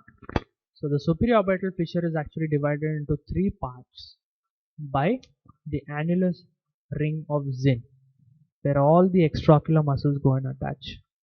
Okay, so I'm not going to go into the details of those three parts. You have the lacrimal, frontal, trochlear, superior ophthalmic vein, etc. going in one compartment, which is the lateral most compartment. Then you have the abducent nasociliary and oculomotor nerve, which go in the middle compartment. So it's not very relevant as of now for sinus surgery, but we need to know anatomically what it is. Now we can very clearly see the medial and the perpendicular, medial and lateral pterygoid plates here. Medial plate, lateral plate of the pterygoid, and between this is the interpterygoid fossa or the scaphoid fossa, which is called. So this is actually the sphenoid bone. You have the greater wing, you have the lesser wing. In between these two, what you see is the superior orbital fissure. You have the medial plate and the lateral plate of the pterygoid. You have the body of the sphenoid bone. Let me just superimpose this onto this, and you will be able to get a very clear picture of what it actually looks like. So you can see here, this is the superior orbital fissure between the lesser and the greater wing. You can see this is the rostrum. This body, from the body you're getting the rostrum. And this is the medial and lateral pterygoid plate, and this is the greater wing of the sphenoid bone. Now going back, that is the rostrum, medial plate, lateral plate, and that what you see there, two yellow dots which you can actually compare on the opposite side. The one which is medial is actually the median nerve. The one which is lateral is the maxillary nerve. The maxillary nerve itself will continue as the infraorbital nerve within the maxillary sinus. So that what you see here, this is the median nerve which is running along the floor here, and lateral to that what you see here through the foramen rotundum, what you see is the second division of the trigeminal nerve, which is nothing but the maxillary nerve. Okay, you can see that within the sinus the septum is actually sitting on the optic nerve here. This part is actually the cavernous carotid artery. This area here is the optic. This is actually the anterior clinoid process. So when we go posterior, you will see the optic canal, the superior orbital fissure is here, the foramen rotundum is through which the maxillary nerve passes, the Vedian canal, medial and lateral pterygoid plates, which were very clearly visible even in our film. So next, coming to the clinoid process. Clinoid means a couch, which is actually set up in a sloping fashion. So that is exactly what the whole clinoid process is. So this is the clinoid process. This whole thing looks like a sloping couch. That is why it is called as clinoid process. So when we go behind again, now we start seeing that the clinoid process has started to disappear here in this part. So this is the area where the two optic nerves meet, and this is called as optic chiasma. So once you are in the level of the optic chiasma, just below that, in the next couple of films, you will start seeing the pituitary, because above the level of the pituitary is the optic chiasma. So then you will start seeing this underneath also. This patient has got nasopharyngeal mass, probably it's adenoid tissue. So when we go there behind, this is the area of the pituitary. We start seeing the sloping part of the clinoid, and that is the cut that we are going through here. What we see here, we have the pituitary, above we have the optic chiasma, on either side we have the cavernous sinus with all the nerves and the blood vessels there. Below we have the sphenoid and the roof of the nasopharynx, which will come below. So that is the area of the pituitary. Next, this is the area that we were going through now. This opening that you see is actually foramen ovale. We saw rotundum, now we are seeing foramen ovale. Through foramen ovale passes the mandibular division of the trigeminal nerve, where it enters the infratemporal fossa. When it enters the infratemporal fossa, it divides into two branches, the anterior division and the posterior division. One of the important branches of the posterior division is the lingual nerve that passes out. So there was also communication with the cortex tympani with the mandibular nerve.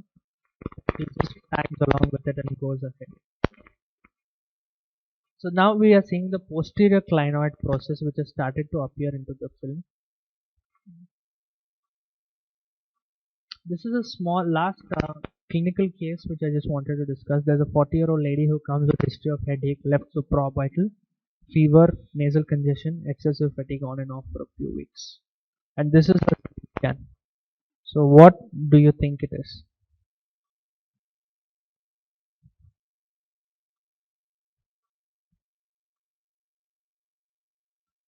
Pansinusitis. So we are going to manage it with what? She's had it for a couple of weeks, few weeks, probably around, let's say, 3 months also.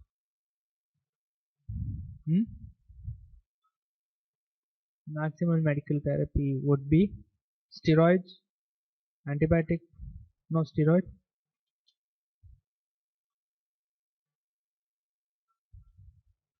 antibiotics, no steroids. Then let's say she doesn't resolve with antibiotics, then what?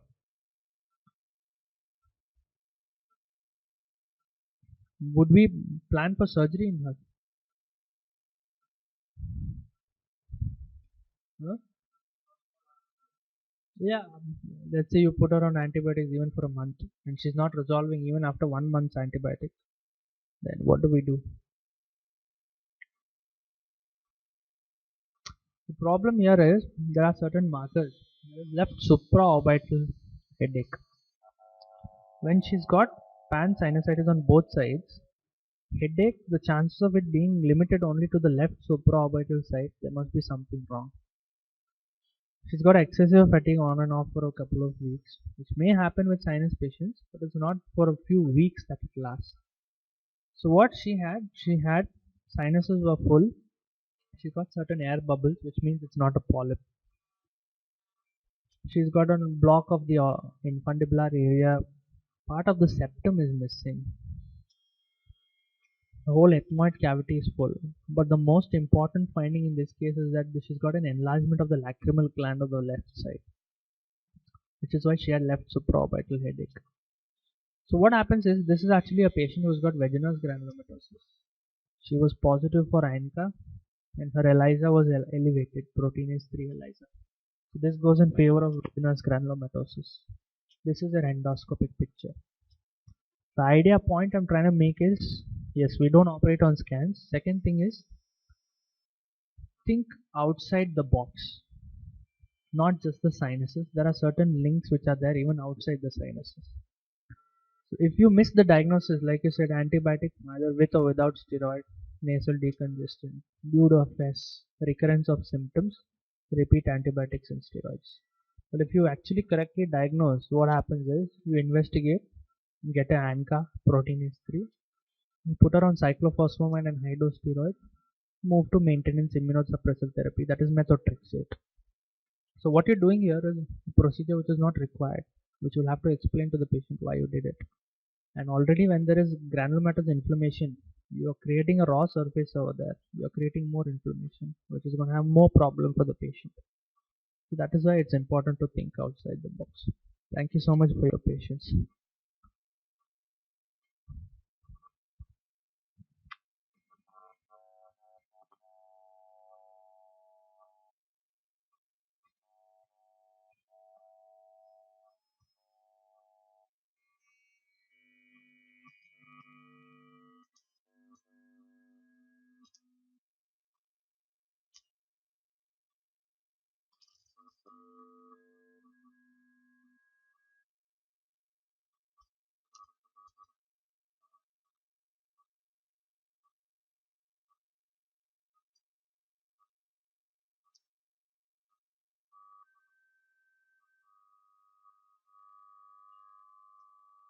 You understood this and this. You're not supposed to take the output. Hello. Are you able to see me? Are you able to hear me? What is going online? change. So just 1 second. We're changing it to. Give this picture. Yes. Who is online? Who's downstairs? Sir, we can see you. You're packing the osteometric complex. There's quite a bit of pus. Yeah, you are getting this picture right now. Yeah. You are Yes. getting this picture. Yes, sir. ये mixer में नहीं डालना पड़ेगा.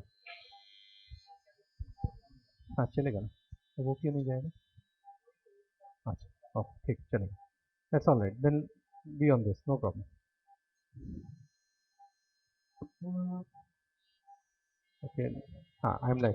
Okay, so people online, we are just starting with the FESS with navigation.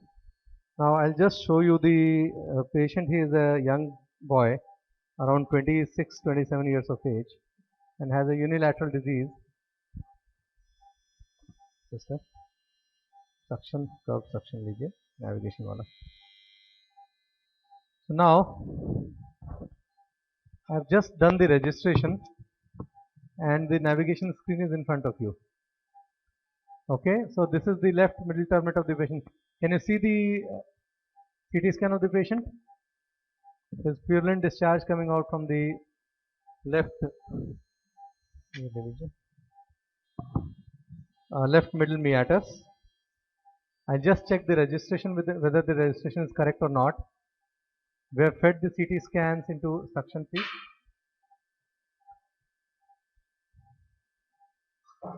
We have fed the CT scan into the navigation system, and now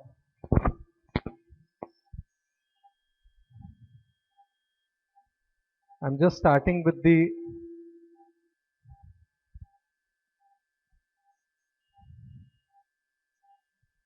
now this is a navigated suction. Blade ready रखिए. Okay, so he has got an allergic fungal sinusitis on the left side. So this is the, it's going directly. Is it online? Okay, so that's the middle turbinate, and you can see it very well on the navigation screen. जैसे ये patties हटाइए.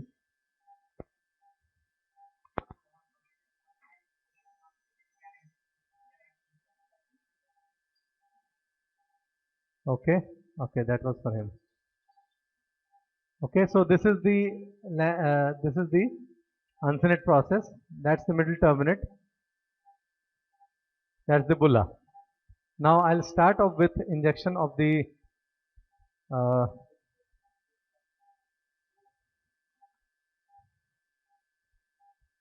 so since we have already gone through a lot of anatomy just now, let me start with some action and then we'll come back to anatomy. So I'm injecting the middle turbinate, and actually I'll remove the middle turbinate to start with. Now there can be a lot of debate on whether to preserve the middle turbinate, whether to remove the middle turbinate. I normally love to remove the middle turbinate when it is likely to come in the way. Since it is a fungal sinusitis case, I want a long-term nasal spray. Though I can operate like this, I can go into the place, but you see it's a bulbous middle turbinate, right? So I'll remove the middle turbinate. I'm just removing the middle turbinate here, lower part of it at least. Okay. So as you remove the middle turbinate, I'll remove it in pieces. I'll not go right till the skull base. I'll remove it in pieces so that it stops coming in your way, and in the later part it will help the nasal spray upward. It will help the nasal spray to reach the bladder. Ready? So I'll remove this bulbous part of the middle turbinate so that the way to open up the sinuses become much easier, and in the post-op period it will be much easier for the patient to spray up the nose. Can you give me the microdebrider on my foot? Now this is a navigated microdebrider blade, as you can see here. What is happening? It's not working. Okay.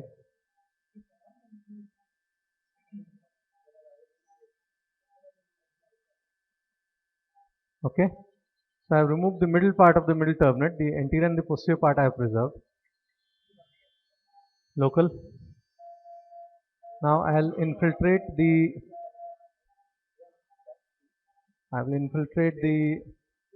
uncinate process. I think you have a very good lesson in the radiology of the sinuses by Gaurav. Okay, so infiltration of the uncinate process. You can see it's all full of pus, curved suction.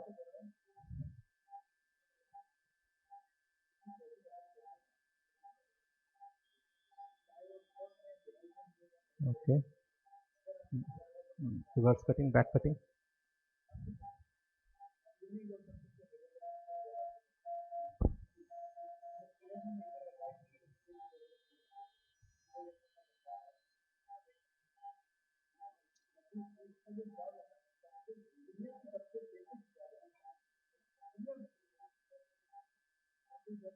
So as you can see here, that's the uncinate process.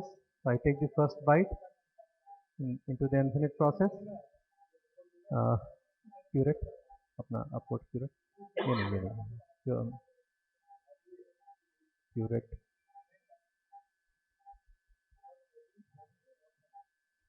रोज कौन सा use करते हैं? Okay, so this is the upper part of the uncinate process being removed.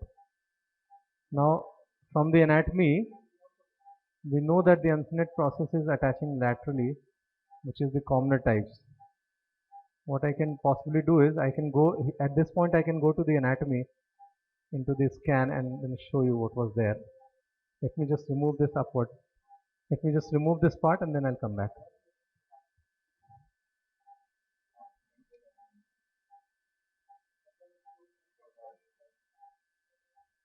Upward through cut.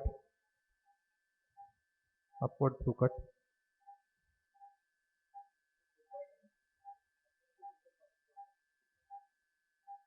So I am going pretty lateral and little part of the uncinate is still there.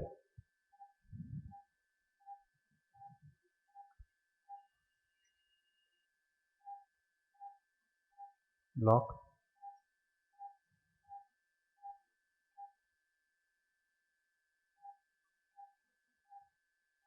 So that's the upper end, the uncinate attaching block, upward forceps.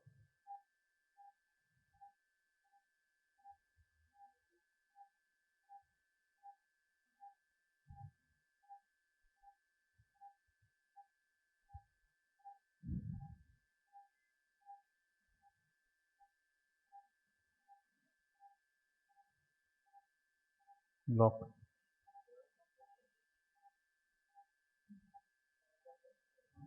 Okay, so at this point of time, since the bladder is being cleaned, let's see what is the structure. Okay, so okay, we are pretty low, and this is still the attachment of the uncinate process.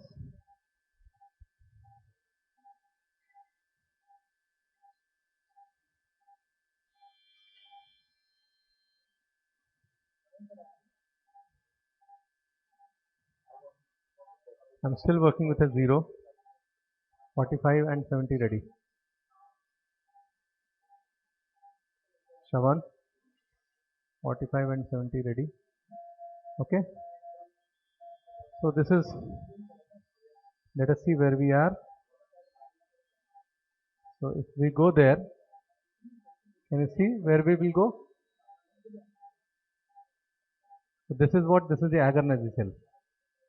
And if we go behind the agar nazi cell, we will enter the frontal. Can you see on the, can you see in the Yes, sir.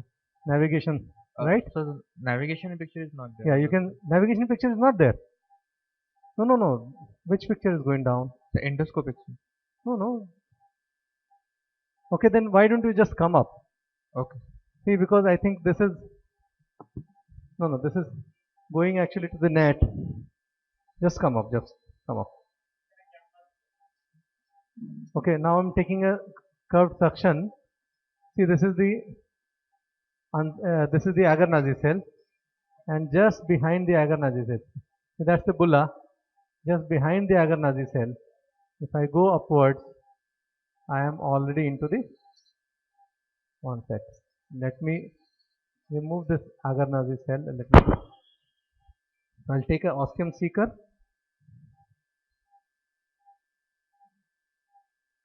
So that's the beauty of a navigation FESS, that even before people on the net, can you see I am already inside the frontal? Even before I can see with a 0 degree, I know that I am in the frontal. Can you see? I am way, way high into the frontal. So that's the beauty of the navigation system, that you know exactly where you are going to be. Give me a 45-degree endoscope. I am taking a 45-degree endoscope. So I am using a 45-degree endoscope now. Curved suction.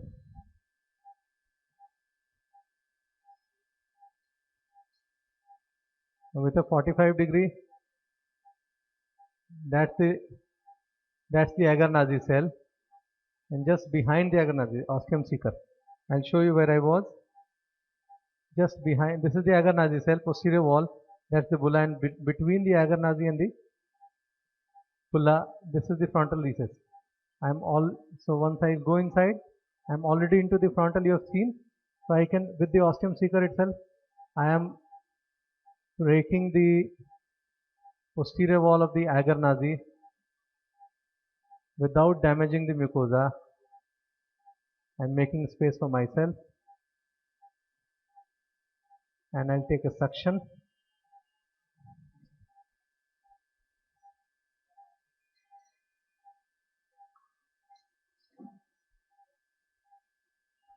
So that's the frontal recess already opened up. I will possibly just make it a little more clear. I'll just have wash ready rakhiye. Curved suction pe wash. Now you can break this cell from here or go inside from here and then come forward. Now since you are already ahead of the bulla, so there is no reason you will be able to, you are going to damage the skull base.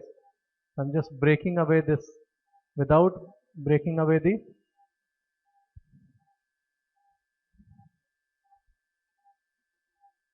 suction. Ek patty. Okay, and that's the frontal ostium, frontal recess already opened up. Next, frontal giraffe. Frontal giraffe. बताओ कुछ बताओ. नहीं मालूम है तुमको नहीं पता. Okay, I'll do that. So, yeah, either you just wash up, wear gloves, wash up. Okay.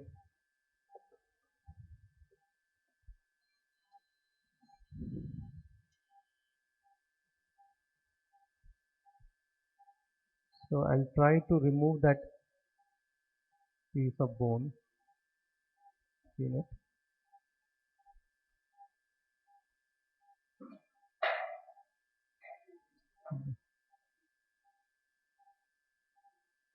Okay, section.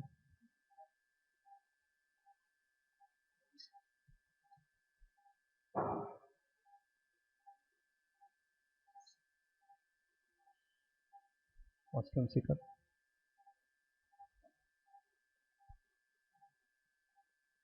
So that's the frontal recess already opened up.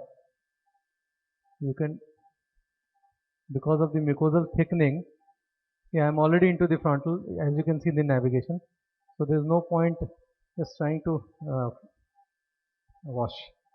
So I'll give a good wash, and all the debris from the frontal sinus will just now come out, as you see here.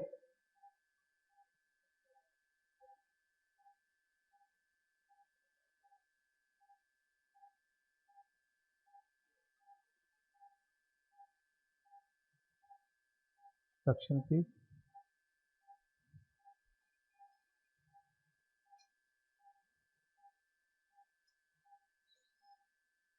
Okay. So there is no mucosal damage. That's the most important thing. It's very, very important that you don't create any mucosal trauma in the frontal recess area, because then you will do more bad than any good. Wash please. I'll just give a little more wash.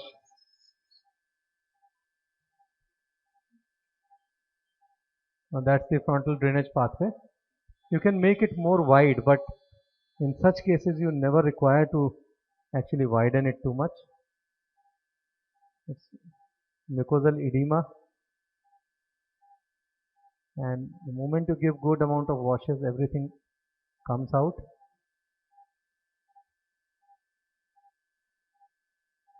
Wash. So give as much wash as you can without traumatizing the mucosa. Even this much of trauma should not be given. Okay. I'll give still more washes.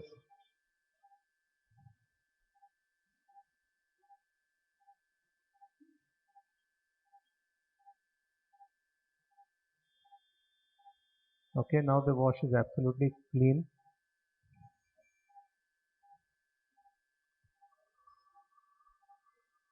Fine. So that's the frontal area.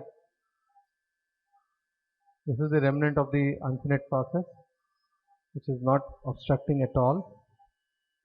Now we concentrate on, now again take a 0 degree endoscope, 0. Now we go on to opening up of the maxillary ostium. Now what all was there on the CT scan of this patient, we'll just try to suction.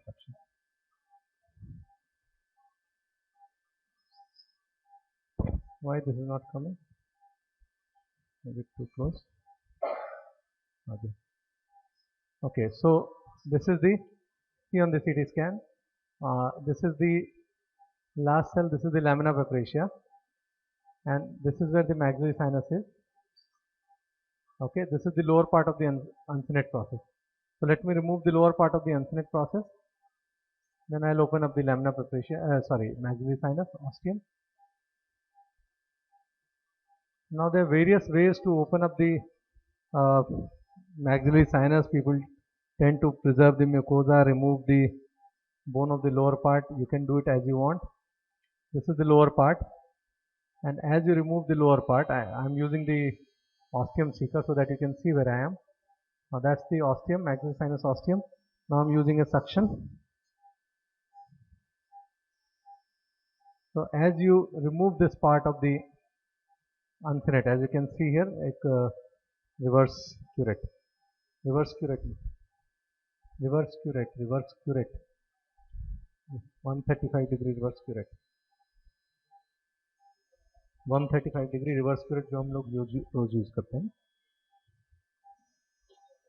तो sir curate जो हम लोग पीछे की तरफ use करते हैं, curate सारे दीजिए ना, नहीं ये नहीं, हम लोग जो 130 वो वाला yes your hand is on that. So this is a beautiful instrument. It's a reverse curate. See, this is the upper part of the uncinate, you saw it here, and this is the lower part of the uncinate. Okay, so you go engage it, and you can just turn it anteriorly. Now this is the last part of the uncinate process. You can break the bone with this instrument beautifully. See this? Lower part of the uncinate has come. Then you can take a debrider, and debride you can, if you want to keep the mucosa, you can keep the mucosa. It's a curved debrider blade. Curved blade of the debrider. लगाना पड़ेगा उसको. लगाना पड़ेगा, बताओ किसको. So they are just putting on the 40-degree debrider blade. So you can debride this mucosa, or you can simply open into the front maxillary. If you see here, I am already into the maxillary sinus. Okay, can you see that? That's the maxillary sinus. The posterior wall of the maxillary sinus has already been preserved. Back cutting.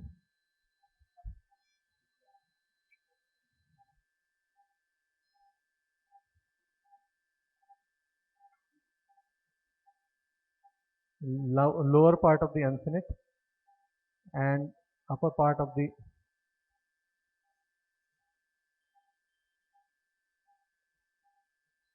40-degree rad is on.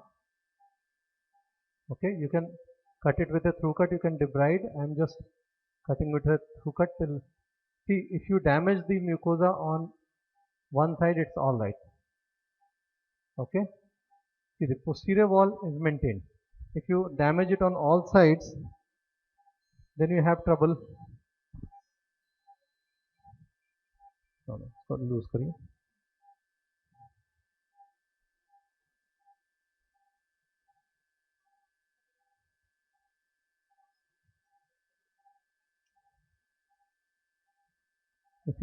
If you damage it on all sides, then it will tend to close. So you have to maintain the mucosa. As you see, I have maintained the mucosa on the posterior side. I am still using a 0. I'll take a curved 45-degree endoscope or a 70-degree endoscope. I'll show you the interior of the maxillary sinus. I'm now using a 70.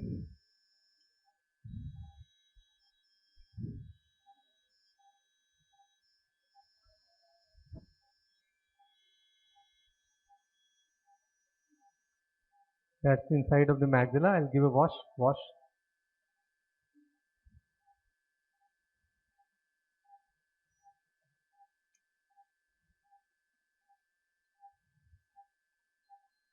Suction.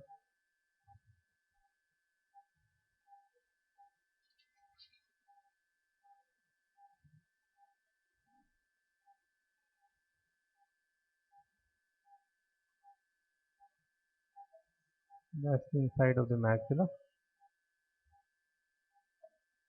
Okay, if we look at the further pathologies that this patient, 0-degree endoscope, 0-degree endoscope, 0, 45, 0. So I'm taking a 0-degree again. So this patient also has a sphenoid disease and opacity into the ethmoids.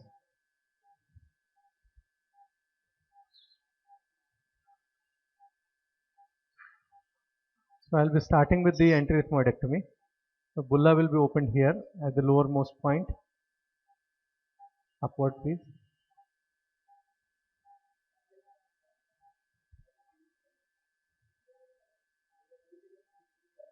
So upwardmost point, I'm opening up the bulla.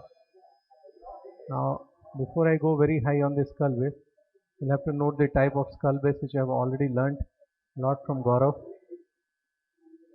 I know it's almost 2:45 and you also must be tired. So I will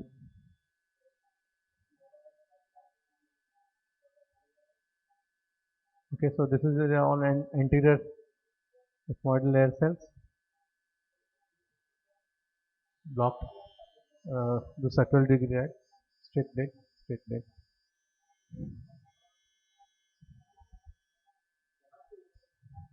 Okay, meanwhile they are changing the blade. Let's see the as we go there we get the CT scan. So where are we? Okay, here we are into the anterior ethmoid. If we go higher, we go right till the skull base here near the anterior ethmoidal artery. So this is the frontal recess. This is one cell of bulla, and the anterior ethmoidal artery will come one cell later. Can you see the on the first scan? As you see, I'm reaching the skull base. The anterior ethmoidal artery is there. So it's one cell behind the anterior ethmoidal artery. Is generally one cell behind the upper attachment of the. Sorry. क्या कर रहे हो?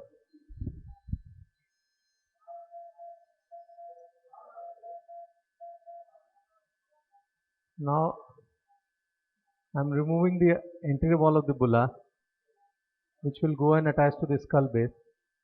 So before I go very high, I have to see my skull base.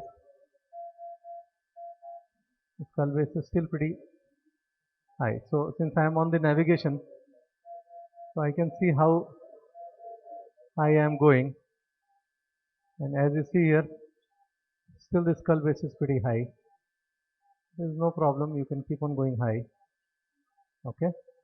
And this is still the upper part, upper attachment of the bulla, anterior wall.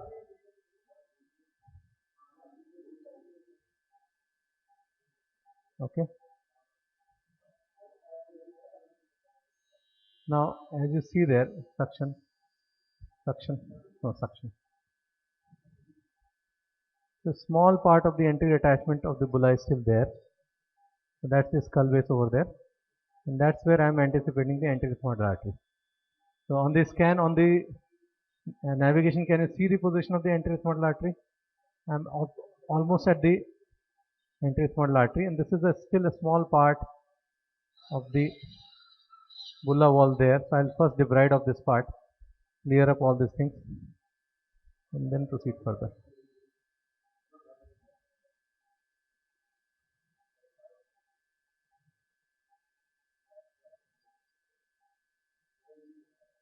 So this is just the polypodal mucosa. I will not strip the mucosa too much. Lock. Suction. So now that's the skull base. As you can see, that's the skull base. You can see the difference in the color. This is still a bulla wall.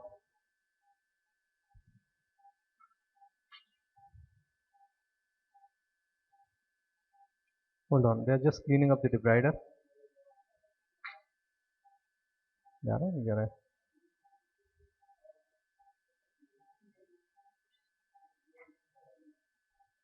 Funny, saline.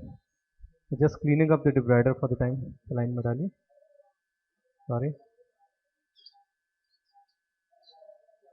There's still a little bit of bone here, but till they are clean. Okay, clean.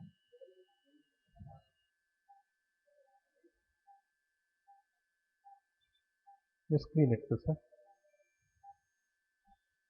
Just give me a minute. The debrider has got blocked, as it has a habit of getting blocked everywhere. I'll have to just open it up. अभी करिए. एक second. So पूरा. Okay.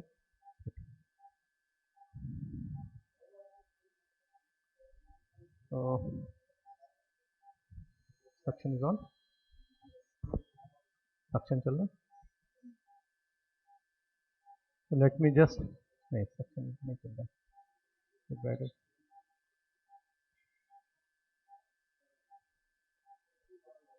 Suction बराबर नहीं चल रहा है. No, debrider is still. Suction is not working up. Change करिए. Okay, give me a port. Debrider suction आप चालू करें.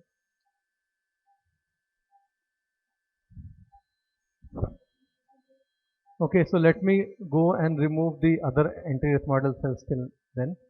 Right now I'm pretty anterior and pretty inferior. So I'm just breaking off the cells. I would have loved to do with the debrider as soon as the debrider is ready. Ready? Okay.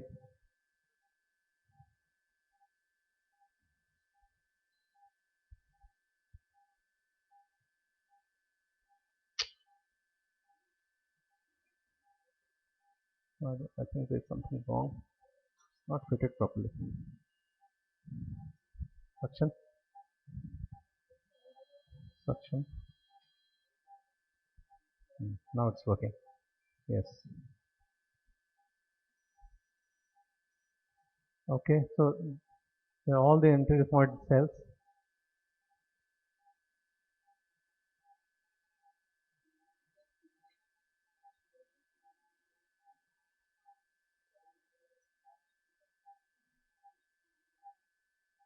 I'm just going cell by cell. See, you have already seen the skull base. That's the skull base. and here I'm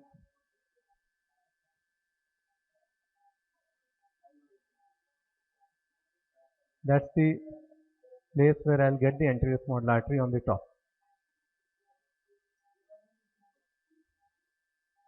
As we see up by the इसके ऊपर ही ना, this is the place in which the anterior small artery is there upstairs. Okay, that's the mesentery, but since the artery is not in the mesentery, we are not bothered. Now, is it absolutely necessary to go right till this skull base and remove this? No. Okay, suction please. So, since the aim of the surgery is to create a good ventilation, now that's the skull base. This is the skull base. That's the position of the anterior small artery. I'm absolutely all right doing this much. Okay. So we have opened up the frontal recess. This is the anterior part of the bulla. Opened up, good mucosalized cavity. No mucosa stripped. This is the skull base here. This is the skull base here. This is the position of the anterior small artery. And you can see that this part of the skull base is the thinnest. If you can see on the navigation, skull base is dipping down, and this part of the anterior base, skull base is the thinnest one. So now,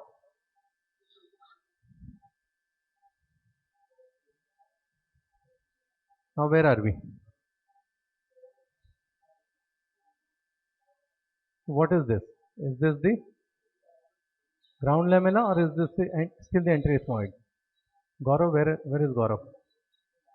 Yeah, so this is, have we reached the ground lamella? Or yeah, we are still in the anterior ethmoids. Absolutely. We are still in the anterior ethmoids. We will remove all this. Yeah, this suction is not.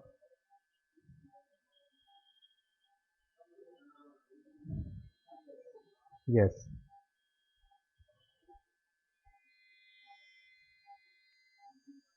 Let me remove all this. All these areas, actually you should use a forceps to remove the bone. But you require patience to.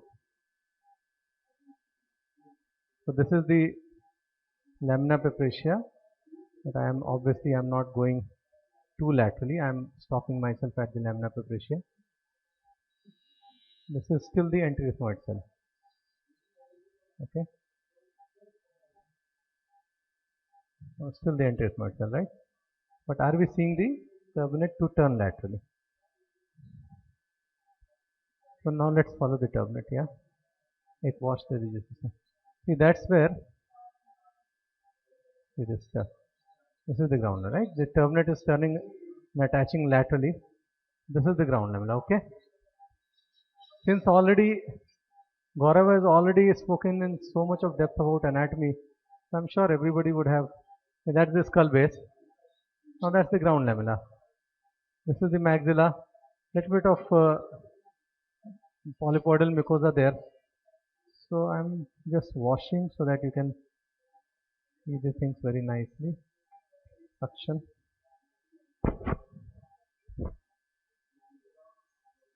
खराब हो गया. Yeah, means it's 2.5 years. Yeah, top line one.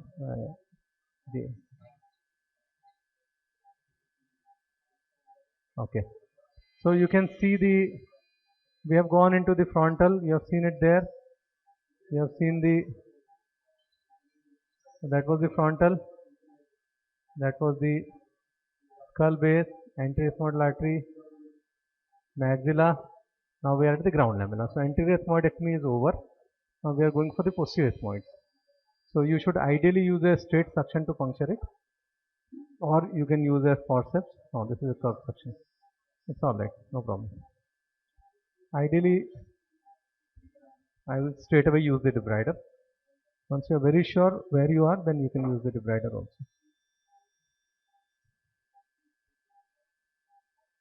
So here, see, I am in the direction of the middle turbinate.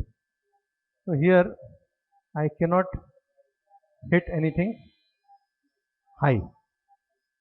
I cannot go into this skull base. Now this is a curved debrider. Straight डिवाइडर blade है, straight blade, straight blade, straight blade नहीं, ध्यान दीजिए, कितने ये straight suction देखिए, straight suction,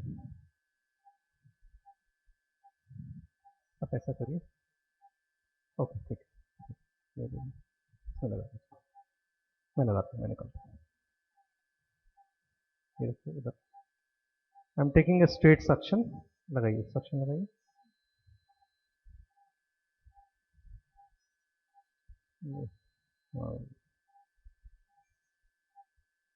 now whenever I use a new instrument, I have to verify it. Now this is a straight suction, as you can see on the screen.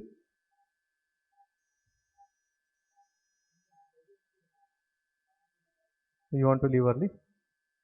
Okay, Gaurav and Shantanu are leaving.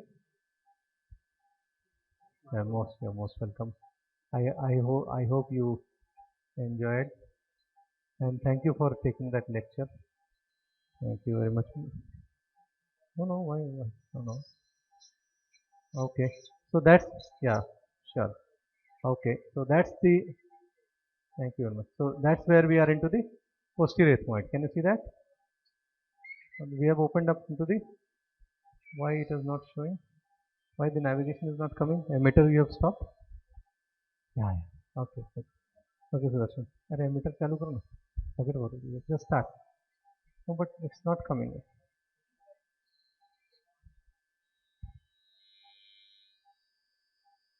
But ये नहीं आ रहा है ना. Emitter बंद है क्या?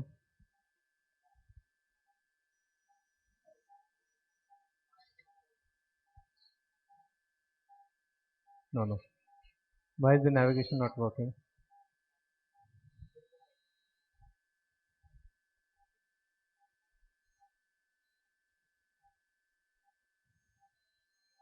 Wait a second. Let's take a curved section and see.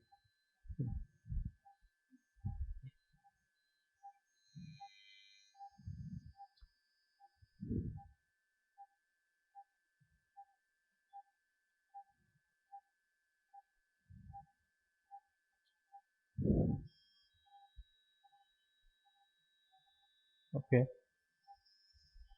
So I'm using a curved suction because the straight suction was not getting verified. Now see, with the curved suction, now when I go inside, see where we are. We are in the posterior ethmoid, and that's the skull base of the posterior ethmoid. Can you see that? It will not go high, will remain laterally, will remain inferiorly. So that's the place where the middle turbinate is attached to the lamina propria going laterally.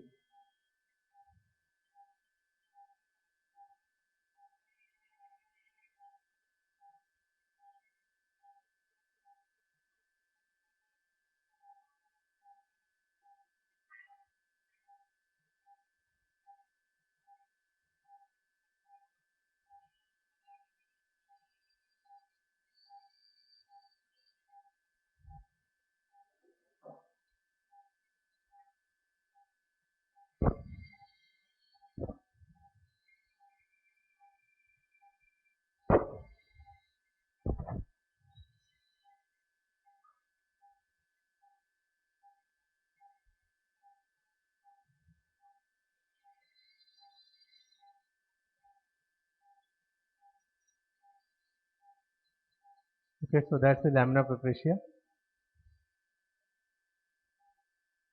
We have gone till the lamina from anterior to posterior.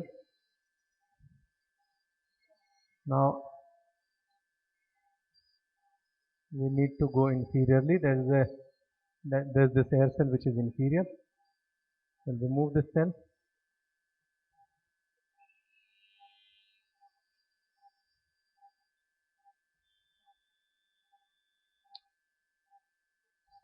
Straight नहीं है क्या blade? Straight, एकदम straight blade.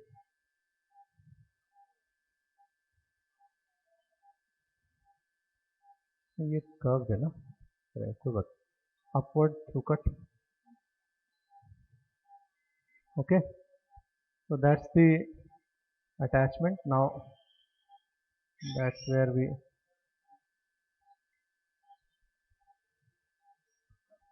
upward through cut. I'm taking upward through cut and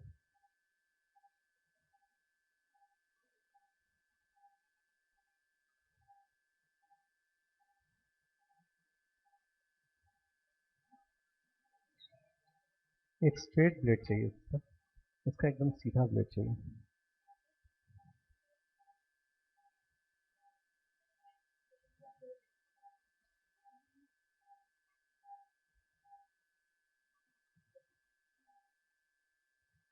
Now that's the superior turbinate. Can you see that? That's the superior turbinate. Behind the middle turbinate is the superior turbinate. Now if you want to gain a good access to this area, you can actually just cut off the middle turbinate. Once you remove the middle turbinate, you will be able to see the superior turbinate in a much better way. And then the delivery of the spray in the post-operative period. See, this was the middle turbinate. I have already removed the middle turbinate.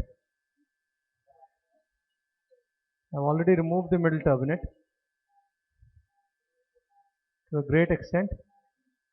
Now this is the superior turbinate. I am removing the superior turbinate as well. As I remove the superior turbinate, I will come into the sphenoethmoidal recess. Because this patient has a good amount of sphenoid disease,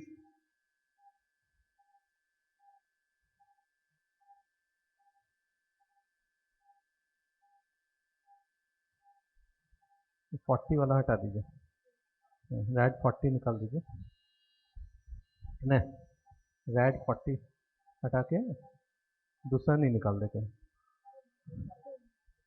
red 40 निकाल करके ये डालना है, red 40 नहीं चाहिए,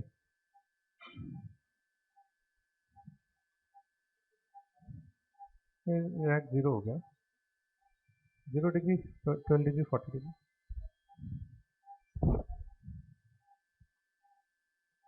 Right. So now that's the superior turbinate. The moment I remove the superior turbinate, that's the anterior wall of the sphenoid. The moment I remove the superior turbinate, I will get a good access to the sphenoethmoidal recess. And you see I am still pretty down. Now this middle turbinate is coming in my way, scissor.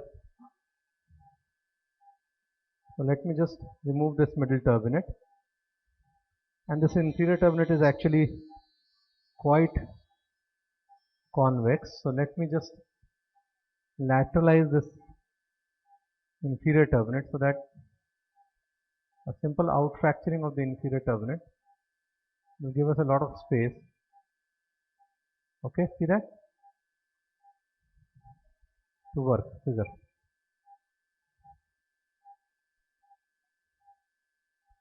Now I remove this part of the middle turbinate, upward forceps or straight forceps.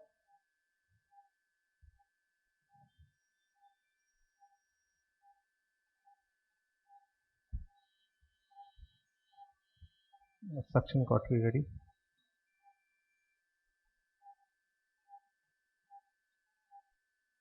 Now see this part of the inferior turbinate, the posterior end has a small vessel from the sphenopalatine. So you should always cauterize that. Now this is the sphenopalatine, sorry, this is the anterior wall of the sphenoid. Let me first cauterize the posterior end of the middle turbinate. एक अच्छा patty दीजिए ना sister, patty दे दीजिए अच्छा. Okay, so this posterior end of the middle turbinate can bleed at times, so you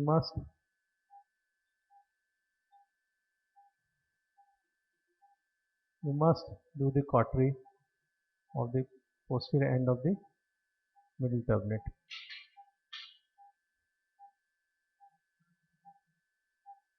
चलिए Just putting a patty. I have to open up the sphenoid and then our surgery will get over. A lot of hair in this patient. Suction.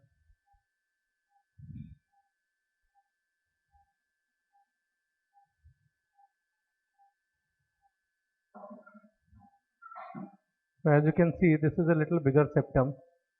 This can be brought down. Nothing in itself, but it can be brought down.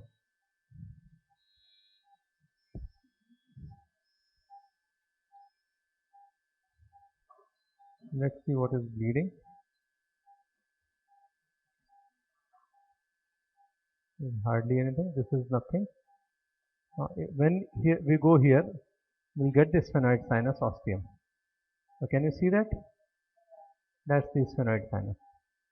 Pretty near the skull base. That's the skull base, and that's the sphenoid sinus ostium. So now our aim is that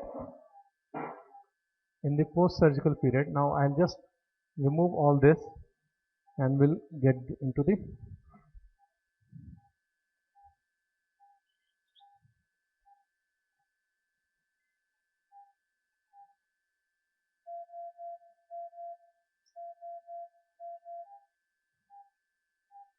so aim is to preserve the mucosa on the sphenoid sinus.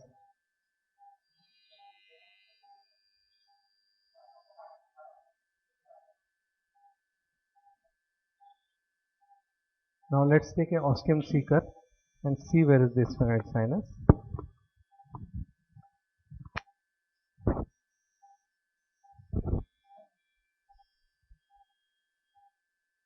So if I go with the ostium seeker, I am still one cell ahead. One sec. Okay, this is the sphenoid sinus ostium, but I have not been able to see the. I have not been able to go inside. Straight suction, did you? Straight. Okay, चलिए. Straight suction. यहाँ है क्या? Okay, no problem. Let's navigate with this. Where are we? You can see this is bang on the anterior wall of the sphenoid, and sphenoid has disease. I can very well open it from here. I am hoping to just widen the sphenoid ostium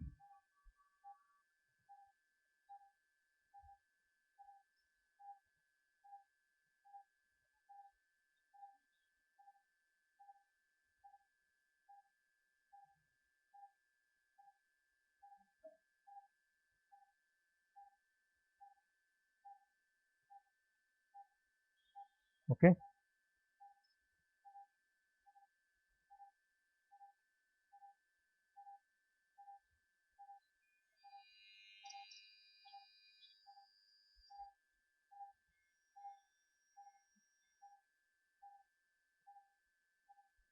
So that's where I should be getting the sphenoid ostium.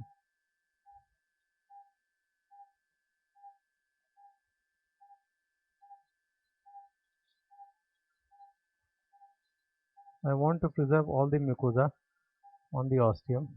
Otherwise, it's very easy for me to just open up the sphenoid over here.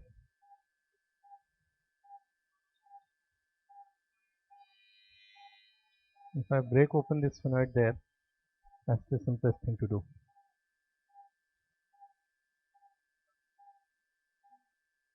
But I want to show you the sphenoid ostium first. A patty.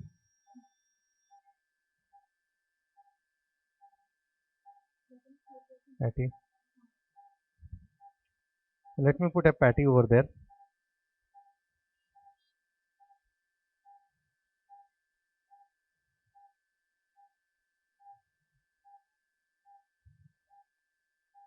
Decongest that area and then come back.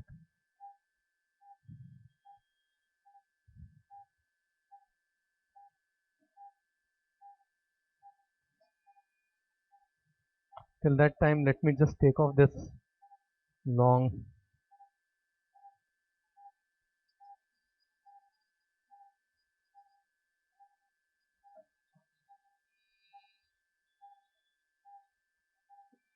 partition.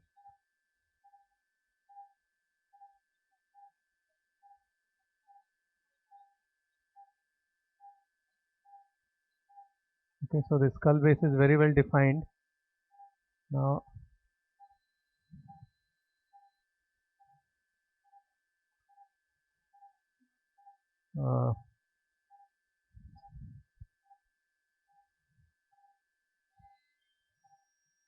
now let me take the ostium seeker and see this. What is this? Okay, so this should be the sphenoid ostium, but unless I go into this, how do we know? Now this is a curved ostium seeker, so I am inside. Okay, I am in the inside of this sphenoid. Right? It's very clear. You can see in the navigation as well. So now at this point of time, either I can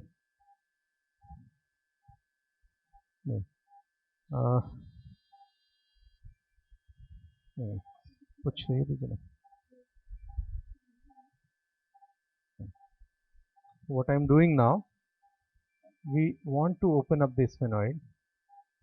So now this is into this sphenoid. Okay. Now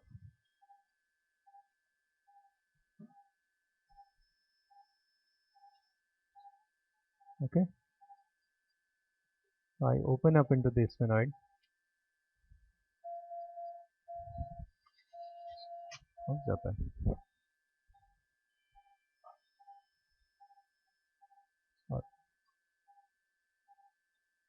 See, this ostium is absolutely close to the skull base. Sometimes you have a sphenoid ostium which is little lower down. This one is pretty close to the skull base.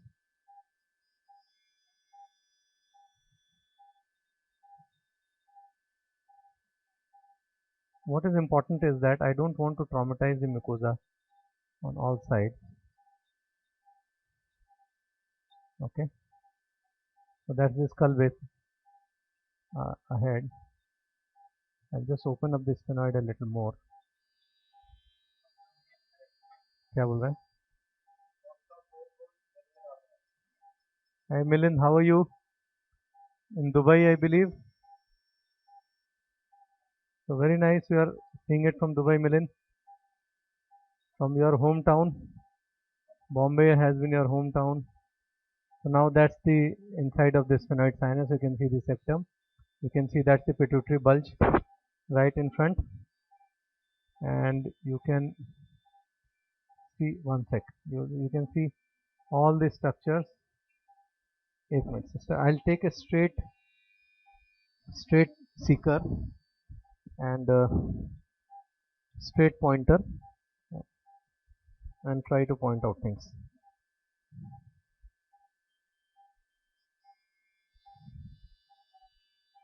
I have taken a straight probe for this sphenoid. I am going inside and see on the CT scan. Now this straight away, this is the pituitary bulge. Okay, so that's the pituitary bulge. This is the pituitary bulge. No, this is the. Okay. So this is the.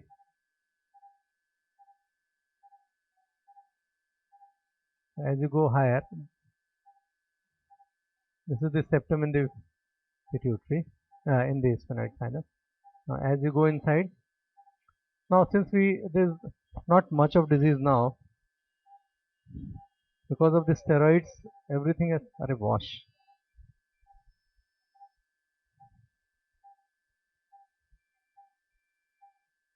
Just giving a wash inside. Yeah, what happened to this? What happened to this endoscopic image? What happened to the endoscopic image? Just check it out. No. This has got hung.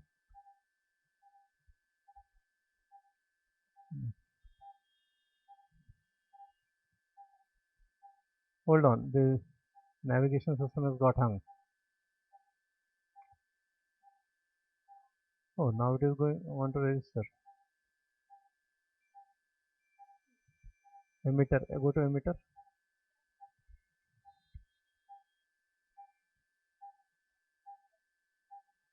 off, on, वापस on. Okay, then go to registration. So anyway, for the guys, we are just finishing off. Yeah, unfortunately, it has gone into the. What do I do then? एक minute check कर दीजिए. अच्छा पूरा full registration process. Check pro. Okay. No, but this is not getting the endoscopic picture. This is working, but we are not getting endoscopic picture. Yeah. What happened? I think there is some problem with the technology. Video. Get the video. Get the video. Four window. Right. Yes.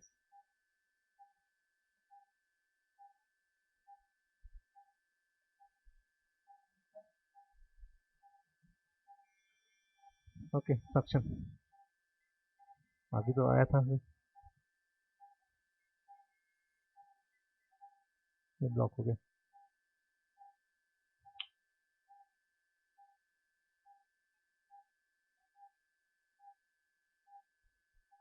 अरे this is straight suction.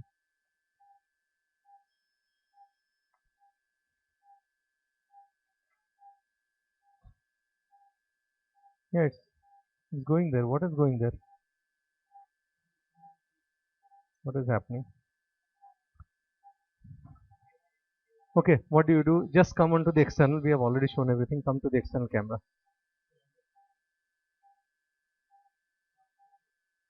Okay, so this is the final picture. You're seeing inside. Get me a straight suction. This is a pretty big opening, but I can possibly just make it a little more bigger. If I go too low, I'll get a branch of the septal branch of the sphenopalatine artery, which is going to bleed.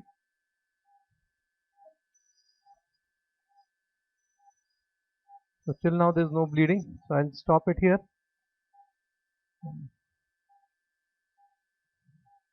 Okay, so this middle turbinate removal, though it's a controversial step, it will help the spray to reach the inside of the sinuses forever. So now just come to the external camera. We'll say goodbye to all our viewers.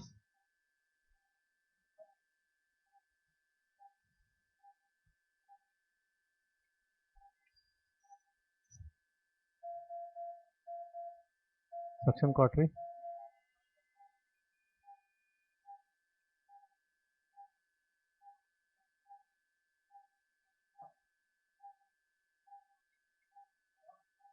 Suction cautery.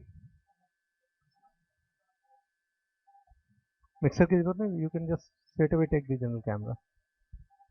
So thank you very much for watching, and we'll keep doing these kind of academic events online where you can see the things, learn the things without being actually present.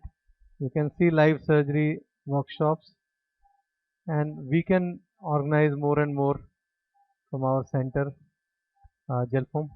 Now I'll pack this with the gel foam, this cavity.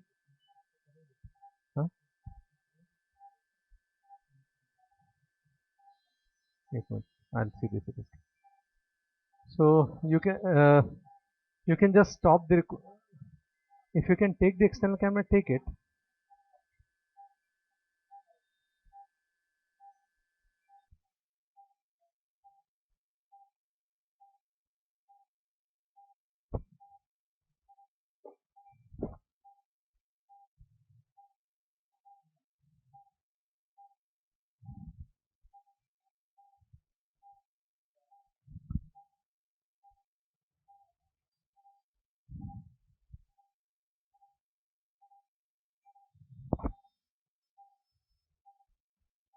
More gel foam, please.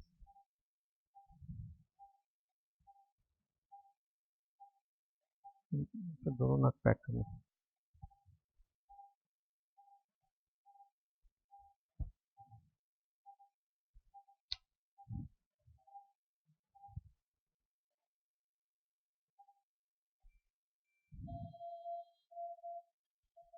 No, no, not of. We are just packing the cavity with gel foam.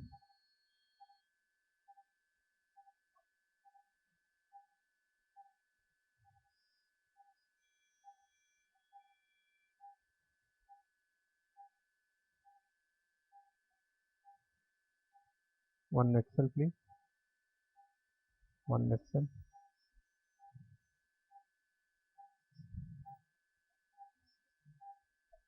Yeah, but no, no. Okay, so I thank you, I and Dr. Pranay, Dr. Kalpesh, yeah. We all thank you for being there with us online, and just give us the feedback. How was the program? I'm Dr. Vikas Agrawal, Dr. Pranay Agrawal, and Dr. Kalpesh. Someone, come and someone, our backbone. Thank you very much, sisters. Okay.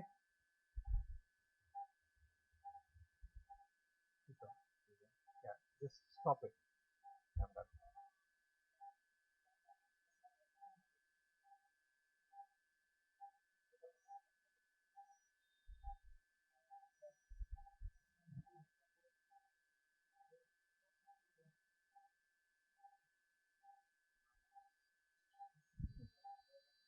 Read it,